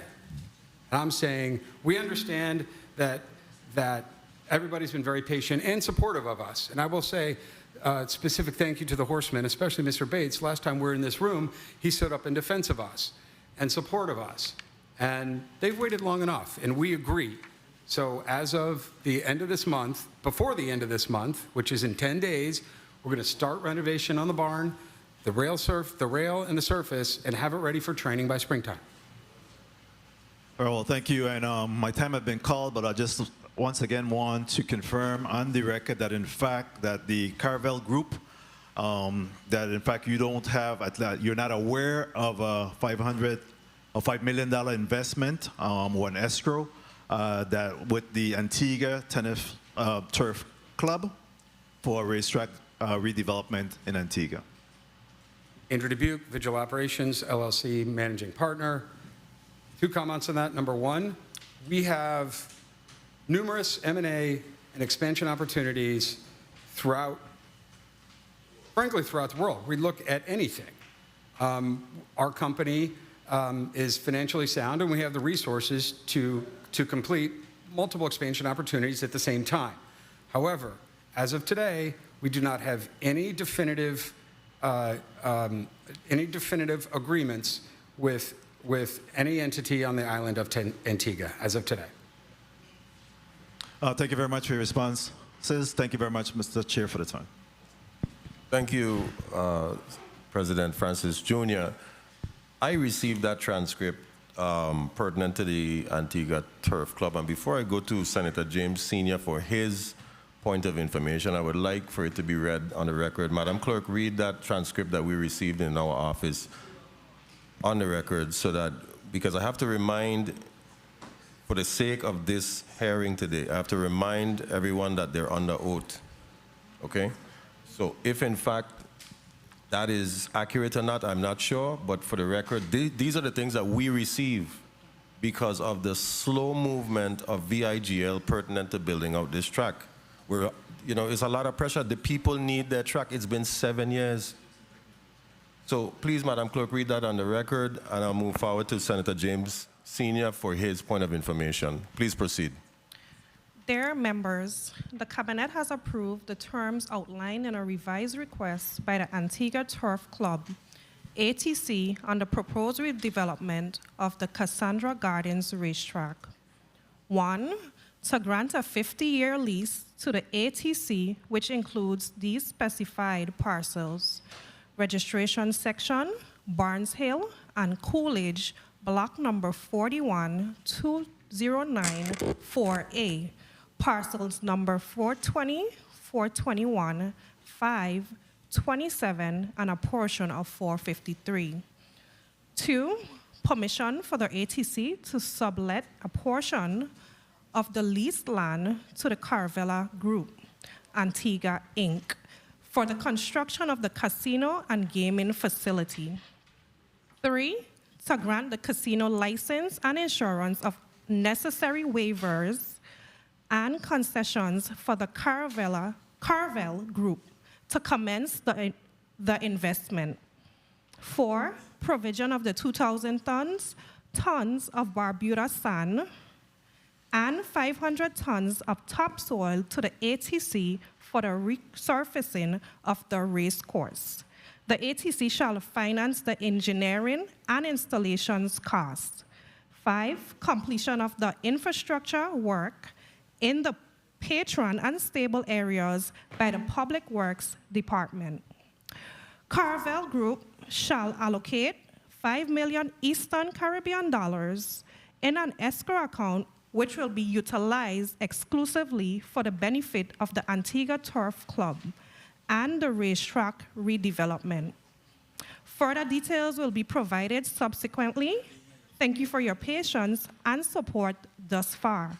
Regards, Hansen C. Richards, President, the Antigua Turf Club. Okay, thank you, Madam Clerk. Can I comment on that? Yes, please proceed. It's Andrew Dubuque, Vigil Operations, managing partner. Look, I'm not denying the fact that, again, we look at a variety of expansion opportunities and M&A opportunities throughout the world. And yes, I'm not denying the fact that we are looking at the island of Antigua, because guess what?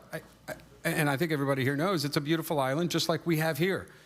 And I think it'd be pretty great if there were, under one group, there'd be multiple Caribbean islands that we could establish a circuit.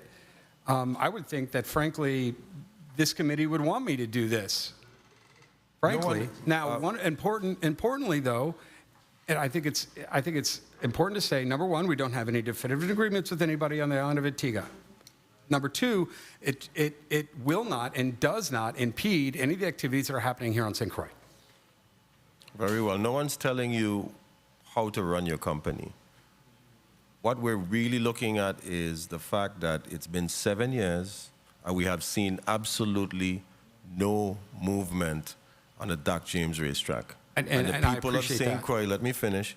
The people of St. Croix have had enough. That is where we are today. This is the juncture where we are. Senator Javon James Sr., you have a point of information, and after that, President Francis Jr. Mr. Chair, I will yield to the awesome Senate President. Please proceed, President Francis Jr. Thank you very much, Mr. Chair. And I think the second point that you have made, Mr. Dubuque, is the most salient point, that in fact you do have the authority to be able to negotiate anywhere you want, and that in fact it wouldn't impede here, and I think that that's what I like to hear more than anything else. But I also want you to be mindful that this legislature and this government of the Virgin Islands have worked well with you, not just at the racetrack, but other businesses here. And we do have cooperation, and if anything else, we would want you to be, one, honest and transparent with us, and two, that you fulfill the franchise agreement that was made with the government of the Virgin Islands moving forward. All right? We don't want nobody to come and play us. And that's the bottom line here. And I'm very emotional and serious about that because we don't want to be used. We don't take that lightly. Thank you very much. Thank you for those very strong words, President Francis Jr. Senator James Sr., you're recognized for your point of information. Yes, Mr. Chair, I just have a quick point of information, and I just would like to ask anybody from the VIGL team who can answer this, based on what we heard from the Casino Control Commissions regarding extensions or breaks.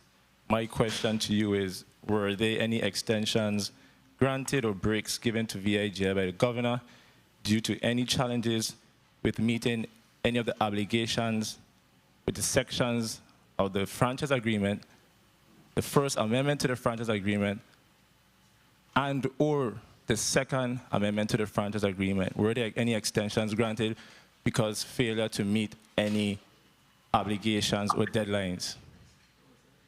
This is to VIGL. Andrew Dubuque, Vigil Operations Managing Partner. Senator, I don't believe so. Not that I'm aware of. Okay, so don't believe so. You know what, I'm going to wait till my line of questioning. Thank you, Mr. Chair, for the time. Thank you, Senator James Sr. And now I'd like to recognize Senator Franklin D. Johnson for his 10 minutes. Good afternoon. Thank you very much, Mr. Chair. Good afternoon to my colleagues. Good afternoon to the testifier. Good afternoon to the viewing and listening audience. Mr. Dubuque, it's been a long time. I think the people, you've been a very generous company, let's first start. But at the same time, you've pretty much been creating hurt to the people of St. Croix by not moving this track and moving it in a timely manner. We continue to ask about your permits. You said you submit all your permits are cleared and ready. Is that a fair statement? Andrew Dubuque, Vigil Operations, Managing Partner. It's a fair statement to say that there are no permits that are stopping me from starting construction of the Racino. All right. And I think you heard what the Casino Commission said. You're on a very thin line. And chances are you're going to lose that license. What's your position? How fast are you going to start this track? How soon is it going to be complete? Just straight to it. Let's get straight to it. Because folks been waiting for a long time. Andrew Dubuque, Vigil Operations, Managing Partner.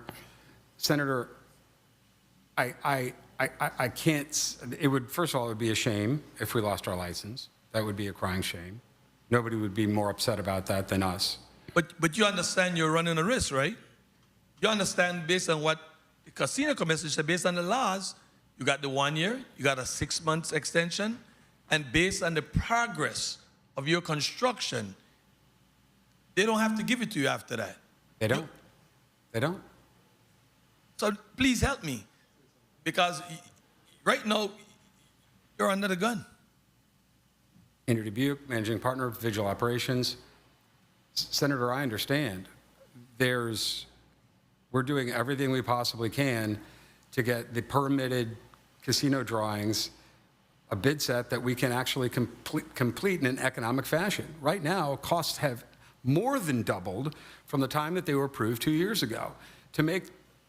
What was the delay in you getting your drawing? Who delayed you in getting your drawing and your sketch put together to submit? Nobody delayed me in getting the drawing. We were not able to start building until we got our casino license, which was in May. No, I'm not talking about building. I'm talking about your drawings. Your drawings for that casino building.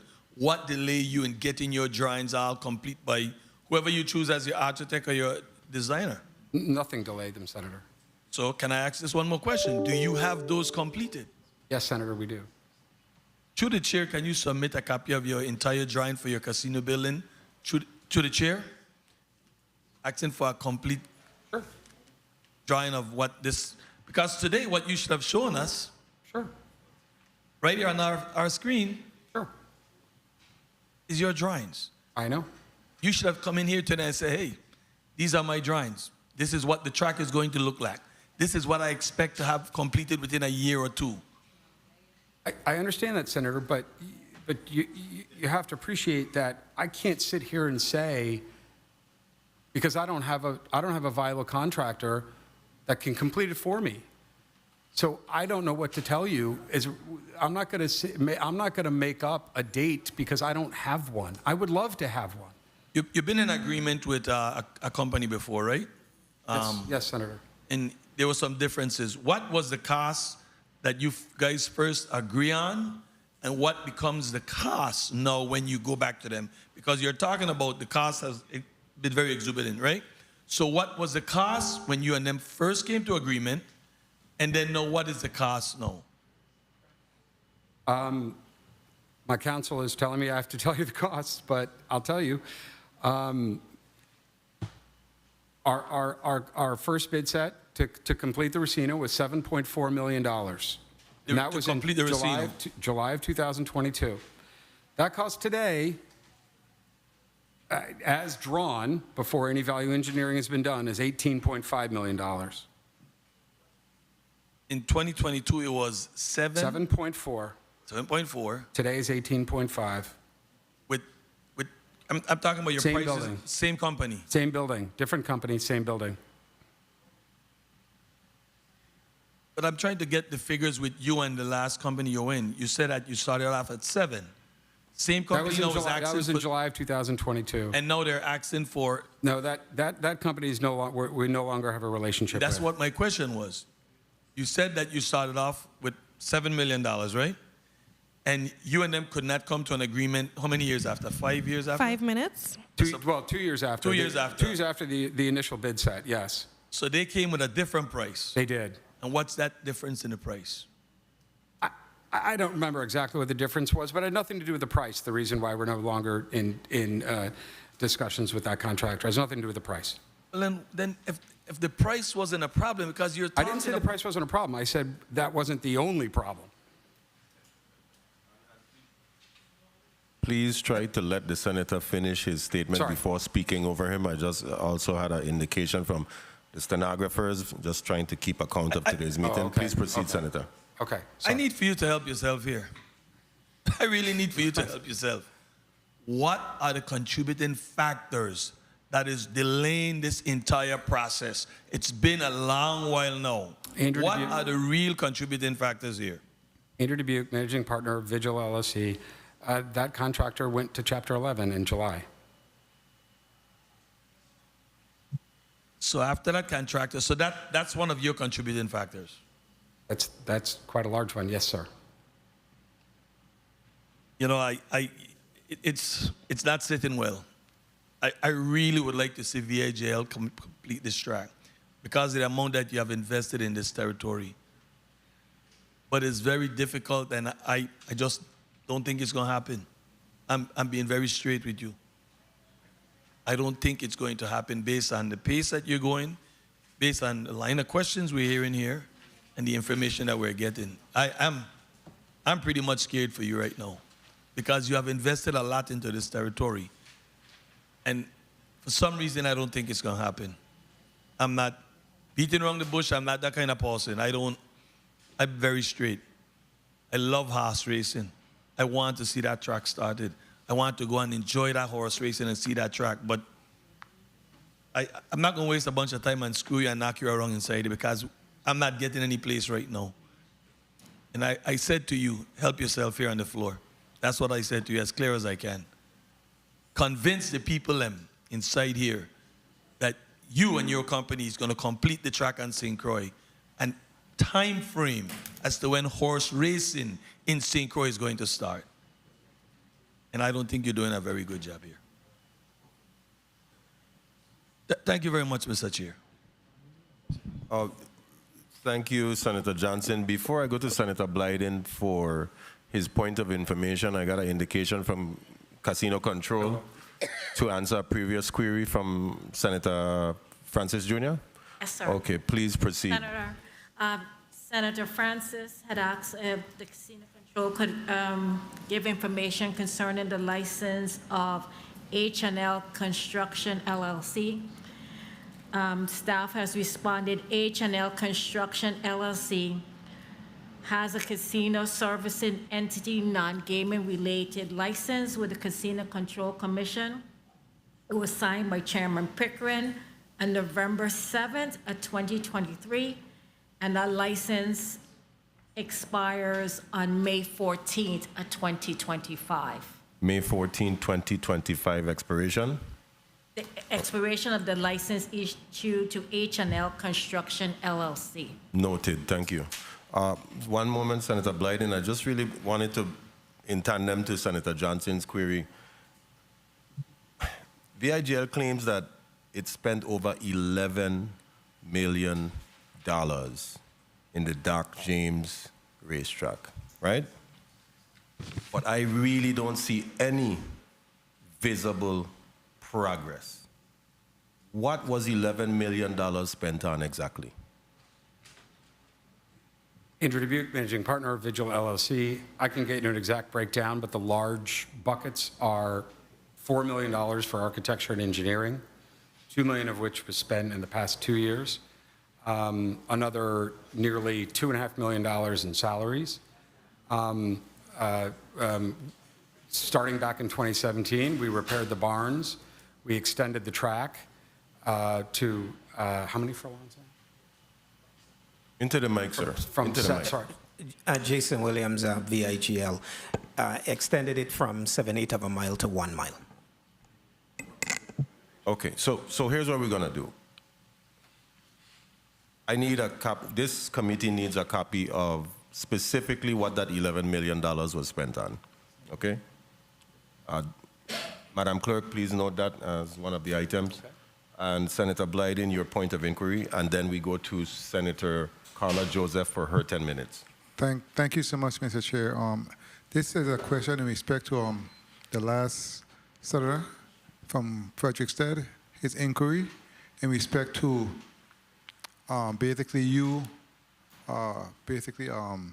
it's on you really, because he asked a very important question to me in respect to the drawings from the last contractor who filed for bankruptcy. If I'm building a development and my contractor left, I would come and say, listen, no, this is the plans, this is what I'm planning to do. He left, but this is where we're at. I'm looking for a new contractor. Do you have those drawings in respect to what the Ronald Jack racetrack would have looked like? Do you have those drawings? Andrew Dubuque, Managing Partner of Vigil LLC. Yes, we do. Okay, through the chair, if you can get a copy of that, we really appreciate it, because it's going to go a long way in terms of us having some type of trust in respect to what you're saying, because it's very important for us to understand what's going on and how do we move forward. And Mr. Vice President, if you could repeat it for the Madam Clerk exactly what you want. A copy of the drawings. Of the drawings, okay. Thank you so much. And before I go to Senator Joseph, one moment, Senator. Before I go to Senator Joseph, does VIGL have a commitment to pay the Port Authority, I believe it's in tune of $470-something thousand? Is there a commitment to take care of that pending How is that supposed to be paid, Port Authority? Good day. Through the chair, Catherine Hendry, General Counsel. We do not have any agreement or privity with the subtenant. Our privity is with property and procurement. Okay, thanks for the clarity. So what would need to take place? They pay That would be property and procurement. property and procurement. Okay. Over to property and procurement, St. Thomas District, St. Thomas St. John District. Vincent Richards, Property and Procurement Center. What's the question? Mr. Richards, I wanted to know concerning the $479,000, I believe it was. How much of it? 489. What is the plan to get that situated in the sense of paid over to the Virgin Islands Port Authority? What needs to be done? Senator, if we get a check, we'll cash it, deposit, and then we'll pay whoever needs to be paid from that. I think that's the best answer to tell you. And for clarity purposes, a check from who? From the subleasee. The subleasee. So we're going to go back over to VIGL now, correct? Yes, Senator. Okay, thank you for that clarity. Now to my initial question. When does VIGL plan to pay property and procurement so property and procurement can pay the Virgin Islands Port Authority? Andrew Dubuque, Managing Partner, Vigil LLC. This is the first I've ever heard of this. So I don't have any comment. This is the first I've ever heard of this. Okay, so we're going to need some clarity, and I know that I have a few points coming up, but in the testimony of the Virgin Islands Port Authority, it indicated that $490 whatever thousand is owed to property and procurement is saying that the subleasee, who happens to be VIGL, is responsible for that. So that some sort of discussion or communication needs to take place. Viper, I apologize, Viper. Okay?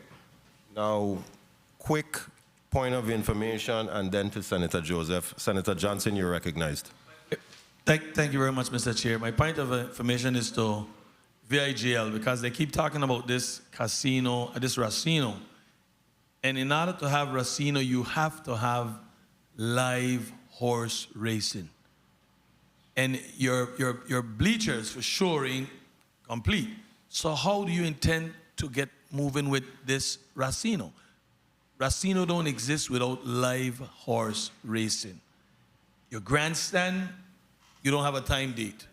So how are we pursuing this racino business and we have no time frame as to horse racing? Help me out. Andrew Dubuque, Vigil Operations Managing Partner. Is your question, Senator, a timeline for racing? Well, yes, because you're talking about racino. You're talking about getting your racino license, holding it, and building this racino building. But we're not talking about the grandstand that you're going to need to have. And we're not talking about live horse racing in order for you to have racino. Andrew Dubuque, Vigil Operations Managing Partner.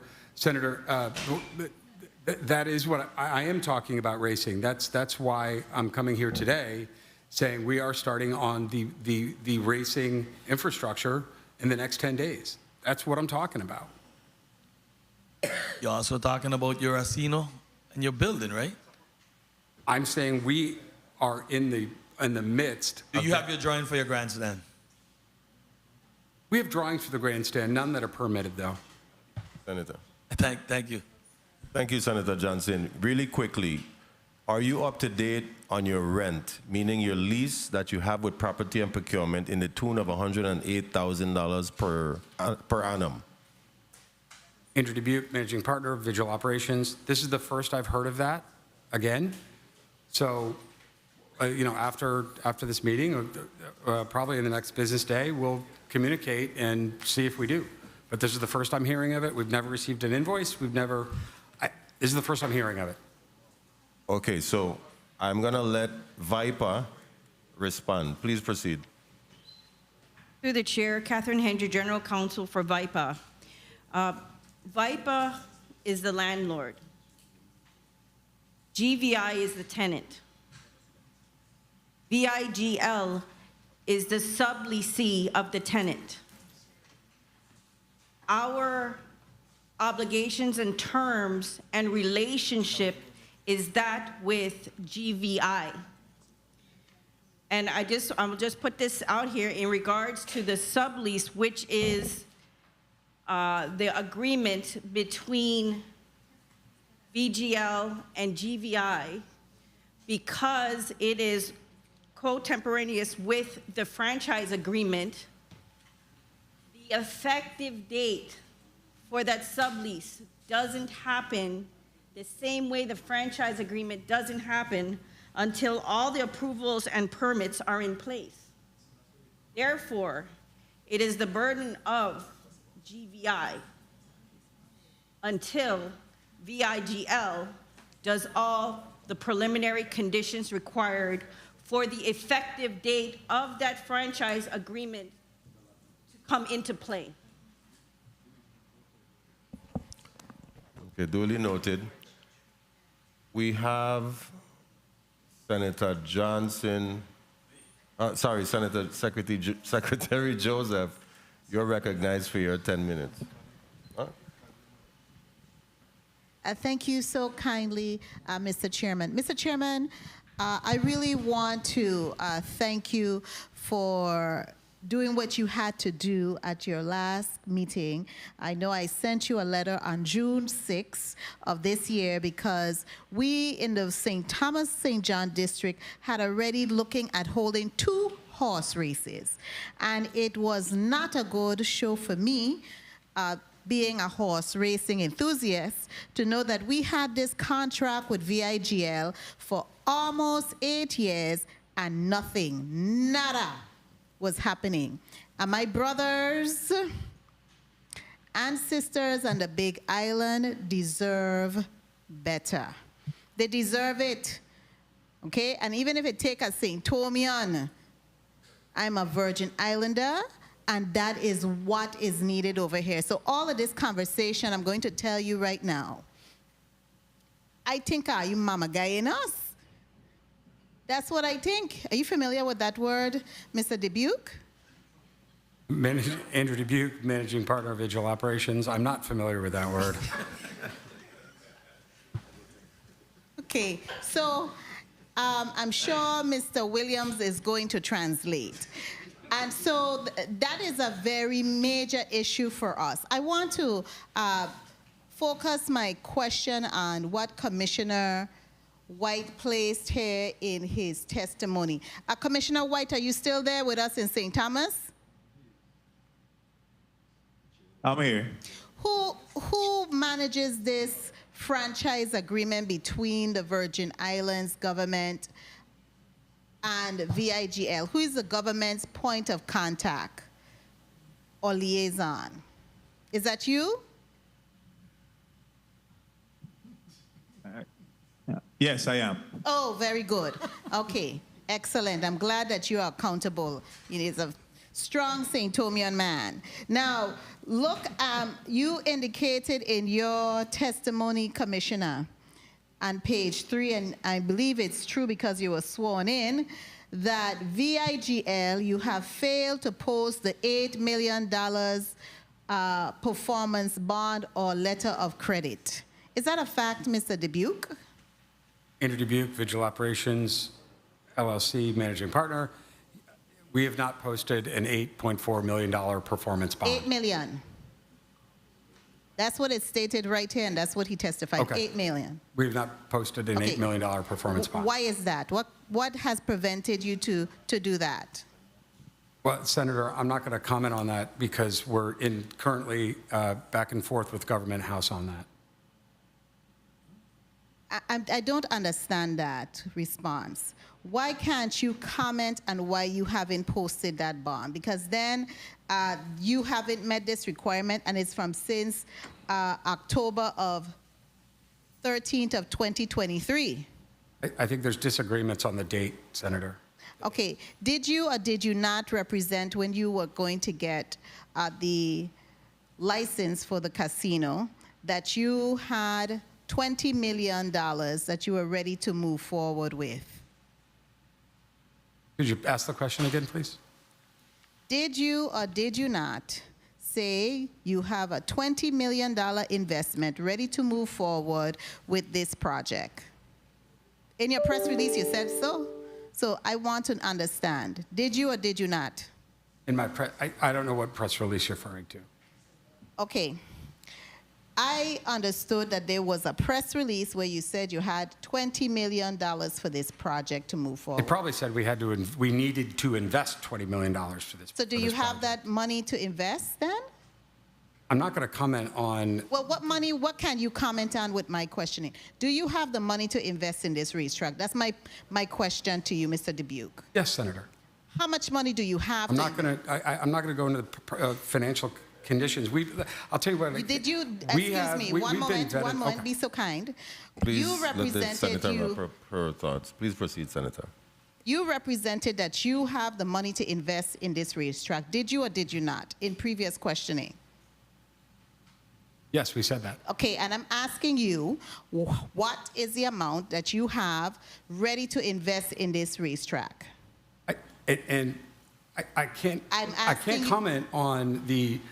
If we were a public company, you could look up in the 10K exactly what the cash position of the company is. What I can say is that the Casino Control Commission has looked at us very deeply from a financial situation and knows exactly whether we have the financial wherewithal to complete this project.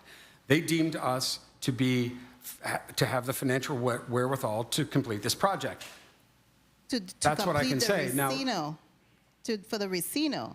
Sure. Right, but I'm talking about the entire project that you have the franchise agreement with. I believe it's two separate projects. Is it, hold one moment, is it not Attorney Herman Purcell?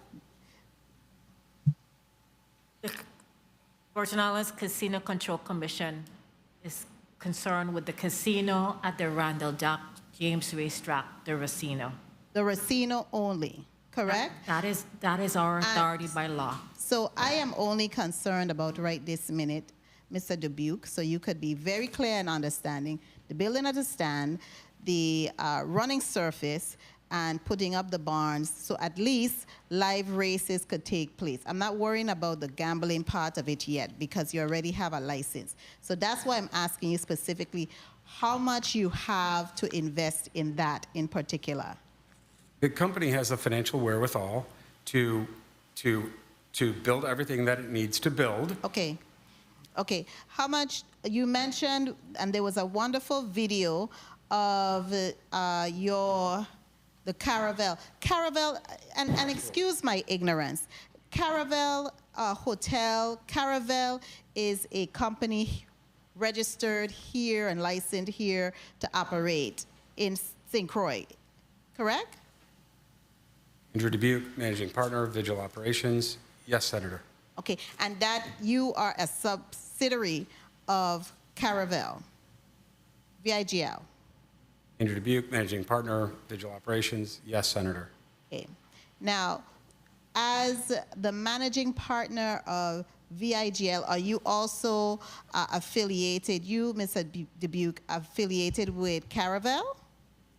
Andrew Dubuque, Managing Partner, Vigil Operations, LLC. Yes, Senator. What is your position with your governing your overarching company? What position do you hold? Are you a managing partner as well? Andrew Dubuque, Managing Partner, Vigil Operations, LLC. Yes, Senator. You are? Yes, Senator. Okay. As a managing partner, so I'm getting somewhere with this. You mentioned in a previous answer that you don't have a definitive agreement with anyone on the island of Antigua. Do you have agreement with anyone off of Antigua, that island nation that my ancestry come from, and who I love dearly, but I'm a Virgin Islander, and charity begins right here at home. So do you have an agreement with someone who has interest in the Antigua Turf Club? Andrew Dubuque, Managing Partner, Vigil Operations, LLC.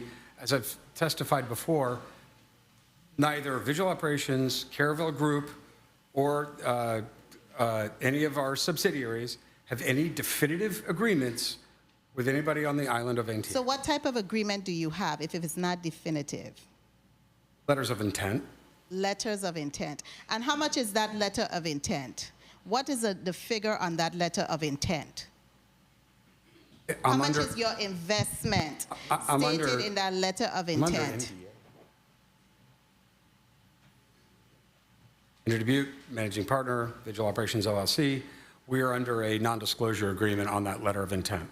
So I can't describe, I can't, you know, 1 minute. I can't answer because we're under NDA. But again, it's a letter of intent, not a definitive agreement. Thank you. Now, were you there for the groundbreaking in Antigua for their racetrack that is happening on Barnes Hill? I know what Barnes Hill is. Andrew Dubuque, Managing Partner, Visual Operations. No, Senator. Was a representative from Caravel at that groundbreaking? Andrew Dubuque, Managing Partner, Visual Operations LLC. No, Senator. Not that I'm aware of, but no. Were you there? A representative. No. I don't. No. I didn't know there was a groundbreaking. Well, they have to be. Construction, okay, usually begins, you have a groundbreaking, Senator, and at the end of it, hold on 1 second, and then at the end, when everything is up and looking nice and shiny, guess what we have? A ribbon cutting. Okay? Time. Andrew Dubuque, Visual Operations, Managing Partner LLC. I'm not being cagey on this Antigua question. I'm really not. We do not have any definitive agreements yet. But you have a letter of intent, and you have. We have a letter of intent, but we've not Chairman, invested capital. Excuse me. So I don't understand. Mr. Chairman, excuse me. I just have 2 additional questions. You have a letter of intent. Have you? I do want to ask that question. Have you given any monies to the Antigua Surf Club in their effort? Turf Club in their effort to build and rebuild their racetrack at Barnes Hill in Antigua, the island nation?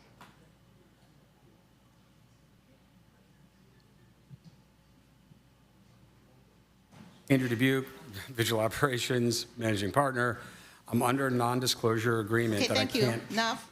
Okay. So now, this is my final question, Mr. Chairman, and I really want to commend you on being patient with me. You're getting high marks today. Now, I wanted to ask you, you mentioned that the renovation of the barns, the rails, and the track running surface is going to be completed by springtime. I took copious notes. That's what you said, Mr. Dubuque. Is that a fact? Andrew Dubuque, Managing Partner, Visual Operations LLC. Yes, it is a fact that I said that. Okay. And, okay, thank you. Thank you so kindly. Mr. Chairman, I appreciate the time and your leniency. Okay, thank you, Senator Joseph. Point of inquiry from Senator Carrion, and then we're going to Senator James Sr. Senator Carrion, please, with your point of information. Thank you. Good afternoon to you and to my colleagues that are there present. With regards to the question is being asked to Mr. Dubuque, one of the questions being asked that I wanted to inquire on, if he has a contract, a written contract with the new contractor that he has mentioned today. Andrew Dubuque, Managing Partner, Visual Operations LLC. Senator Carrion, thank you for the question. I hope we have a management agreement contract with our owner's rep that is sitting next to me, but you must have missed the testimony from before that we don't have a contractor picked out as of yet to build the Racino. We are looking at a variety of different contractors, and we hope to have one chosen as soon as possible. I'll wait until my time of questioning to further comment on it. Thank you, Mr. Chair. Thank you, Senator Carrion. Senator Javon James Sr. You're recognized for your 10 minutes. Greetings to the people of the U.S. Virgin Islands. Thank you, Mr. Chair, for the time. BIGL, if I ask you a question, simple yes or no, okay? This is regarding the building permit. Based off of page 2 of 8 of the First Amendment to the First Amendment to the franchise agreement. Did you receive approval for civil foundations when it comes to the permits, yes or no? Okay, let me make it clear. Hold on. Let me make it clear, right? Right here on my computer, I have the building permit, which was approved May 22nd, 2024. Approximate cost of work, $3 million. The fee was $30,000 from DPNR. Construction of the Racino, phase 2 of the reconstruction of the Randall Dock James racetrack. I ain't gonna even ask anything about it around this office, because I know it's very clear that the Racino is the first priority of VIGL. So this is dated May 22nd, 2024. What this building permit allows you to do. That's building permit number 0320-24.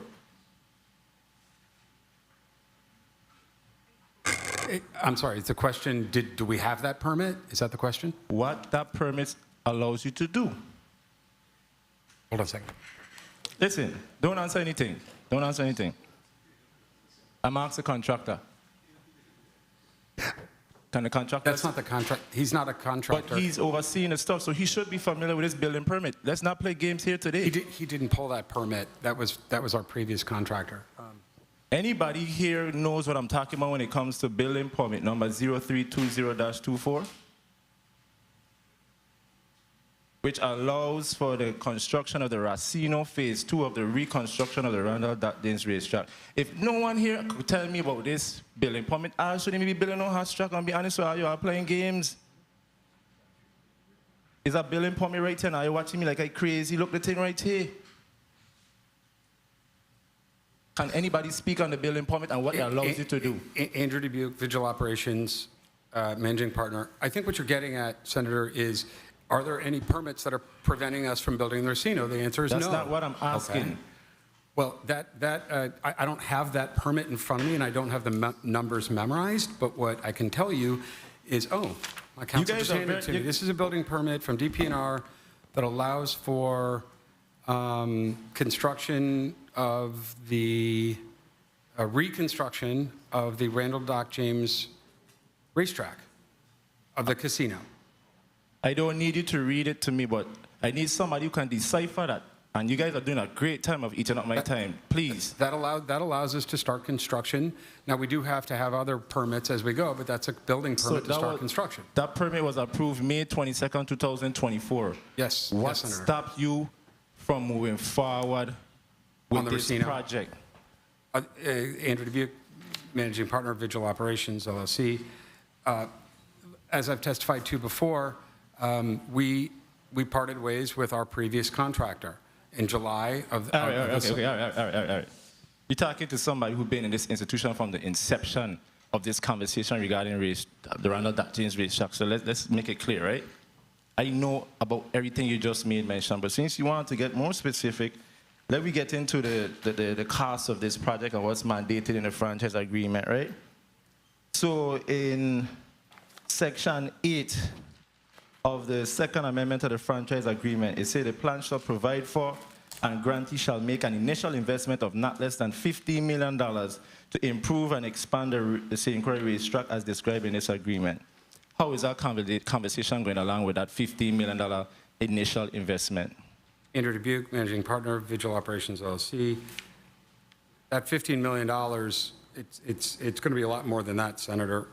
Answer the question, what is the status of the $15 million of the initial investment based on the Second Amendment to the Franchise Agreement? I can't speak to the...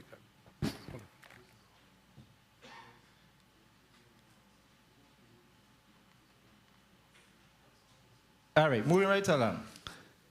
I just let you guys know, that's the... Oh, sorry. No, forget about it. And then in page 2 of 5, it speaks to 30 days after the issuance of any building demolition permit with respect to the St. Croix racetrack, grantee shall post a performance bond or letter of credit in a form of acceptable to the government from a financial institution, acceptable to the government in an amount of $8 million in favor of the government. I don't want any response from you, all right? All I want to know is when we're going to break grounds. Because they say 15 days after the issuance of the building permit or the demolition permit, work should be started and ground shall be breaking. I want to wear a hat, I want a shovel, I want to dig the ground. When will this 15 days kick in? Because this building permit was approved on May 22nd, 2024. Approximate cost of work, $3 million for construction of the Racino. You made it very clear on this floor, you're not building any running surface until the Racino is built. So can somebody speak to me when we will receive the groundbreaking so we can know when is the 15 days mark? Andrew Dubuque, Visual Operations, Managing Partner. Just to correct something you just said, I didn't say I wouldn't put the surface Answer down. my question. When is the groundbreaking?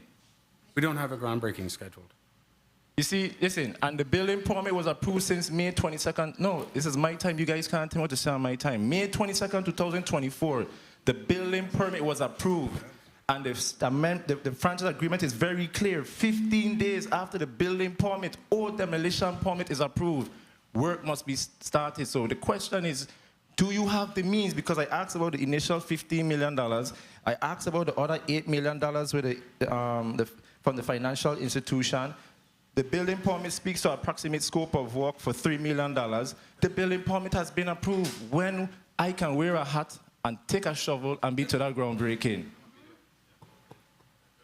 If you don't have an answer, you need to get off the track. Thank you, Mr. Chair, for the time. Thank you, Senator Joanne James, Sr.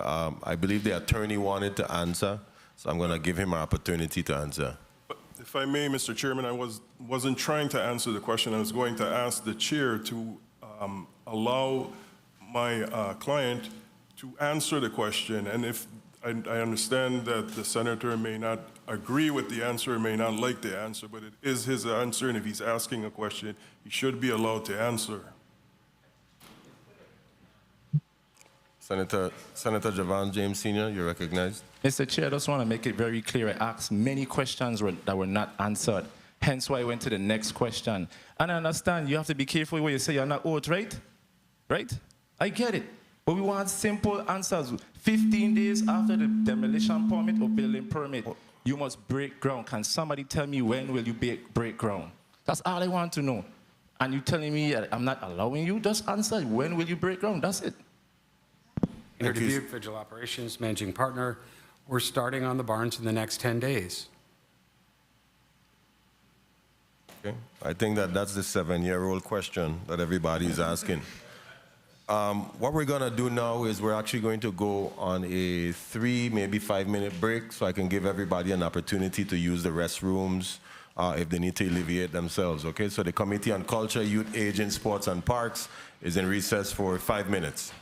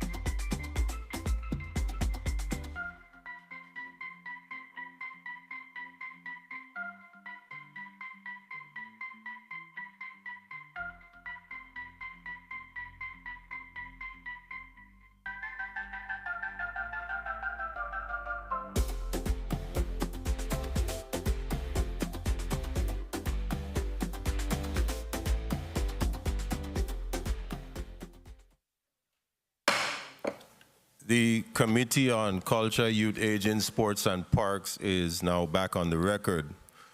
We just took a brief 5-minute recess, and now we're back on the record. And I wanted to begin the rest of this portion of the second block by asking a question to the Commissioner of Sports, Parks, and Recreation, Commissioner Calvert-White.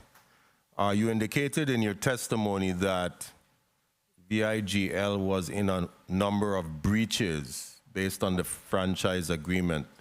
Could you please reiterate how many of those breaches you're claiming that they're in breach of, and what specifically those breaches are?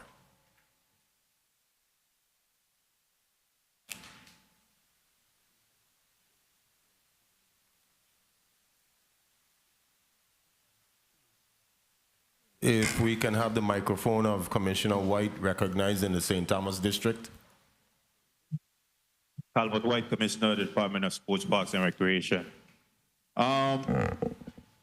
EIGL was sent correspondence via email of a number of breaches, 4 to be exact, and they was given an opportunity to cure. I think the timeline is 30 days, which they did not. The first one, bear with me. The first one is the building and demolition permit bond. As I stated in section 6.3 of the franchise agreement, it requires VIGL to post a performance bond or letter of credit in a form and amount acceptable to the GVI totaling $8 million within 30 days after the issuance of any building demolition permit with respect to the St. Croix racetrack. The Department of Planning and Natural Resources issued the first building permit for phase 1 on September 13, 2023. VIGL was required to post the bond or letter of credit and provide evidence to the GVI by October 13, 2023. VIGL did not meet that requirement. Violation 2 was groundbreaking. Section 6, the second amendment to the franchise agreement, executed September 15, 2022, mandates that VIGL break ground within 15 days of receiving the building or demolition permit. With the permit issued on September 13, 2023, the groundbreaking deadline was September 28, 2023. VIGL was notified of the deadline on September 27, 2023, yet claimed it needed for an additional swap permit. Although this permit was issued on November 16, 2023, VIGL did not commence construction. They further argued that a license from the Casino Control Commission was necessary despite the GVI stance that this was not a requirement. If that reason had been accepted, the Casino Control Commission approved VIGL license on April 18, 2024, with the resolution delivered on April 30, 2024, extending the groundbreaking deadline to May 15, 2024. To date, VIGL has not met that deadline. Violation 3 was the initial investment under section 8.2, subsection B of the amended agreement. VIGL was required to begin improvements and work at the Randall Dock James racetrack upon approval of the first amendment to the franchise agreement, achieving 40% completion within 24 months and reaching substantial completion within 42 months. By July 6, 2023, VIGL was expected to complete about 40% of the project. However, VIGL has not commenced construction. And the fourth violation was permit filings. According to Section 6 of the Second Amendment, VIGL was required to apply for all necessary permits and amendments within 60 days of plan approval and not delay more than 10 days between subsequent permit applications. The building permit for Phase 1 was issued on September 13, 2023, but VIGL only filed for that particular permit. with no agreement from GVI on partial filings. Despite requests to address this default, VIGL has not provided evidence of complete filings for all required permits or file subsequent permits within the stipulated time frame. Okay, thank you. And just to be clear, so none of these breaches that you're speaking of have been cured to date, today, September 20th, 2024? They have not. Very well. Before I go to a point of information for Senator, no? Okay. One moment, I did want to circle back to legal counsel. Earlier in the discussion, we had a reference concerning that same 60 days that was previously mentioned by the Commissioner of Sports, Parks and Recreation, pertinent to the second amended franchise agreement and the 60-day clause. And I wanted to know what findings the attorney was able to provide for us pertinent to that. So within 60 days of the plan being deemed approved, the grantee VIGL was supposed to get all the necessary permits or amendments to begin the construction. And the grantee shall not be allowed more than 10 days between the filing of any subsequent permit applications. So if I, through the chair, may I ask a question? Yes, through the chair to Through, VIGL? yes. Through the chair to VIGL, please proceed. Has VIGL obtained all the permits necessary to start the construction on the barn, the pavement, and the stands, the grandstand? Andrew Dubuque, Managing Partner of Visual Operations, on everything but the grandstands. We don't have the permit request filed to get the grandstands. Okay, with that answer, Chair, they still are not in compliance with the 60 days of the plan being deemed approved because they don't have the grandstand permit. Okay. Thank you for placing that on the record. Also, in addition, the provided testimony by the Department of Planning and Natural Resources did indicate that they did not receive electrical and plumbing for the grandstand, so hence they would not have a permit for the grandstand, but they do have permits for what is considered to be the racino, which is the casino portion of the Randall Doc James track, along with the barns. So the grandstand, just for all my colleagues, the grandstand does not have a permit for the record. Senator Carrion, you're now recognized for your 10 minutes. Thank you, Mr. Chair, and good afternoon once again to you and to the viewing and listening audience. I'm lost of words really hearing today's hearing and really not getting answers to the questions that are being asked. I don't know if Mrs. Dubuque is aware of the impact that this delay is having on the economy, and more so on the horsemen. I can't even quantify the loss that this delay has caused to the government and to the people of Virgin Islands, and the immense loss to the horsemen of our territory, especially the District of St. Croix in particular. What I'm hearing, it seems to we're just going in circles and it's just excuses, excuses, and excuses. And to be honest, we're at the point where it's enough of excuses. Enough is enough. We want some results. And this has just been delay after delay after delay. And it's time that we either see any action or this government has to pursue any legal way to hold you accountable. And one of the issues that I have with the way how we operate sometimes in government with these contracts is that we don't include within these contracts penalties and regards to not fulfilling and not being in compliance. I think we're to the point where legal action has to take place because it's been far too long and we've been waiting for too much. Unfortunately, That's what it just seems. That's what it seems. I asked you before in a point of information if you have a contract with the new contractor that is about to start within 10 days, according to you, the barn work. Inter Dubuque Vigil Operations, managing partner. We yes or no? Yes or no? Do you have a contract? I don't know that we have a contract for those barns, but no contract is required because they work on time and materials. Excuse me a second, Mr. Dubuque. So once again, you're coming before us trying to fool us, telling us that this is going to begin within 10 days, but you don't have a written contract with a contractor that's supposed to initiate this work.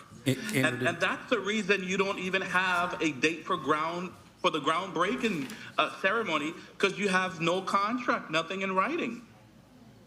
And you have to come true to us and tell us what's the real reason why you have not been able to begin the work on St. Croix on the racetrack. What do you need? Inter Dubuque Vigil Operations, managing partner. Let me answer the question you asked before. You asked about a contract. I said, no, I didn't have a contract, but not a contract. A contract is not required because they work on time and materials for us. So by and large, one is not required to begin work, and work will begin within 10 days, as I said. Answer to your second question is, what is prohibiting us from starting work is what I've been talking about here, and I said to, actually it was Senator Johnson, he asked very pointed questions about the costs that have incurred. The plans that are approved right now, the cost to just build the Racino has gone up to nearly $20 million just for the Racino. That doesn't make economic sense. So we're working as hard as we can to get that within a reasonable budget so where it makes sense. It's not about whether you have the money or not. It's about making a return for your shareholders and being fiduciary responsible to the company. So hence, that's why you let go the previous contractor you had, and you're seeking to engage a new contractor for the build-out of the Racino. Inter Dubuque, managing partner of Vigil Operations. That's part of it, Senator. Senator Johnson was asking the exact same questions. That is certainly part of it. Yeah, that answers the question. You have not shown good faith, Mr. Dubuque, because you are in breach in more than one. We heard from the commissioner, at least in 4 areas, you are in breach of contract. Are you planning to make whole on those issues? You have given an extension of time, and you have not fulfilled your duties and responsibilities. What's your answer to that? If I may respond, Miles Plaskett, counsel to VIGL. What the commissioner was referring to and what the commissioner read was a letter from counsel to the office of the governor regarding breaches that are alleged and asserted by the government. We have been talking with counsel and with the governor's office. 5 minutes. We've been talking with counsel for the governor and the governor's office and with the Racing Commission regarding this letter, regarding the breach, and regarding the responsibilities of the parties under the franchise agreement and everything that is set forth in the franchise agreement with respect to remedying any violations of the franchise agreement. There's a complete section that sets forth all of the actions that can be taken in order to remedy these breaches and what will happen if they are not remedied, up to and including perhaps a revocation of the franchise agreement. What we are doing is negotiating and explaining what the situation is, which is also part of the franchise agreement and part of our part of the remedies that we have, part of the duties that we have. To keep referring, I understand that you have this document and I understand that the commissioner has referred to and has alleged the breaches, but there is a process and we are going through the process. Well, according to what the commissioner stated, the timeline in the process, given within the same franchise agreement, within the amendment, has expired. You've been asked to come into compliance and given 30 or 60 days, and you're still out of compliance. for all intent and purposes, you don't seem even like a trustworthy or a corporate citizen because you're not following through with what has been established. Now, moving along, the other issue that I'm seeing here, let me ask you this: do you have a lease agreement with Proper and Procurement for the rental of the facility?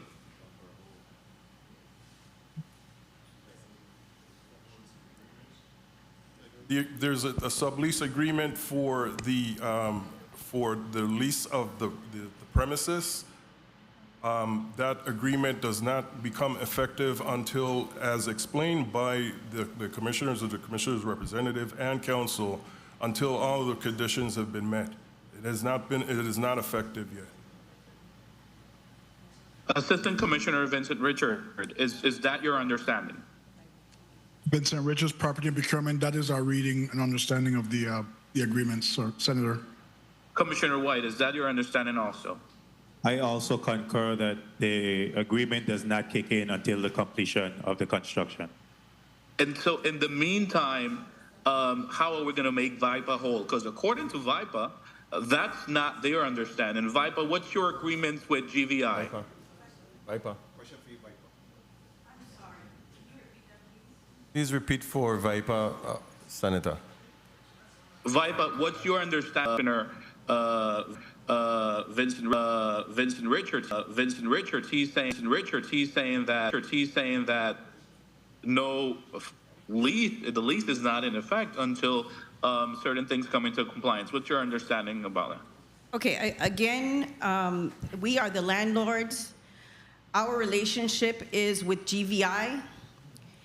And it is my understanding that the sublease, as well as the franchise agreement, does not become effective until the conditions in Amendment 1, subsection 21C, all those conditions are met. And in us, remember, we have an effective lease. The lease, I'm sorry, we have an effective amendment to the lease from September 24th, 1982. That amendment number 4 was May 24th, 2021. The terms and obligations between the port as well as GVI are laid out to include their obligation to pay the rent, which the rent is at the fair market value. So given what you just stated, then that means that then VIPA is not owed anything at the moment. No, sir. VIPA has its amendment number 4 to its lease with the government of the Virgin Islands. That amendment 4 lays out their rental obligation upon the execution of amendment 4 that was done since May 24th, 2021. Time.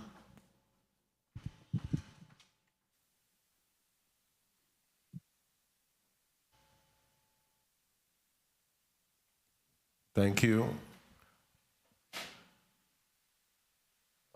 Thank you, Mr. Chair. Clearly, we need to get to the bottom of this, and I think it's the government's responsibility to really hold VIGL accountable for the breaches within this agreement. There's too much mystery in the middle of this, too much things that are not clear, that they're not stating, that they're not saying, and we just can't continue. The District of St. Croix, the Horsemen Association, the horsemen individuals, they just can't continue being held hostage by a company that is not doing good within its agreement. It's time that if it's like a marriage, if it's not working, it's not working. And this one clearly is not working and has gone far too long in this status, and it's time for a change. Thank you, Madam Chair. Mr. Chair. Mr. Chair. Mr. Chair. Thank you, Senator. Before we go to Senator Capehart, I wanted, being that my colleague mentioned the Horsemen Association, I wanted to ask a question to the Horsemen Association. When was the last time, if any, have you had any discussions with VIGL pertinent to any particular issue or challenge that you've been having or accommodations thereof, for the Randall Doc James track on St. Croix?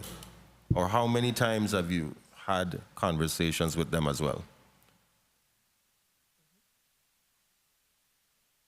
Elroy Bates Jr., President, Flamboyant Park, Houseman Association.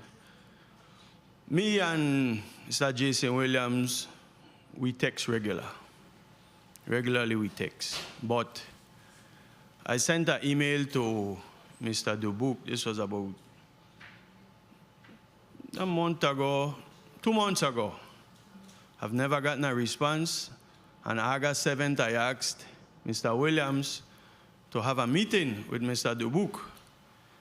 And Mr. Williams never got back to me.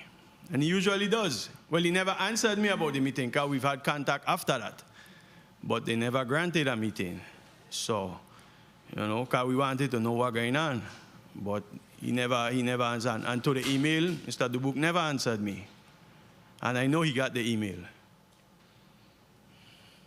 Marcus Knight, Flamboyant Park, Houseman Association Vice President. And on top of all of this, we're sitting here listening. We have heard this before. I think it's 2018, they started work, painting the stalls, patching the roof, doing poor work. The same thing like what you said before. They don't need a contractor, send a contractor down on the barns to fix it. They could have did that. They got 3 barns down there. Barn A is the only barn need to be finished with electrical that they could have done already. Look at Southland Gaming. Southland Gaming coming here, gone in St. Thomas, build a grandstand, build pony barn, build quarantine, run 2 races for over $100,000 plus, and they Racino or they VLT thing isn't open yet. That's his people dealing in good faith. They could have come and finished this thing. They could have done everything that they're talking about. Cars is on them. They is the one prolonging everything. Every time it's something else. That's what it should name their company, something else. Because we come here now, it's still something else again. Everything is on there. They could have fix everything that they need to fix. All the permit that they got, they could have do everything. The grandstand permit they didn't get yet because they didn't want to build a grandstand. They got a Racino permit because that's what they wanted to build. All the permits that they need, they got to turn them in to build what they got to build. Everything is on day. VIGL, that's who the problem be. If they ain't got the money, get out, come out and let somebody else build it. The problem is on day. Senator, as Mr. Elroy Bates Jr., President, Flamboyant Park, Houseman Association. And I think it's December or January 2022 when Mr. Dubuque took over. We asked him to do the running surface, fix the barns and the paddock area. He insisted no, he ain't spending no money on doing the surface. He ain't spending no money on maintaining the surface. He ain't spending no money on that. He ain't spending no money on that. Now today, it's a whole different ball game. He's willing to do that now. I don't know what's the change, but he's willing to do that now. And we asking you for this about 3 years ago. But he don't want to do it. So I don't know what games they're playing. I don't know. Marcus Knight. And on top of that, if somebody really wants to build a racetrack, the last states, in order to run a Racino, you got live racing. So why they didn't fix the racetrack? Because that's the most important thing I need. Why they didn't fix the barns? That's the most important thing they need. They could have fix that from 2018. They could have done that. They bring pile of sand, look how the sand look now. Grass growing, they might need new sand by the time it's done. Half rate must be gone. There is the problem. Thank you for your commentary. And we did hear 10 days, and 10 days from now is September 30th. Is that correct, Mr. Dubuque? Andrew Dubuque, Managing Partner of Visual Operations. Yes, 10 days from now is September 30. September 30th, what year? 2024. Thank you so much. Senator, if I could mention some, I passed down there this morning about 9:30, 9:45. They had a man in there cutting the grass. So I guess work start, we could say. I don't know. Yeah, No, I they mean, don't. I No, that understand, grass got away. and I feel the frustration and the pain because I had the question earlier. We've heard that $11 million was spent, but we haven't really seen the physical, transformation. But apparently a lot of the money that has been spent has been for permitting and other different zoning issues or whatever, or designs and architecture. But, it is a frustrating situation, and we understand, and we're doing our best to make sure that they are in compliance with what they're supposed to do. But 7 years is a long time for anybody to wait. Mr. Knight, wrap it up really quickly, because I see that you wanted to make a quick statement. Marcus Knight, you touched on it. I was going to say, majority of the 11 million that they spend, other than fixing the running surface and doing the extension and buying the sand, the rest of it, which is majority, got to be 70% is they changing, always changing the drying. Every time they have smart meet with them from time we start, we see a different drying.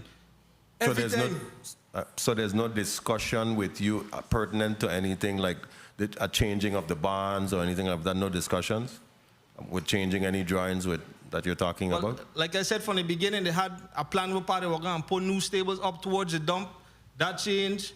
They were going to build more stables in the back.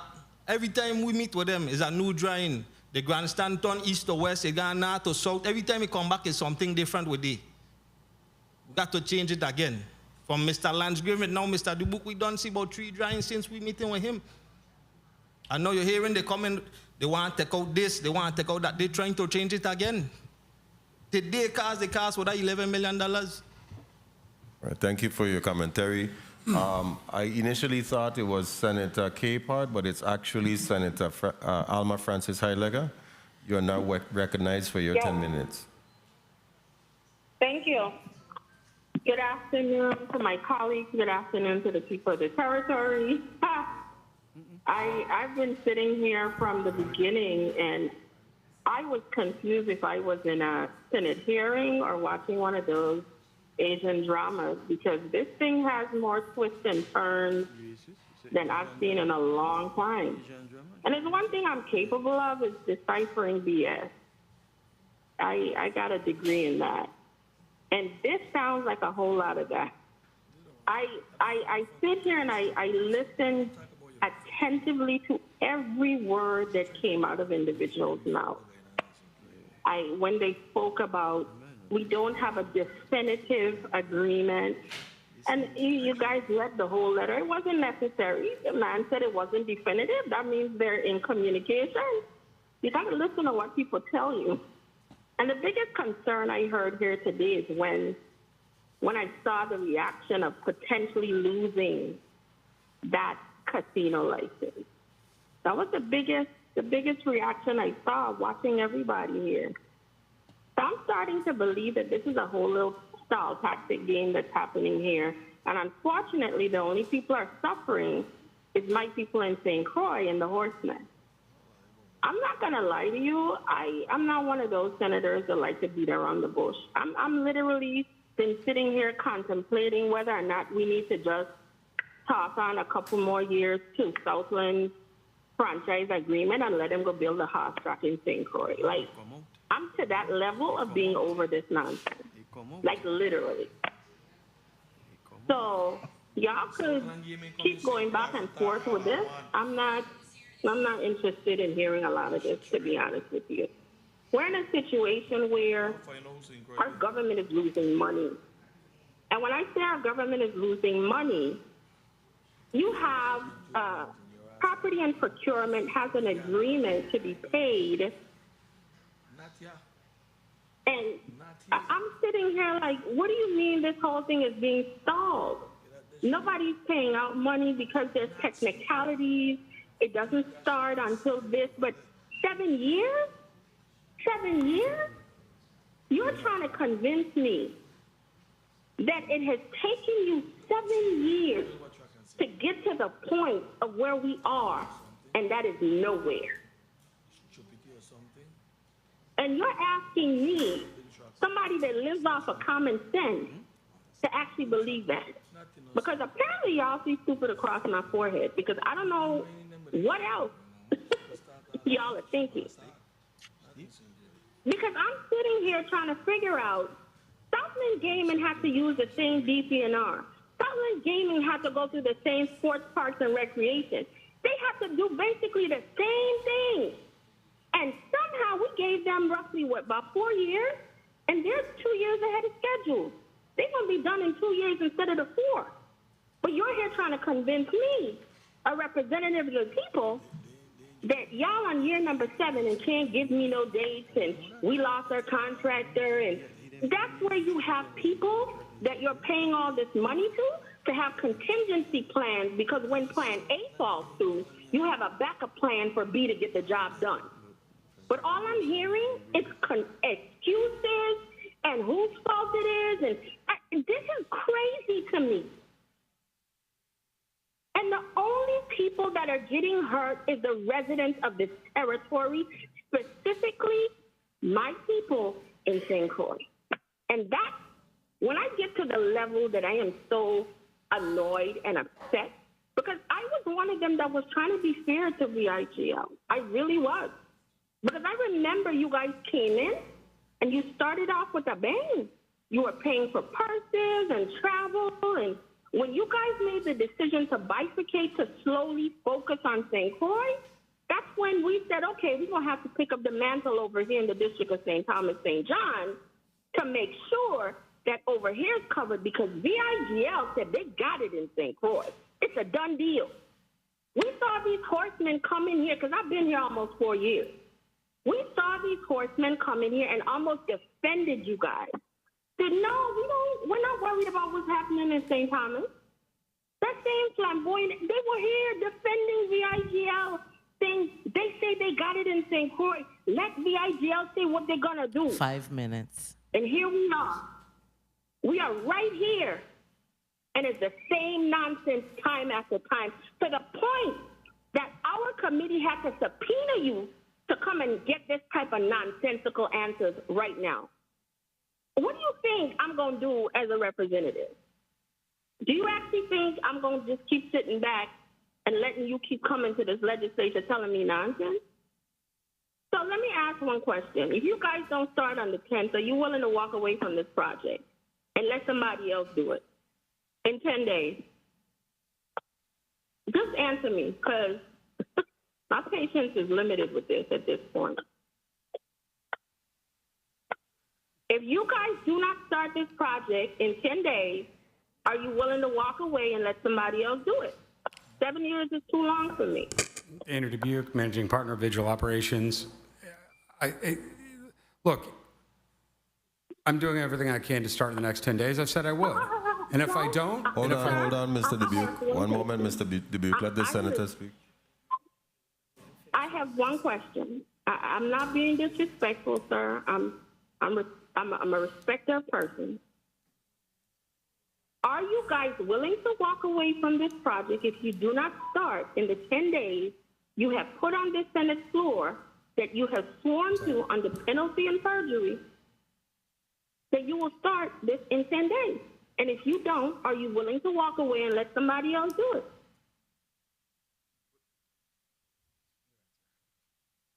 Miles Plaskett, counsel for VIGL. Mr. Chair, again, I would ask that if my client is asked a question, that he be allowed to answer the question. Let him finish answering the question and not be interrupted while he's speaking. He's not taking up too much time to do it. This is a yes or no answer. He started with the whole speech. All I said, one thing, yes, no. That is all I'm asking. Would you like me to repeat it? Please hold the senator's time.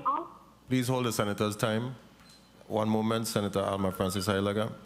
For clarification, it is the senator's time. So however the senator wants to use his or her time, it's within their scope. So I know that sometimes we get passionate, but it is the senator's time. You have to just deal with however, you have to answer the question. The senator will provide you a space to answer, but if the senator begins again, you have to accommodate. Senator Alma Francis Heilig, you're recognized again. Please continue. Thank you very much, Mr. Chair. I'm going to repeat my question, and this is a yes or a no answer. If VIGL does not start this project in 10 days, as they have shared on the Senate floor and have sworn to do so under penalty and perjury of law, are they willing to walk away from this project after 7 years and let somebody else who might be more capable and more willing to do so to get the project done? Yes or no? Miles Plaskett, counsel for VIGL. The answer is VIGL has already begun work on the project. The answer is VIGL has a franchise agreement and is intending to and will continue to comply with the franchise agreement. The answer is that is what governs here. Mr. Calvert White, Sports, Parks, and Recreation. Is VIGL in breach of this contract? Yes. Thank you. And I fully understand what breach means. So all this legal lingo and all of that's nice, but I fully understand what breach means.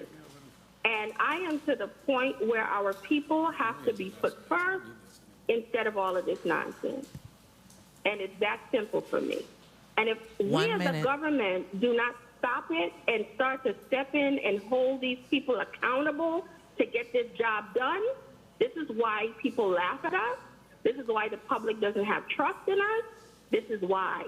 Because we let people come and play with us and play with the people of this territory for so long, and this is the end result.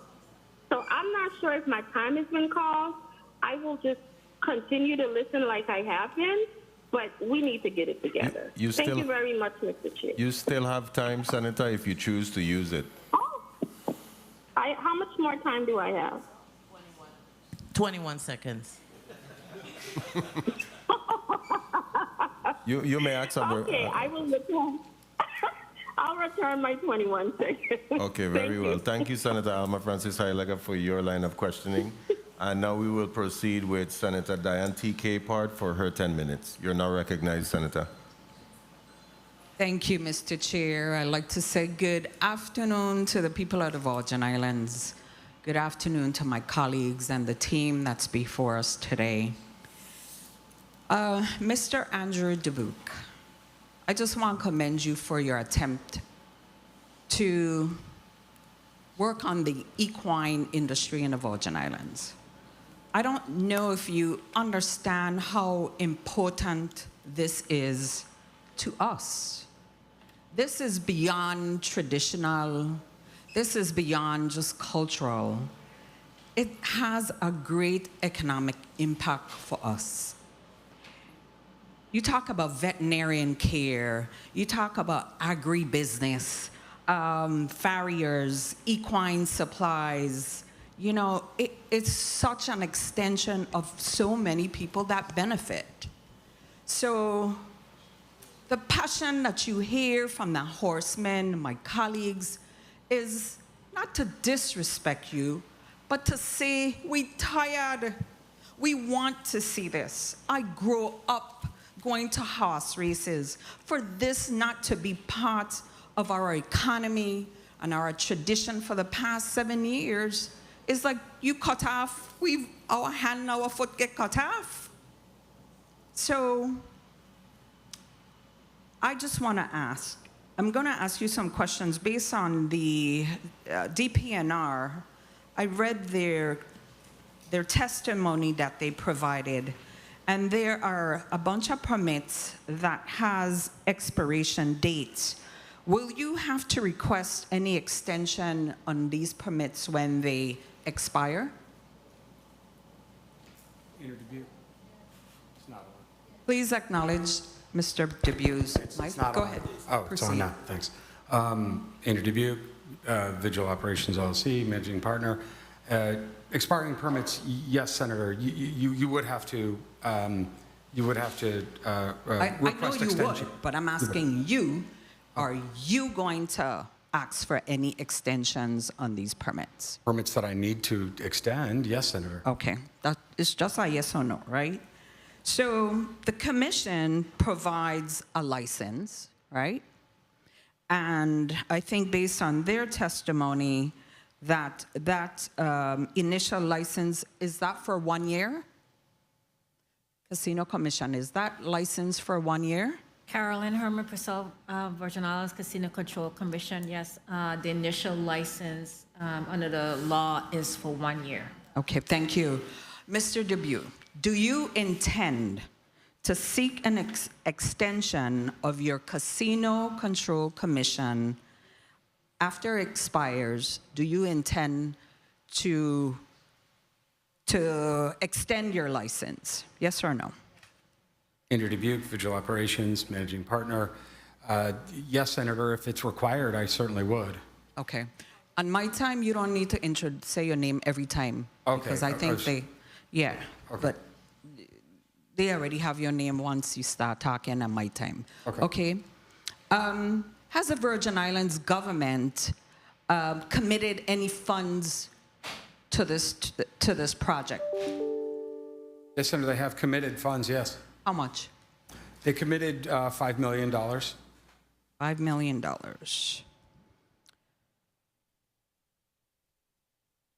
Let's talk about demolition on the St. Croix racetrack. Presently, are the horsemen, do they have the opportunity to use any of the stables? Sorry, could you repeat the question? Are they able to use any of the stables presently? Are they closed, not in operation? The stables, let me clarify a question you asked a second ago, though. We've not received any dollars from the government. We've received zero. So I just want to make that clear. Okay, that was... Yeah, we were granted $5 million. We've received nothing. So just to be clear. But your second question is, that's why I'm renovating them now, is so they can use them. Okay, wait. You said you have not received the $5 million? No, we've not received $1. No. Okay. Let's go to the demolition. So the horsemen, they can't use the stables presently. Is that correct? Presently, the stables are not able to be used. They're not operable. Okay, good. 5 minutes. What did you do with the viewing stands on St. Croix? We didn't do anything. Governor Mapp's administration, I think, took them away after the hurricane. You need to speak in a mic, because... We didn't do anything with them. I believe Governor Mapp's administration took them away after the hurricane because they were demolished by the hurricane. Okay, thank you for that. Sure. In DPNR's permit or testimony, it said that there's going to be a reducing the size of the grandstand, padlock, stalls, stables, and parking area. Why is there a reduction of the size? We redesigned the entire grandstand, parade ground, and pavilion areas. To accommodate how many people? If you give me a moment, I'll give you the exact number. While you're looking for that number, is there also going to be like a VIP box room design on St. Croix? Yes, Senator. Yes? Can you tell us how many rooms? If you give me a moment, I'm going to pull up the... Mr. Chair, you're hearing that? You're holding my time? Please hold the senator's time.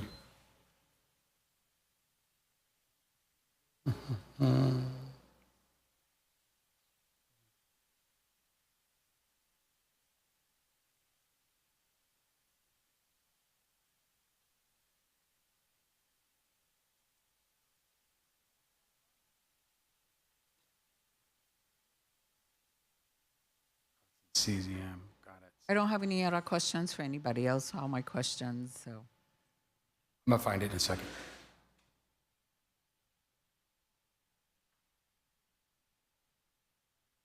How much time does the senator have left? 3 minutes and 37 seconds. Okay. Okay, so Please proceed. thank you, Senator. There are 3,207 seating capacity in the grandstand, plus an additional 2,700, so that's nearly 6,000 seats. And there will be... In your new design? Yes. Sorry. Okay. Yes, with 180 VIP booth seating. Well, how many VIP? 180 VIP booth seating capacity. Okay. And Senator, if you'd like, that was came out of the CZM meeting from last year.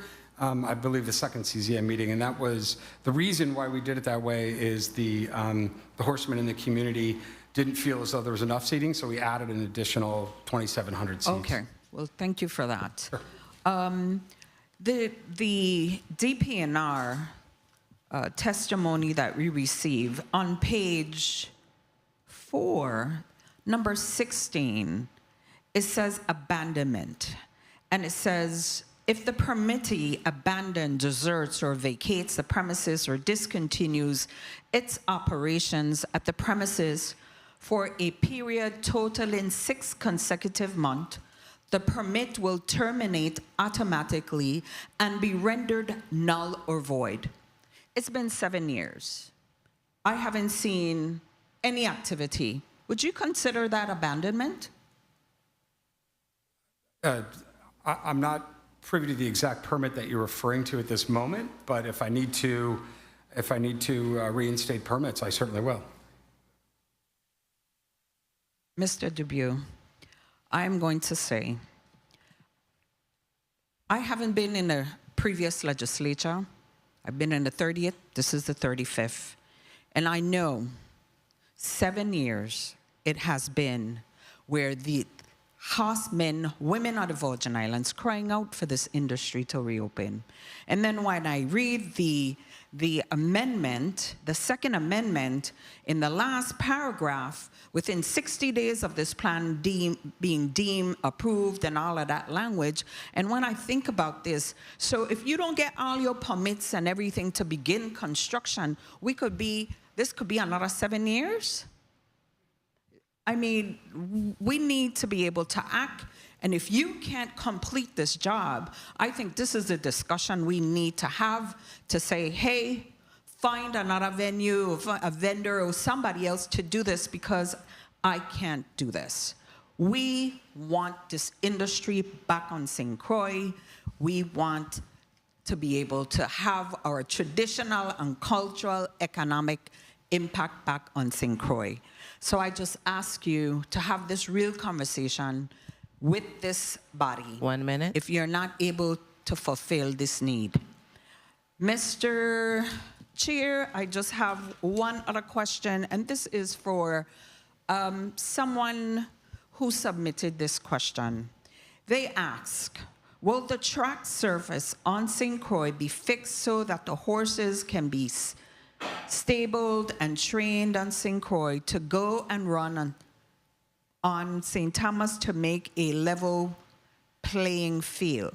Now, I'm trying to understand the question in the sense that if they will be able to just have the opportunity to use the track, what are the suggestions to start just giving them the opportunity to even have some, like, you know, in Williams, they stopped individuals from having these bush races. I don't know if this is the intent of the question, Mr. Chair, if I may conclude, that they're crying out for some sort of activity. Is that possible of having just for them to use that track to have unofficial races, or no? Senator, that's actually my intent. I mean, I feel for, let me back up a second. Nobody wants this more than I do. I've got so much time and money invested in this, and I completely understand that the people of the Virgin Islands and the people of St. Croix want it as well, and they've been very patient. So in the event that I can be permitted to renovate the barns, put down the surface? Yes. The answer is yes. I think by the springtime, it would be reasonable to suggest that, yeah, they can train and have some sort of race if they want. So, Mr. Chair, if I may just ask this one. So, can you give us a timeline? Like, when Like I said, springtime, I think, is a reasonable timeline. Say, okay, that's just for the truck. Let me clarify this. For the whole project. The whole project. I mean, stables, concession, everything. I understand what you're, look, given the amount, and look, there's been a lot of talk about St. Thomas versus St. Croix. The St. Thomas project is 1/20th of the project that I have permitted and approved. 1/20th, maybe even 1/30th. So to put all those pieces together and give you an exact timeline is very difficult. However, it all hinges around the ability to get the revenue machine up, which is the Racino, because otherwise it'll fail. You can't just spend money on grandstands to the extent the grandstands that we want to build, grandstands, barns, tracks, and not have a revenue generating piece of it, because it won't work, it won't succeed. So once I can get a contractor and a Racino that works, and I believe we should be able to do that very, very soon, then I can give you an exact timeline for the rest of it. But what I can tell you right now is that if the horsemen want to run, I'm renovating the barns, the rail, and the track, and they'll be able to do something by springtime. Thank you, Mr. Chair. Thank you. Thank you, Senator Diane T. Capehart. And for clarification purposes, based on the Gregorian calendar, the first day of spring is March 20th, 2025. So you said spring, the first day of spring is March 20th, 2025. I know you didn't give a solid date, but we're looking for some kind of movement. We're looking for some kind of movement. Senator Johnson, point of information. Thank you very much, Mr. Chair. I need counsel for VIGL attention. I need to ask Council Plaskett a question here. The government continues saying that you're in violations of the franchise agreement. And you're saying no. What I need from you is to say to me or explain to us, because the franchise agreement is a very long, in-depth thing, and some of us don't have full understanding of it. I want for you to explain to me why you believe that you guys are not in violation of the franchise agreement. For the Miles Plaskett, counsel for VIGL. I think what I said, and to answer your question, the franchise agreement sets forth things that need to be done. The government has asserted that the VIGL has defaulted on certain things. The franchise agreement also says that we have the right to come back to them and tell them why we don't think that we are in default. Not that we haven't done things, but that we are in default, and then to explain to them why and talk to them and come up with an agreement, possibly come up with an agreement as to why we need, for instance, if we tell them that we can't get this, not that we can't get the permit done, but we've gotten all the permits, but we can't get construction done because the contractor went bankrupt and we need additional time to find a new contractor and to start the process over again, that excuses the default. So that is why I'm saying, not that these things haven't happened, but the agreement and the parties understand, because we negotiated the agreement, that this is what happens when you do commercial agreements, that there's a possibility that something could have happened, and then we get together and we talk about it and we figure out what can be done. And if the government decides, well, we'll give you an additional 30 days to get it done, But if you don't get it done, then you start have to paying the liquidated damages or something that's involved that is also in the agreement, or that you haven't done what we want and we want the agreement revoked. Then there's a whole nother process for doing it. What I'm saying, and what I was trying to explain, what Commissioner White was talking about. Yes, the government has asserted these defaults, but there's a process that we have to go through, and we are going through the process. So you're saying to me that you and the government is in conversation in regards to those items that Commissioner Calvert-White said that you're in violation of? In regards to the letter that Attorney Baker sent to us, and copied Commissioner White, Attorney Baker represents the government, represents the governor's office. Yes, we are in discussions for this. We were trying to put together a meeting. There is a whole process to go through, and that is what we are doing. Thank you very much. Thank you very much, Mr. Chair. Thank you, Senator Johnson, but I'd still like to drill down on that, because I know I heard the commissioner state that there was a breach, there was an opportunity to cure, and the time has expired. Commissioner, is that correct? That is correct. Attorney Plaskett, is Plastic? What's the gentleman's name? Mile?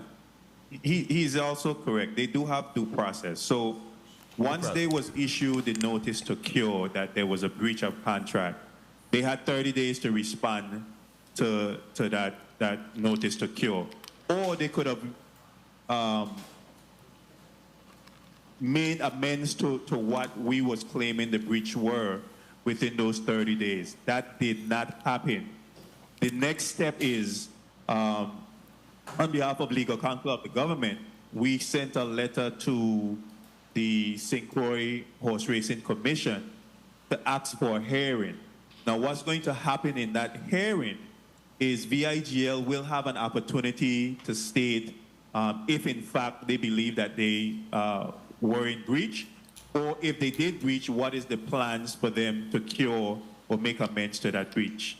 At the end of that, the government have several choices. One, it can be agreed upon that we attach some type of liquid damages to VIGL. There's sanctions, and I don't have the amount here.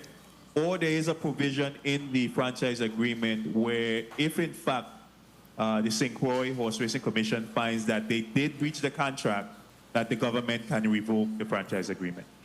Very well, and let me ask you while I have you here, because what is the posture of the department in the event that VIGL continues to non-comply with what you consider to be breaches? What is the posture of the department? I'm not following your question. In the sense of them pulling out, if they decide to pull out, they're not complying, non-compliance, they want to pull out, what is the posture of the department? What are your next steps? On behalf of the governor of the Virgin Islands, we've already been looking at, I guess, quote-unquote, Plan B situation. Keep in mind, and nobody has talked about this today, the Department of Sports, Parks, and Recreation still have two funding sources in two PWs that we have, one for the Clinton Phipps racetrack and one for the Randall Jack James racetrack.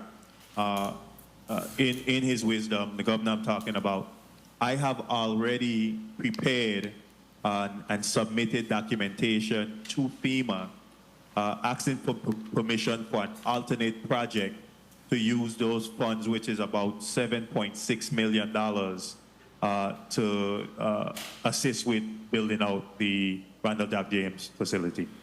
And specifically, that would be to assist VIGL or any other entity to help with the track? Well, it could go both ways, and I don't want to speak for the governor.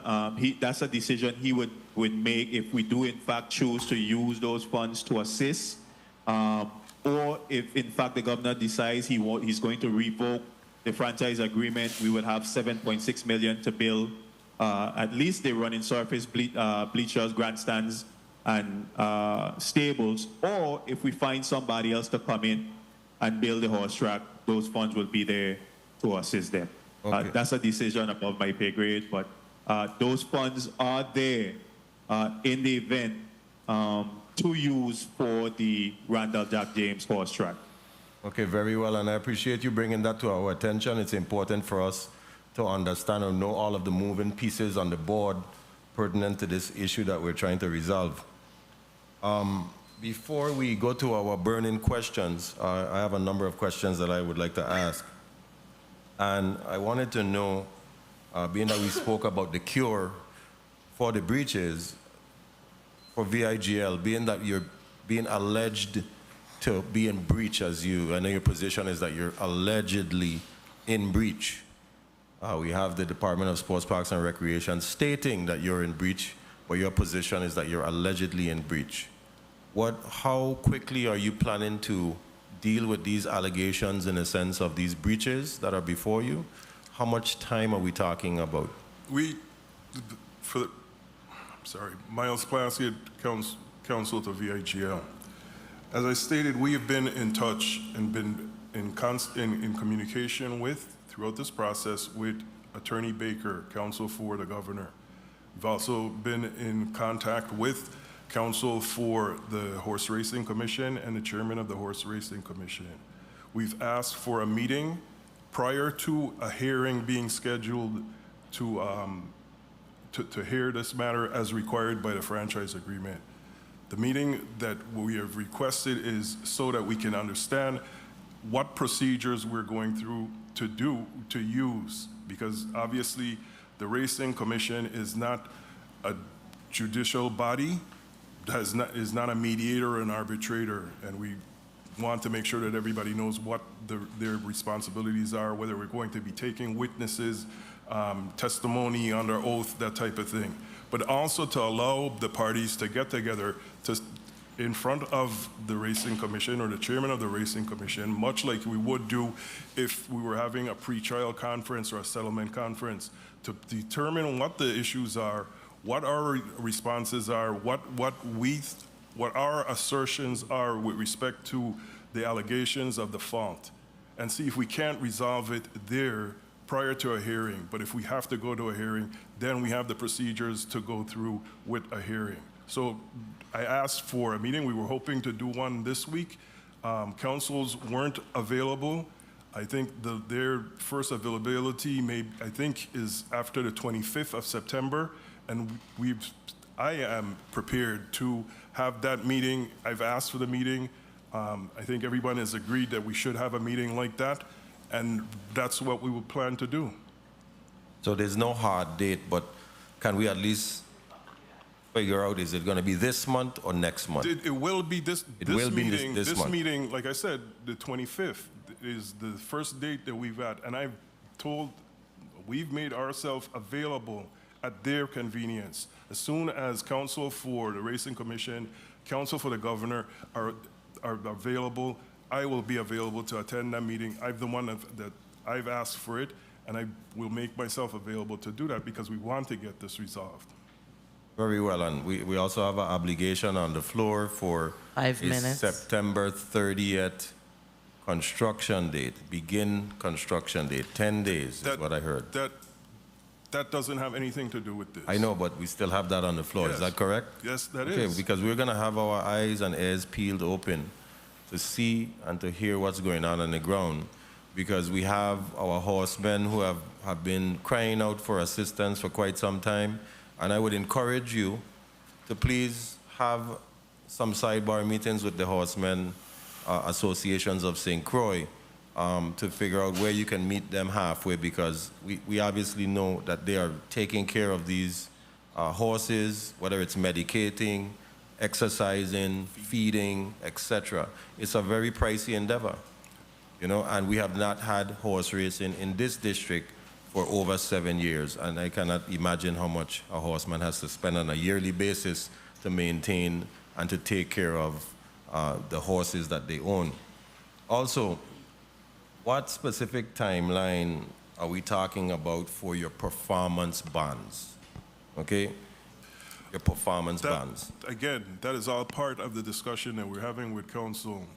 determine, do we have an idea of how to do the performance bond and what kind of bond we would like to post and when and what the requirements are for that.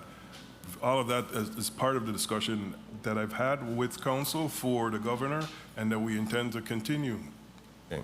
Why, and there was a number of concerns by the horsemen pertinent to the changing of designs over the period of time. How many times have you changed your designs? That's not a question.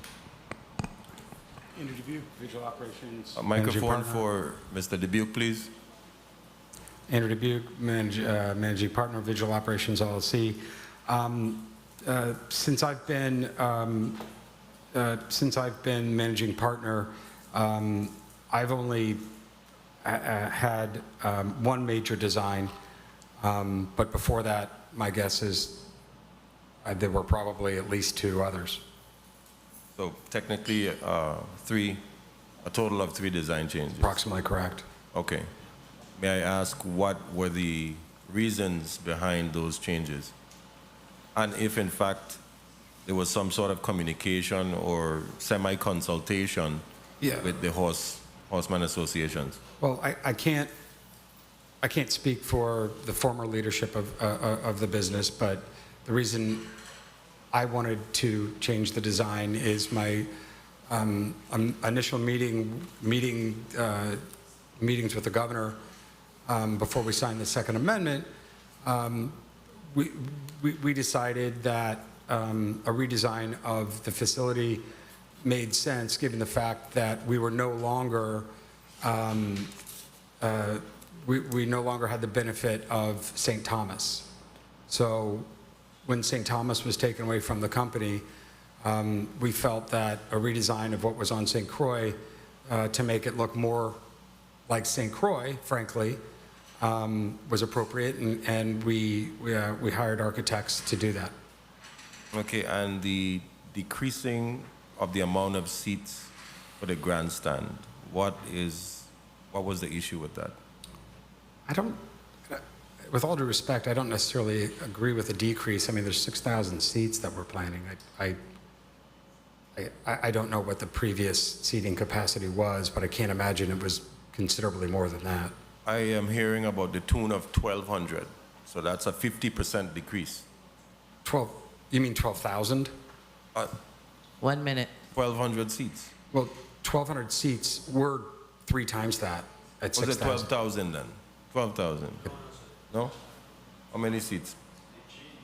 They changed the Rebates President Flamboyant Park Horseman Association. The last design that they submitted to CZM was for 1,200 seat, a 1,200 seat capacity grandstand.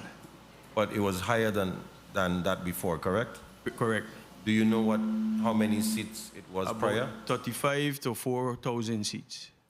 And you're saying how many seats that you're going to build? 6,000. 6,000. Okay. Okay, very well. Yeah. Okay. So I just haven't had the opportunity, but I disagree with whomever said that we reduced this seating. That's just not accurate. Okay. Very well, and I appreciate the clarity. So we're going to go into a burning question. Oh, that was perfect, man. A burning question round. I'm going to start with... One moment, colleagues. Go ahead. Marcus, they Flamboyant Park Horseman Association, but I got a burning question. So I hear Mr. Dubuque said that by March, you said March will be spring, that the surface and the stables will be done, and his plan is to have races. Who is going to fund the races? 'Cause that's what he said a little while ago. To the chair. To the chair to VIGL. Jason Williams, VIGL General Manager Racing. I just want to make something clear. We're going to speak to Andrew's point, Mr. Dubuque's point. We're going to make the running surface, have the barns repaired, have the rails repaired, like he said, for spring of 2025. However, when you talk about racing, though, we can't give a time frame for racing because that's a joint effort between us, as you know, Marcus, the Horsemen Association, and even more importantly, the Racing Commission. So we can't sit here and say that, well, we're going to have racing in April or May or whatever, springtime. But you can say what your projected timeline or date is for the completion of the construction. You can say that. Right, and Mr. Dubuque said that with respect to the barns and the rail and the surface. And he already said that the track would be available for training. He expects it to be by spring of 2025. All I'm saying is that that's the only commitment that we're saying right now. We cannot tell you when we're going to race because the Racing Commission and the Horsemen Association, there has to be a conversation. I mean, Racing Commission is going to have different requirements. So we can't sit here and say that, okay. Well, if you understand what I'm saying. Your point is well taken. Okay. All right. I just want to be clear on that. So still my question haven't been answered. Who is going to put the money for the passes for the race? And then from there, we'll let my colleagues have questions. Attorney? Restroom break.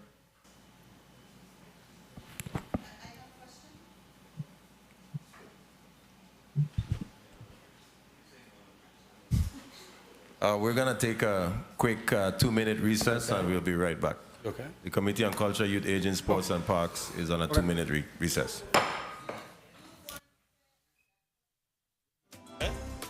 How much clearer I gotta be?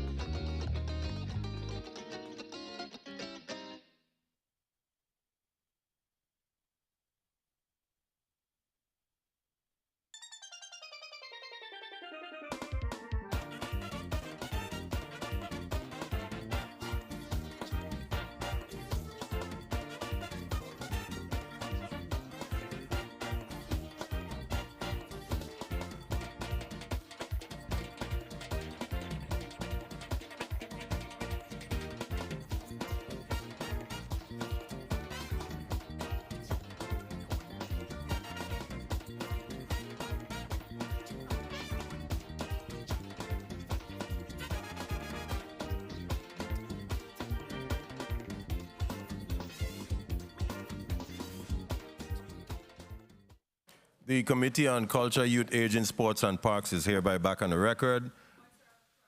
Point of clarification, Senator Diane T. Capehart. Thank you, Mr. Chair. I just wanted to get clarification or inquiry as to a question that I asked, and I don't think it really, I don't think Mr. Dubuque understood my question.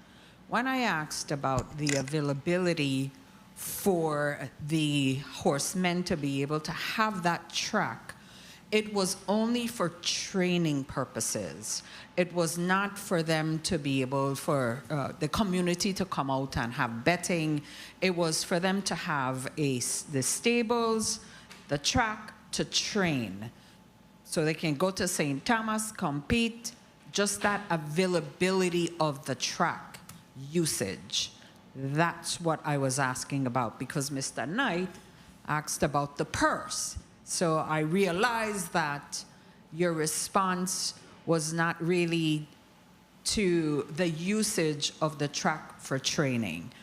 And that I wanted to make clear as my inquiry to you of that availability, and then you gave them the spring date. So that's what I was asking Mr. Dubuque. Yes, it will be available for training. I think as it relates to racing, I think between or among us, the Racing Commission and the Horsemen, I would say the goal is to figure something out. But once it becomes clear that the track's going to be available for training, they're going to need some time to figure that out. But I would certainly think that's the next best step for sure.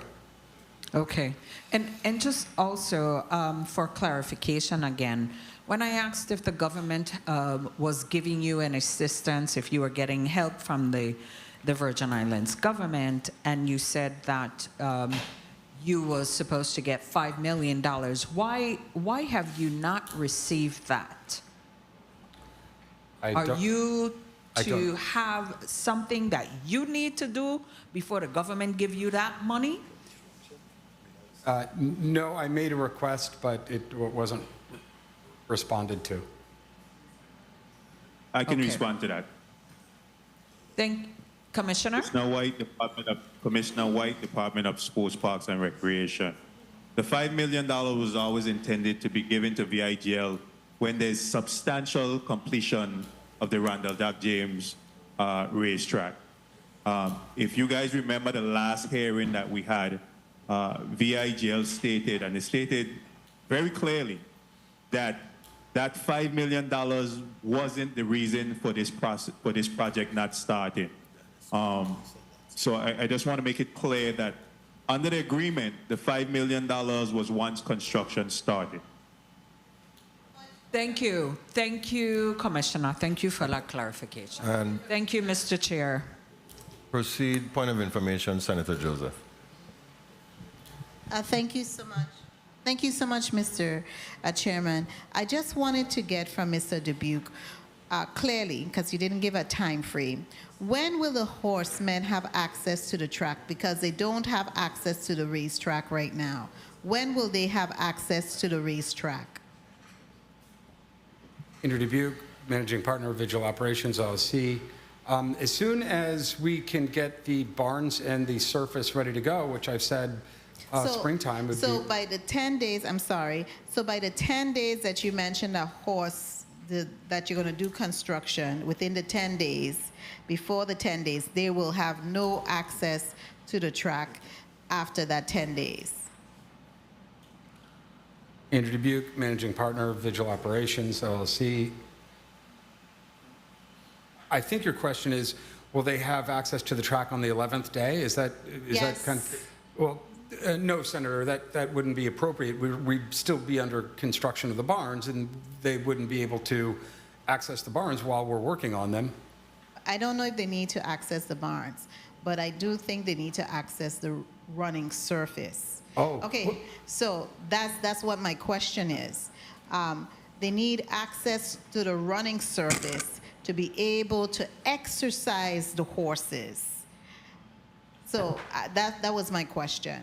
Andrew Dubuque, Vigil Operations LLC, managing partner. Yes, Senator, once the running surface is down, yes. But you expect that to be completed by springtime next year? Yes, Senator. Okay, thank you so kindly. I still have more questions. Of course you do, Senator, of course. Before we go to the burning question, beginning with Senate President Francis Jr., pertinent to the running surface, you mentioned that you're going to deal with the running surface, but do you have an obligation to maintain the running surface? Whose obligation or responsibility is it to maintain the running surface? Well, Senator, we would maintain it despite the fact that it's probably not our obligation, but we will. Okay. However, it would be good to know whose responsibility. Commissioner, what is your understanding of the responsibility for maintaining the running surface on the racetrack in St. Croix? That's an easy question, Senator. VIGL is who have access to the facility. They are responsible for that. Department of Sports, Parks and Recreation is not occupying the track. VIGL is. Very well, Commissioner. Thank you. And there was also an indication by VIGL pertinent to starting construction.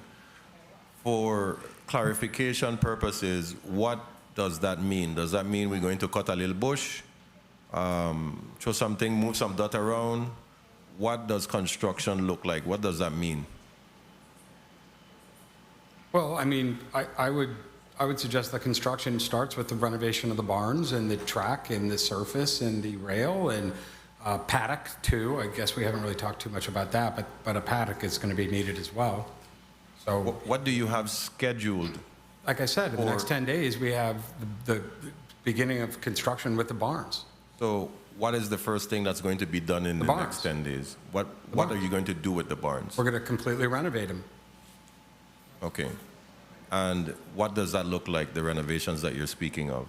What kind of construction? I don't have the plans, but we need to, CZM has required us to replace the corrugated roof, get the electricity in the stalls, get the plumbing, get the pads down, fix a lot of the forms, renovations that need to be required to bring it up to snuff. So you're saying renovations, but you said you have an obligation to construct.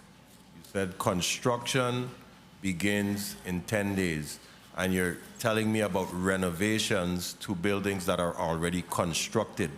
So what does construction look like? I can't, I mean, Senator, I think we're splitting hairs here. In my mind, construction includes renovation. Okay, I think we want to see the materialization or the manifestation of things being erected on that racetrack. We don't want to patch up anything. While it's recommended that the barns, yes, do need attention and to be fixed and renovated, but you have an obligation, like you mentioned throughout this hearing, to construct. So I'm hoping that we get to the portion of that where we're actually building and constructing and erecting whatever needs to be done on that racetrack. And before I move forward to Senator Francis Jr., the previous construction company or contractor that was there before, how long were they there and what were they paid for the duration of the time that they were responsible for construction on that racetrack? Our former contractor was with us on that site for approximately 2 years. 2 years, okay. Right, and you know, we did everything we could in pre-permitting construction, which frankly, before we had all of our permits and licenses, couldn't be very much, but we did as much as we could. Retention ponds, detention ponds, things like that, you know, drainage. But I don't have the exact figure of what we paid them, but it's to the tune of $300,000 to $400,000 during that period, approximately. Okay. Something like that. You're very well, Senator Francis Jr., Senate President. You're recognized for your burning questions. Thank you very much, Mr. Chair. Commissioner White, in respect to substantial compliance or work done, can you be a little bit more objective on that? I think that substantial work seems to be somewhat subjective. What are some of the actionable items, or are you going to prepare a list of work that need to be completed in order for them to be able to activate the $5 million grant? I don't, Calvert White, Commissioner of Sports, Parks and Recreation. I don't have that list, Senator. I know off the top of my head, the governor wanted that $5 million to go towards construction of the actual racetrack. So whether it would have been the running surface, stables, grandstand, which was deemed as phase 2 of the project. But it wasn't to just be given to start the project. We had some concerns of if we gave $5 million, if the project would have continued, or if we would have even seen progress. So we wanted to make sure before we gave those funds that we saw some type of significant movement on the track. In regards to the fairness of the process, I think there needs to be some written understanding, so that in fact both sides are aware of exactly how the money could be activated. I think that's something you should work on. Mr. DeBeek, do you have any interest in promotion of the Clinton Phipps racetrack? Andrew Dubuque, Managing Partner of Visual Operations. No, Senator. Okay. And can you explain or tell me what is your understanding of the language in respect to Trasco moving forward? Is there some commitment that's required by VIGL in moving forward to address the Trasco situation? Yes, there's Andrew Dubuque, Managing Partner, Visual Operations LLC. Yes, Senator, there's a requirement in the settlement agreement that provides for operation of a temporary racino for not less than 1 year, but not greater than 2.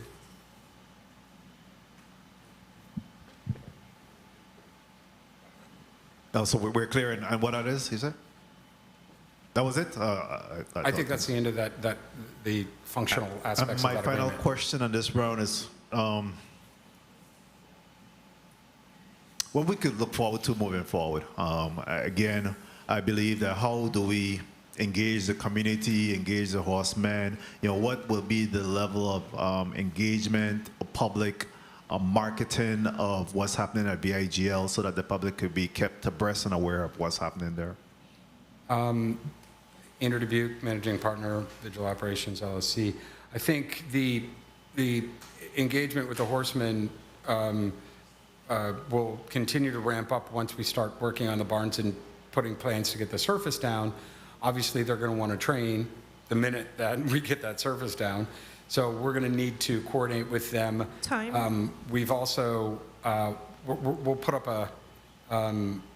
we'll put up updates consistently on our website and our social media pages, including pictures, so the community knows how the progress is going. Because I understand, just like everybody in this room understands, that racing is the #1 priority. The fact that there's a racino there, I'm sure people don't care quite as much about. But racing is obviously the #1 priority on everybody's mind. So as that develops, we'll continue to keep the community updated. Thank you. Thank you, Mr. Chair, for the time and opportunity.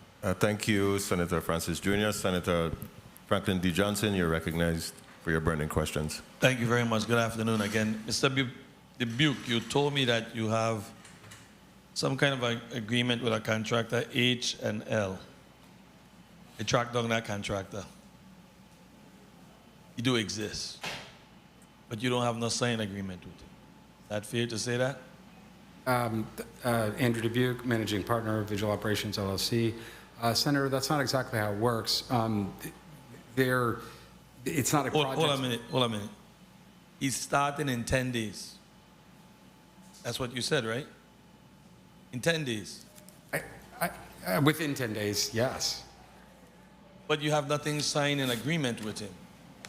Again, it's not an exact project that we have. It's an ongoing time and materials contract that we have with them. I don't have it in front of me. I'd have to talk to my So you're people. you're but- talking about doing something like a day-to-day?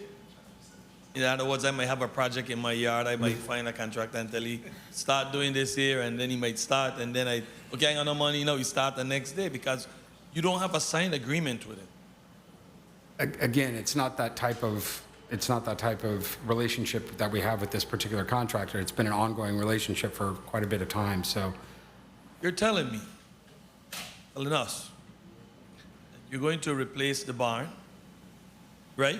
The barn's going to get, the roof going to get all done over. Yes, Senator. Retrofit. Yes, Senator. The railings are going to get retrofit. Electrical work is going to get redone.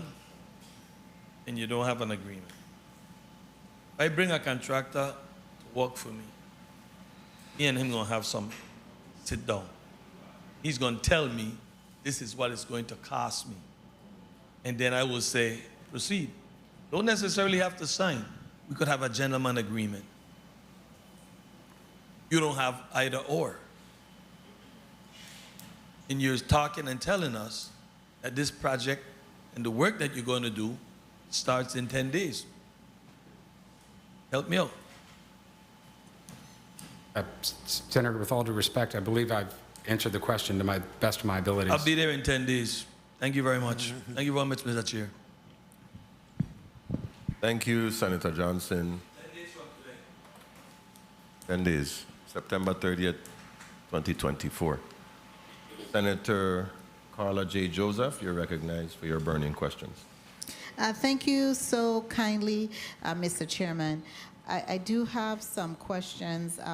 One, and this question is for Commissioner Calvert-White. And I thank you so much, Commissioner White, for being here throughout the day. It's been a long day for you especially.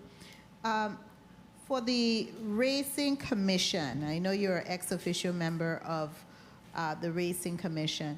Do they have a separate account for the funding that they write checks for expenditures? Yes, they do. And it's, okay, so, and it's not a government-held account?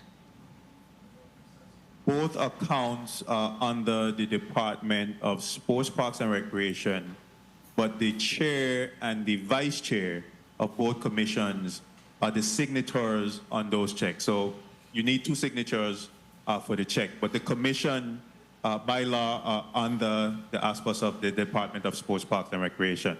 If I may also clarify, Senator, prior to 3 months ago, 4 months ago, there was one checking account when there was one territorial horse racing commission. When the legislation was amended, separating St. Thomas, St. John, and St. Croix, we then created two separate accounts.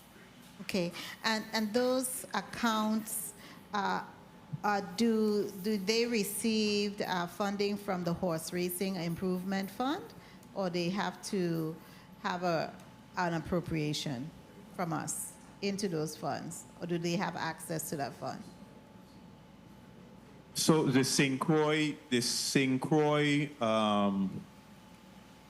restate your question again. I want to make sure I get it right. Okay. You're asking if either one of the commissions have access to the Horse Racing Improvement Fund? Correct. It's my opinion that that fund was created because the St. Thomas Horse Racing Casino, St. Thomas St. John Horse Racing Commission at the time did not receive funds from the casinos. That fund was created to assist them. The process is, I would send in a letter to the Department of Finance asking for the release of those funds. The members of the Horse Racing Commission approves up or down how those funds are spent for the improvement of the horse track. Okay, all right. Thank you for that. My time hasn't been called? Okay, I have one final question. Mr. Dubuque, going back to the island nation of Antigua and Barbuda and your letter of intent as you testified on the record as having, I got some information that you're familiar with this gentleman, Mr. Richards? I'm. Are you familiar as a managing director with Mr. Richards in the island of Antigua and Barbuda. Are you familiar with that name? What's the first name? The first name is Hanson Richards. Are you familiar with that gentleman? Yes, Senator, I'm familiar Okay. with. I got information that about $5 million in EC money is part of your letter of intent. Is that a fact? No, Senator, it's not. It's not a fact. Now, I also wanted to ask you relative to your ongoing, do you have any intent, the Caravel Group now, you are managing director, of leaving St. Croix and transferring your business to the island nation of Antigua and Barbuda? Senator, no. We have 2 hotels. We've got Caravel Casino downtown. We've been operating there for nearly a decade. We've got nearly 100 employees. Absolutely not. We don't plan on. Good. I am very happy about that. I'm really ecstatic because I know you, Caravel Hotel, based on the information I got from this gentleman, Mr. Hanson Richards, you are going to be opening up a casino in the island nation of Antigua and Barbuda, Caravel, your company, correct? Senator, like I said, I have no definitive agreements yet, but it is certainly one of the M&A opportunities that we're looking at. And it's part of your intent. It is one of the M&A opportunities that we're looking at very hard, yes. Okay, very good. Now, my final question, Mr. Chairman, thank you so kindly, is to Commissioner Herman Purcell. You, not you necessarily, but the Casino Commission granted an agreement, a license agreement to VIGL, but they don't have a building. How does that work? How can you grant a license agreement and they don't have a structure to run this casino, what they propose to do? How is that done? Carolyn Herman Purcell, Casino Control Commission. The Casino Control Commission granted VIGL a license to operate a casino at a racetrack, at the Randall James racetrack. They came in, they showed us their blueprints. That's one of the things we had to look at, because as a condition to then operate that casino, to actually open it to the public, the casino floor has to meet the requirements of the statute, of the rule, of the regulations. The pit has to be in a certain place. Cameras have to be positioned so we can see. A cage, a bank, different requirements. So they were given a license to operate a casino and a racetrack. Then you do your building. Remember, that was one of the requirements I said. They have to have substantial construction. And then in 6 months from the issuance of the license, the Casino Control Commission comes in, have you complied? So, but what we're really looking at is your blueprint. Is that casino floor meeting the requirements of law? Thank you so kindly, Commissioner Herman Purcell, for that clarification. Thank you so much. Mr. Chairman, I have exhausted all of my questions for today. Thank you so kindly. Thank you, Madam Secretary, Senator Joseph. We have 2 more senators before we close out. We're getting to the finish line.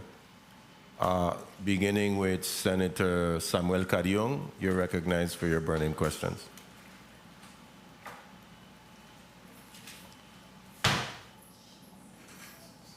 Senator Carrion, are you still online? Yes, thank you, Mr. Chair. I just need some clarity regards to the initiation of work in 10 days.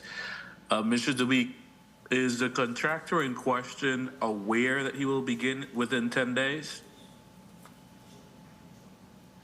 Andrew Dubuque, Managing Partner of Vigil Operations, LLC. I believe so, yes.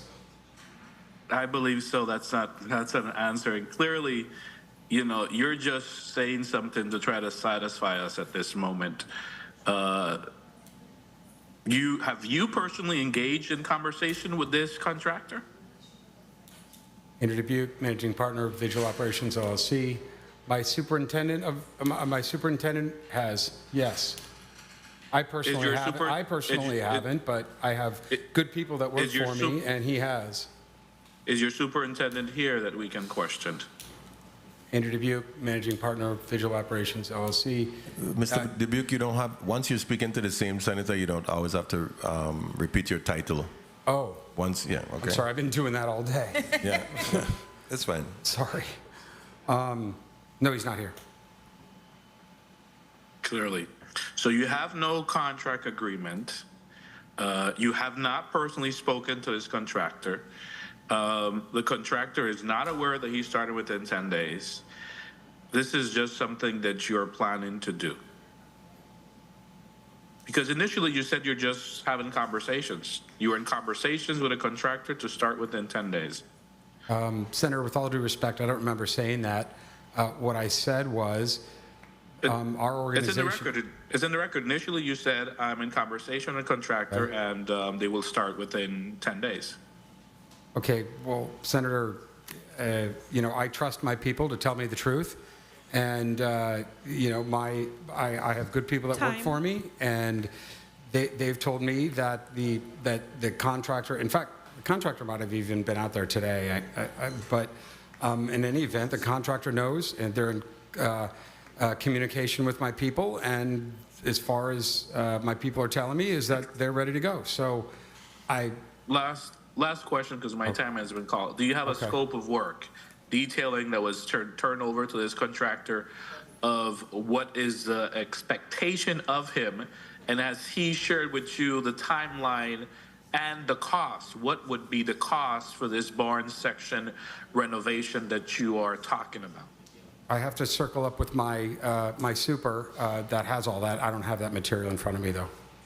So you come here before us for a hearing where you're going to be questioned, and you don't have the information before you. Thank you, Mr. Chair. No further questions. Thank you, Senator Samuel Carrion. I concur with your statement concerning having the information. We did, in fact, subpoena the entity to come here and outlined within the subpoena specifics concerning the information we would have liked to receive.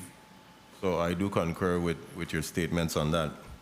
Point of information, Senator Franklin D. Johnson. Thank you very much, Mr. Chair. My point of information is to the Casino Commission.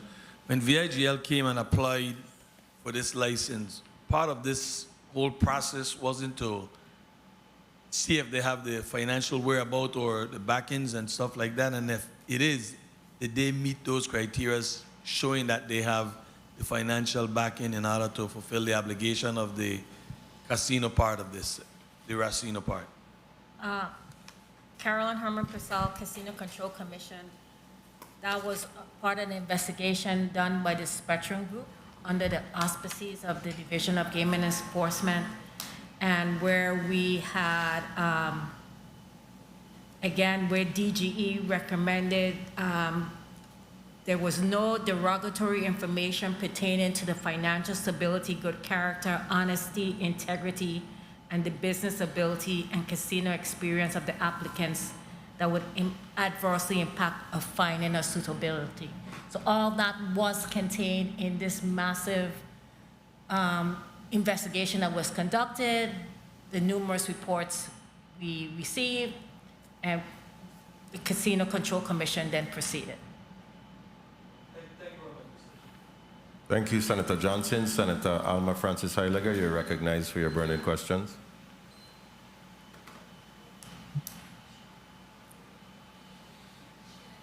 Senator Francis Alma Heiliger.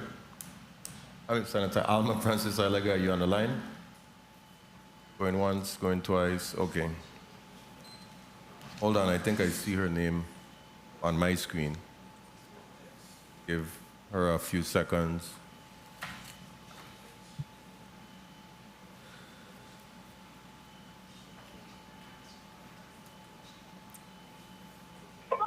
I have no burning questions. Thank you. Oh, no burning questions. Okay. Thank you, Senator. We have now come to the closing of all of the burning questions. And before I give each of you a quick 30-second wrap-up. I'd like to make a statement before we proceed and close. I want to thank each and every one of you for being here today and participating in this hearing. And the discussions that we've had today have been critical in bringing light to the ongoing issues surrounding VIGL's obligations, along with the status of horse racing here in the Virgin Islands, and of course the franchise agreement and the issues surrounding those obligations. Whether it's substantial delays or the impact of the development of any racetrack for that fact. For over 7 years, this territory and the community of St. Croix specifically with this issue has waited for promised progress, and this project has taken way too long. Yet we continue to face breach after breach with deadlines consistently missed and no concrete solutions.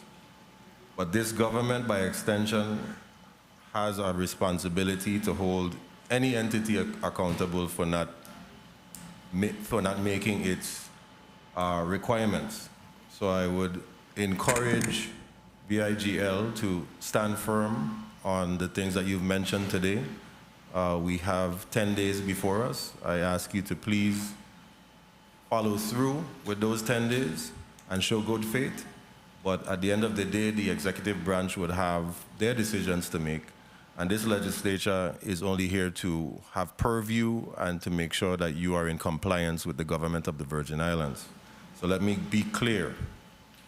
If VIGL continues to fail and meets its obligations for curing the breaches in a timely manner, I would strongly encourage the government of the Virgin Islands to take appropriate actions to enforce the terms of that agreement, including exploring legal remedies if necessary and seeking alternative options for the racetrack's development and management.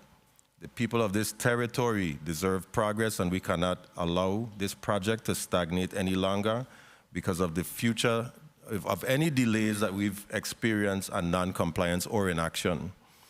This body will remain committed to holding all parties accountable and ensuring that the promises to the people of the Virgin Islands are honored. We look forward to the swift and transparent action of VIGL in the coming 10 days. I wanted to say my closing remarks after you're all finished. We will begin with Commissioner White in the St. Thomas District for your 30-second wrap-up. I need more than 30. Senator, thank you for the opportunity to be here in front of this body today to give an update on the St. Croix status of horse racing in St. Croix. You know, it's bittersweet for me because as the ex officio on both horse racing commissions and as the department that oversee horse racing in both territory, to see success in one district and not see it in the other, it's bittersweet. You know, I remember in 2019, my first year as commissioner, when VIGL asked for my assistance to remove all the horses from the stables. And at the time, I reached out to the president and the vice president of the Flamboyant Horse Racing Association, which was Mr. Knight and Mr. Bates. And before I went to them, I thought I was going to get a lot of pushback as far as removing those horses. And they was very, very helpful in getting all of those horses out of those stables in a week. So I have to apologize to them because at the time, it was brought forth that work would be started and we would have had those stables fixed where the horses could be put back in, and that did not happen. So I want to apologize to the horsemen on St. Croix for that. Under the franchise agreement pursuant to section 10.1 of the agreement, the government shall request the commission to set a hearing to determine what sanctions shall be applied in accordance with section 10.1F, which allows 3 possible remedies. Order the grantee to correct or remedy the violation within a reasonable time frame as the government shall determine. Establish the amount of liquidated damages set forth in section 10.3, taking into consideration the criteria provided for in subsection E of this section, provided that the amounts in excess of $50,000 shall be subject to subsection of this subsection, or 3, revoke this agreement subject to subsection G. I truly hope that when VIGL and the government sit down, that something can be worked out to cure these violations. However, I want to put it on the record that I will be moving forward to have this hearing with the Horse Racing Commission and VIGL for them to answer to these breaches. If we meet before the hearing and we are satisfied, so be it. But until that happens, I will caution and ask that the chair of the Horse Racing Commission in St. Croix, Mr. James, move forward with setting a date to meet with VIGL. Thank you again, and I look forward to seeing progress moving forward. Thank you, Commissioner White. Property and Procurement, Vincent Richards, you're recognized for your closing remarks. Good afternoon, Senator and the committee. On behalf of Commissioner Lisa M. Alejandro, I'd like to thank you for inviting us, and we appreciated being here. So thank you very much. Short and sweet, short and sweet. Now to Viper for your closing remarks.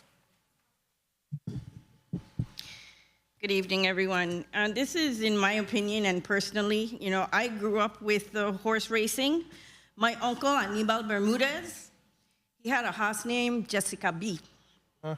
She was coming in hot. So, and, even before the hurricane, even now, if I go by his house, he got on the horse station watching it. I'm sure it gets on my Titi Rita's nerves. But anyway, and even before the hurricanes of 2017, I see our horsemen right here today winning big purses. And, the Bates, the Knights were coming in hot at the time, and then boom, the hurricanes hit. But, again, I'm glad to hear they mentioned that the St. Croix horsemen are winning in St. Thomas, but they want to win home in this horse track right here. So, and it also goes to our youth, because we don't want our youth to age out and not having the exposure of the horse race industry sector, because I know for a fact in the mainland, Kentucky, Florida, all over, is Virgin Islanders that train in these horses, becoming jockeys and everything, and we gotta keep that momentum going. So, my hat's off to them. I also wanted to speak to the fact that to thank the governor, the Sports Park and Rec, Property and Procurement, and the contractors for the completed recreational outlets that have been finished. Because right now, our community with these recreational facilities has to go hand in hand with our health. And horse racing brings joy and excitement. I just want to say in closing that the track operations are core to the VI community, to our traditions, and also to our economic development. So, we're manifesting this horse track time and time again.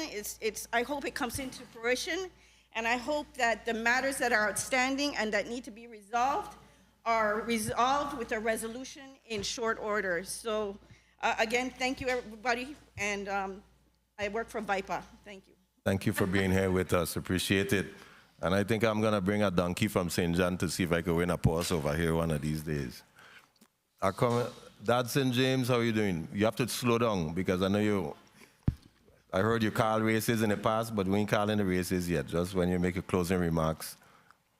Okay, good afternoon. But Senator, I just want to thank you for inviting the St. Croix Racing Commission today to participate. We will use the information gathered to make sure that we turn St. Croix horse racing around and make it become a reality and an industry that it so richly deserves. And as far as Commissioner White is concerned, he is correct. A hearing will be called by the St. Croix Racing Commission with VIGL and the government. Thank you very much. Thank you very much, sir. Appreciate it. And to the Flamboyant Horsemen Association, your closing remarks. Well, thanks again, Mr. Bolquez, for holding the hearing. It's still Senator Bolquez. We still have a lot of burning issues we still got to deal with, but it's been 7 years. We hear this same sang already. We've seen the same thing they come. So hopefully this time, it's something they're going to come and do because we tired of them. We want them out. So if they ain't going to do it, it will take this 10 days. All these senators need to come hold an emergency hearing something and get them out. Because the last time they bring the contractor to do the same thing, throw a little paint and make it look like what going on. They pour a backhoe, they dig a dot, a pile, make it look like something going on, and then 6 months pass, and next year pass, and we're going back to this predicament. So hopefully we could see something. I want to come home and win too. I win in St. Thomas, I win in all over. I want to come home and win. Home is where I live. I move back here because I live home. Home is where I want to live. I got young children that want to be in horse race. They can't do it. So we want to see something done. Mr. Bates? You good? Okay, excellent. And to the Casino Control Commission, Yes. Wrap up closing remarks. Thank you. On behalf of Chairman Pickering, Commissioner Renee, and the staff, I thank this committee for the opportunity to expound on the role of the Virgin Islands Casino Control Commission to the casino industry here in St. Croix and to the economy of the Virgin Islands.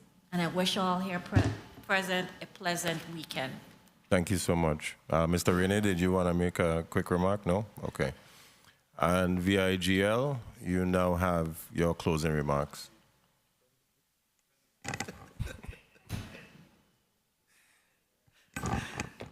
Jason Williams, VIGL. Thank you. Thank you, Senator, for the opportunity.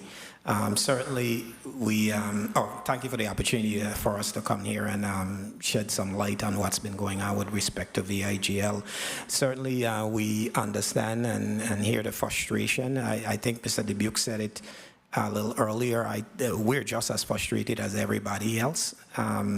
Unfortunately, this is where we are right now, but I believe that we can, we'll move ahead. And certainly, Dotson James, we look forward to having that meeting with you and your colleagues and making some progress there so we could, move on and get us all where we want to go ultimately, which is back to get horse racing.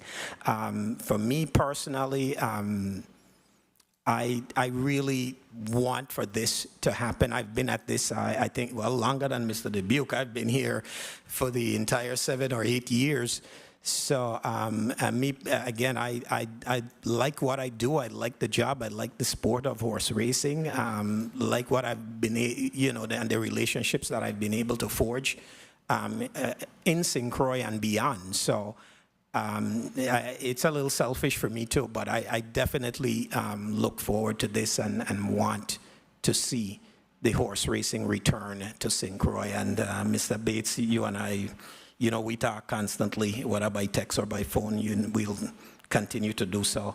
Marcus, to some degree, I know you met me the other day and almost assaulted me, but that's okay. We'll continue to have dialogue and hopefully, again, we can get this going in the right direction. Thank you. Okay, thank you so much for your remarks. And Mr. Dubuque, would you like to make any closing remarks? I think Mr. Williams did a great job, so thank you very much. Okay, thank you so much. And I want to thank all of the people who are here in the chambers, in the audience as well, for being here with us. Sticking it out to hear and be a part of this very important discussion, showing the importance of this industry and what it means to you and of the time and investment that you take to be a part of it. So thank you for being here and sticking it out with us. I would like to thank all of the central staff, thank my colleagues, of course, committee members, non-committee members, our media division, and of course my staff. Yes, my staff, thank you. And everyone who is listening and viewing, who attended the hearing virtually or through the airwaves, thank you for listening in. We appreciate your time. And the Committee on Culture, Youth, Aging, Sports and Parks is hereby adjourned.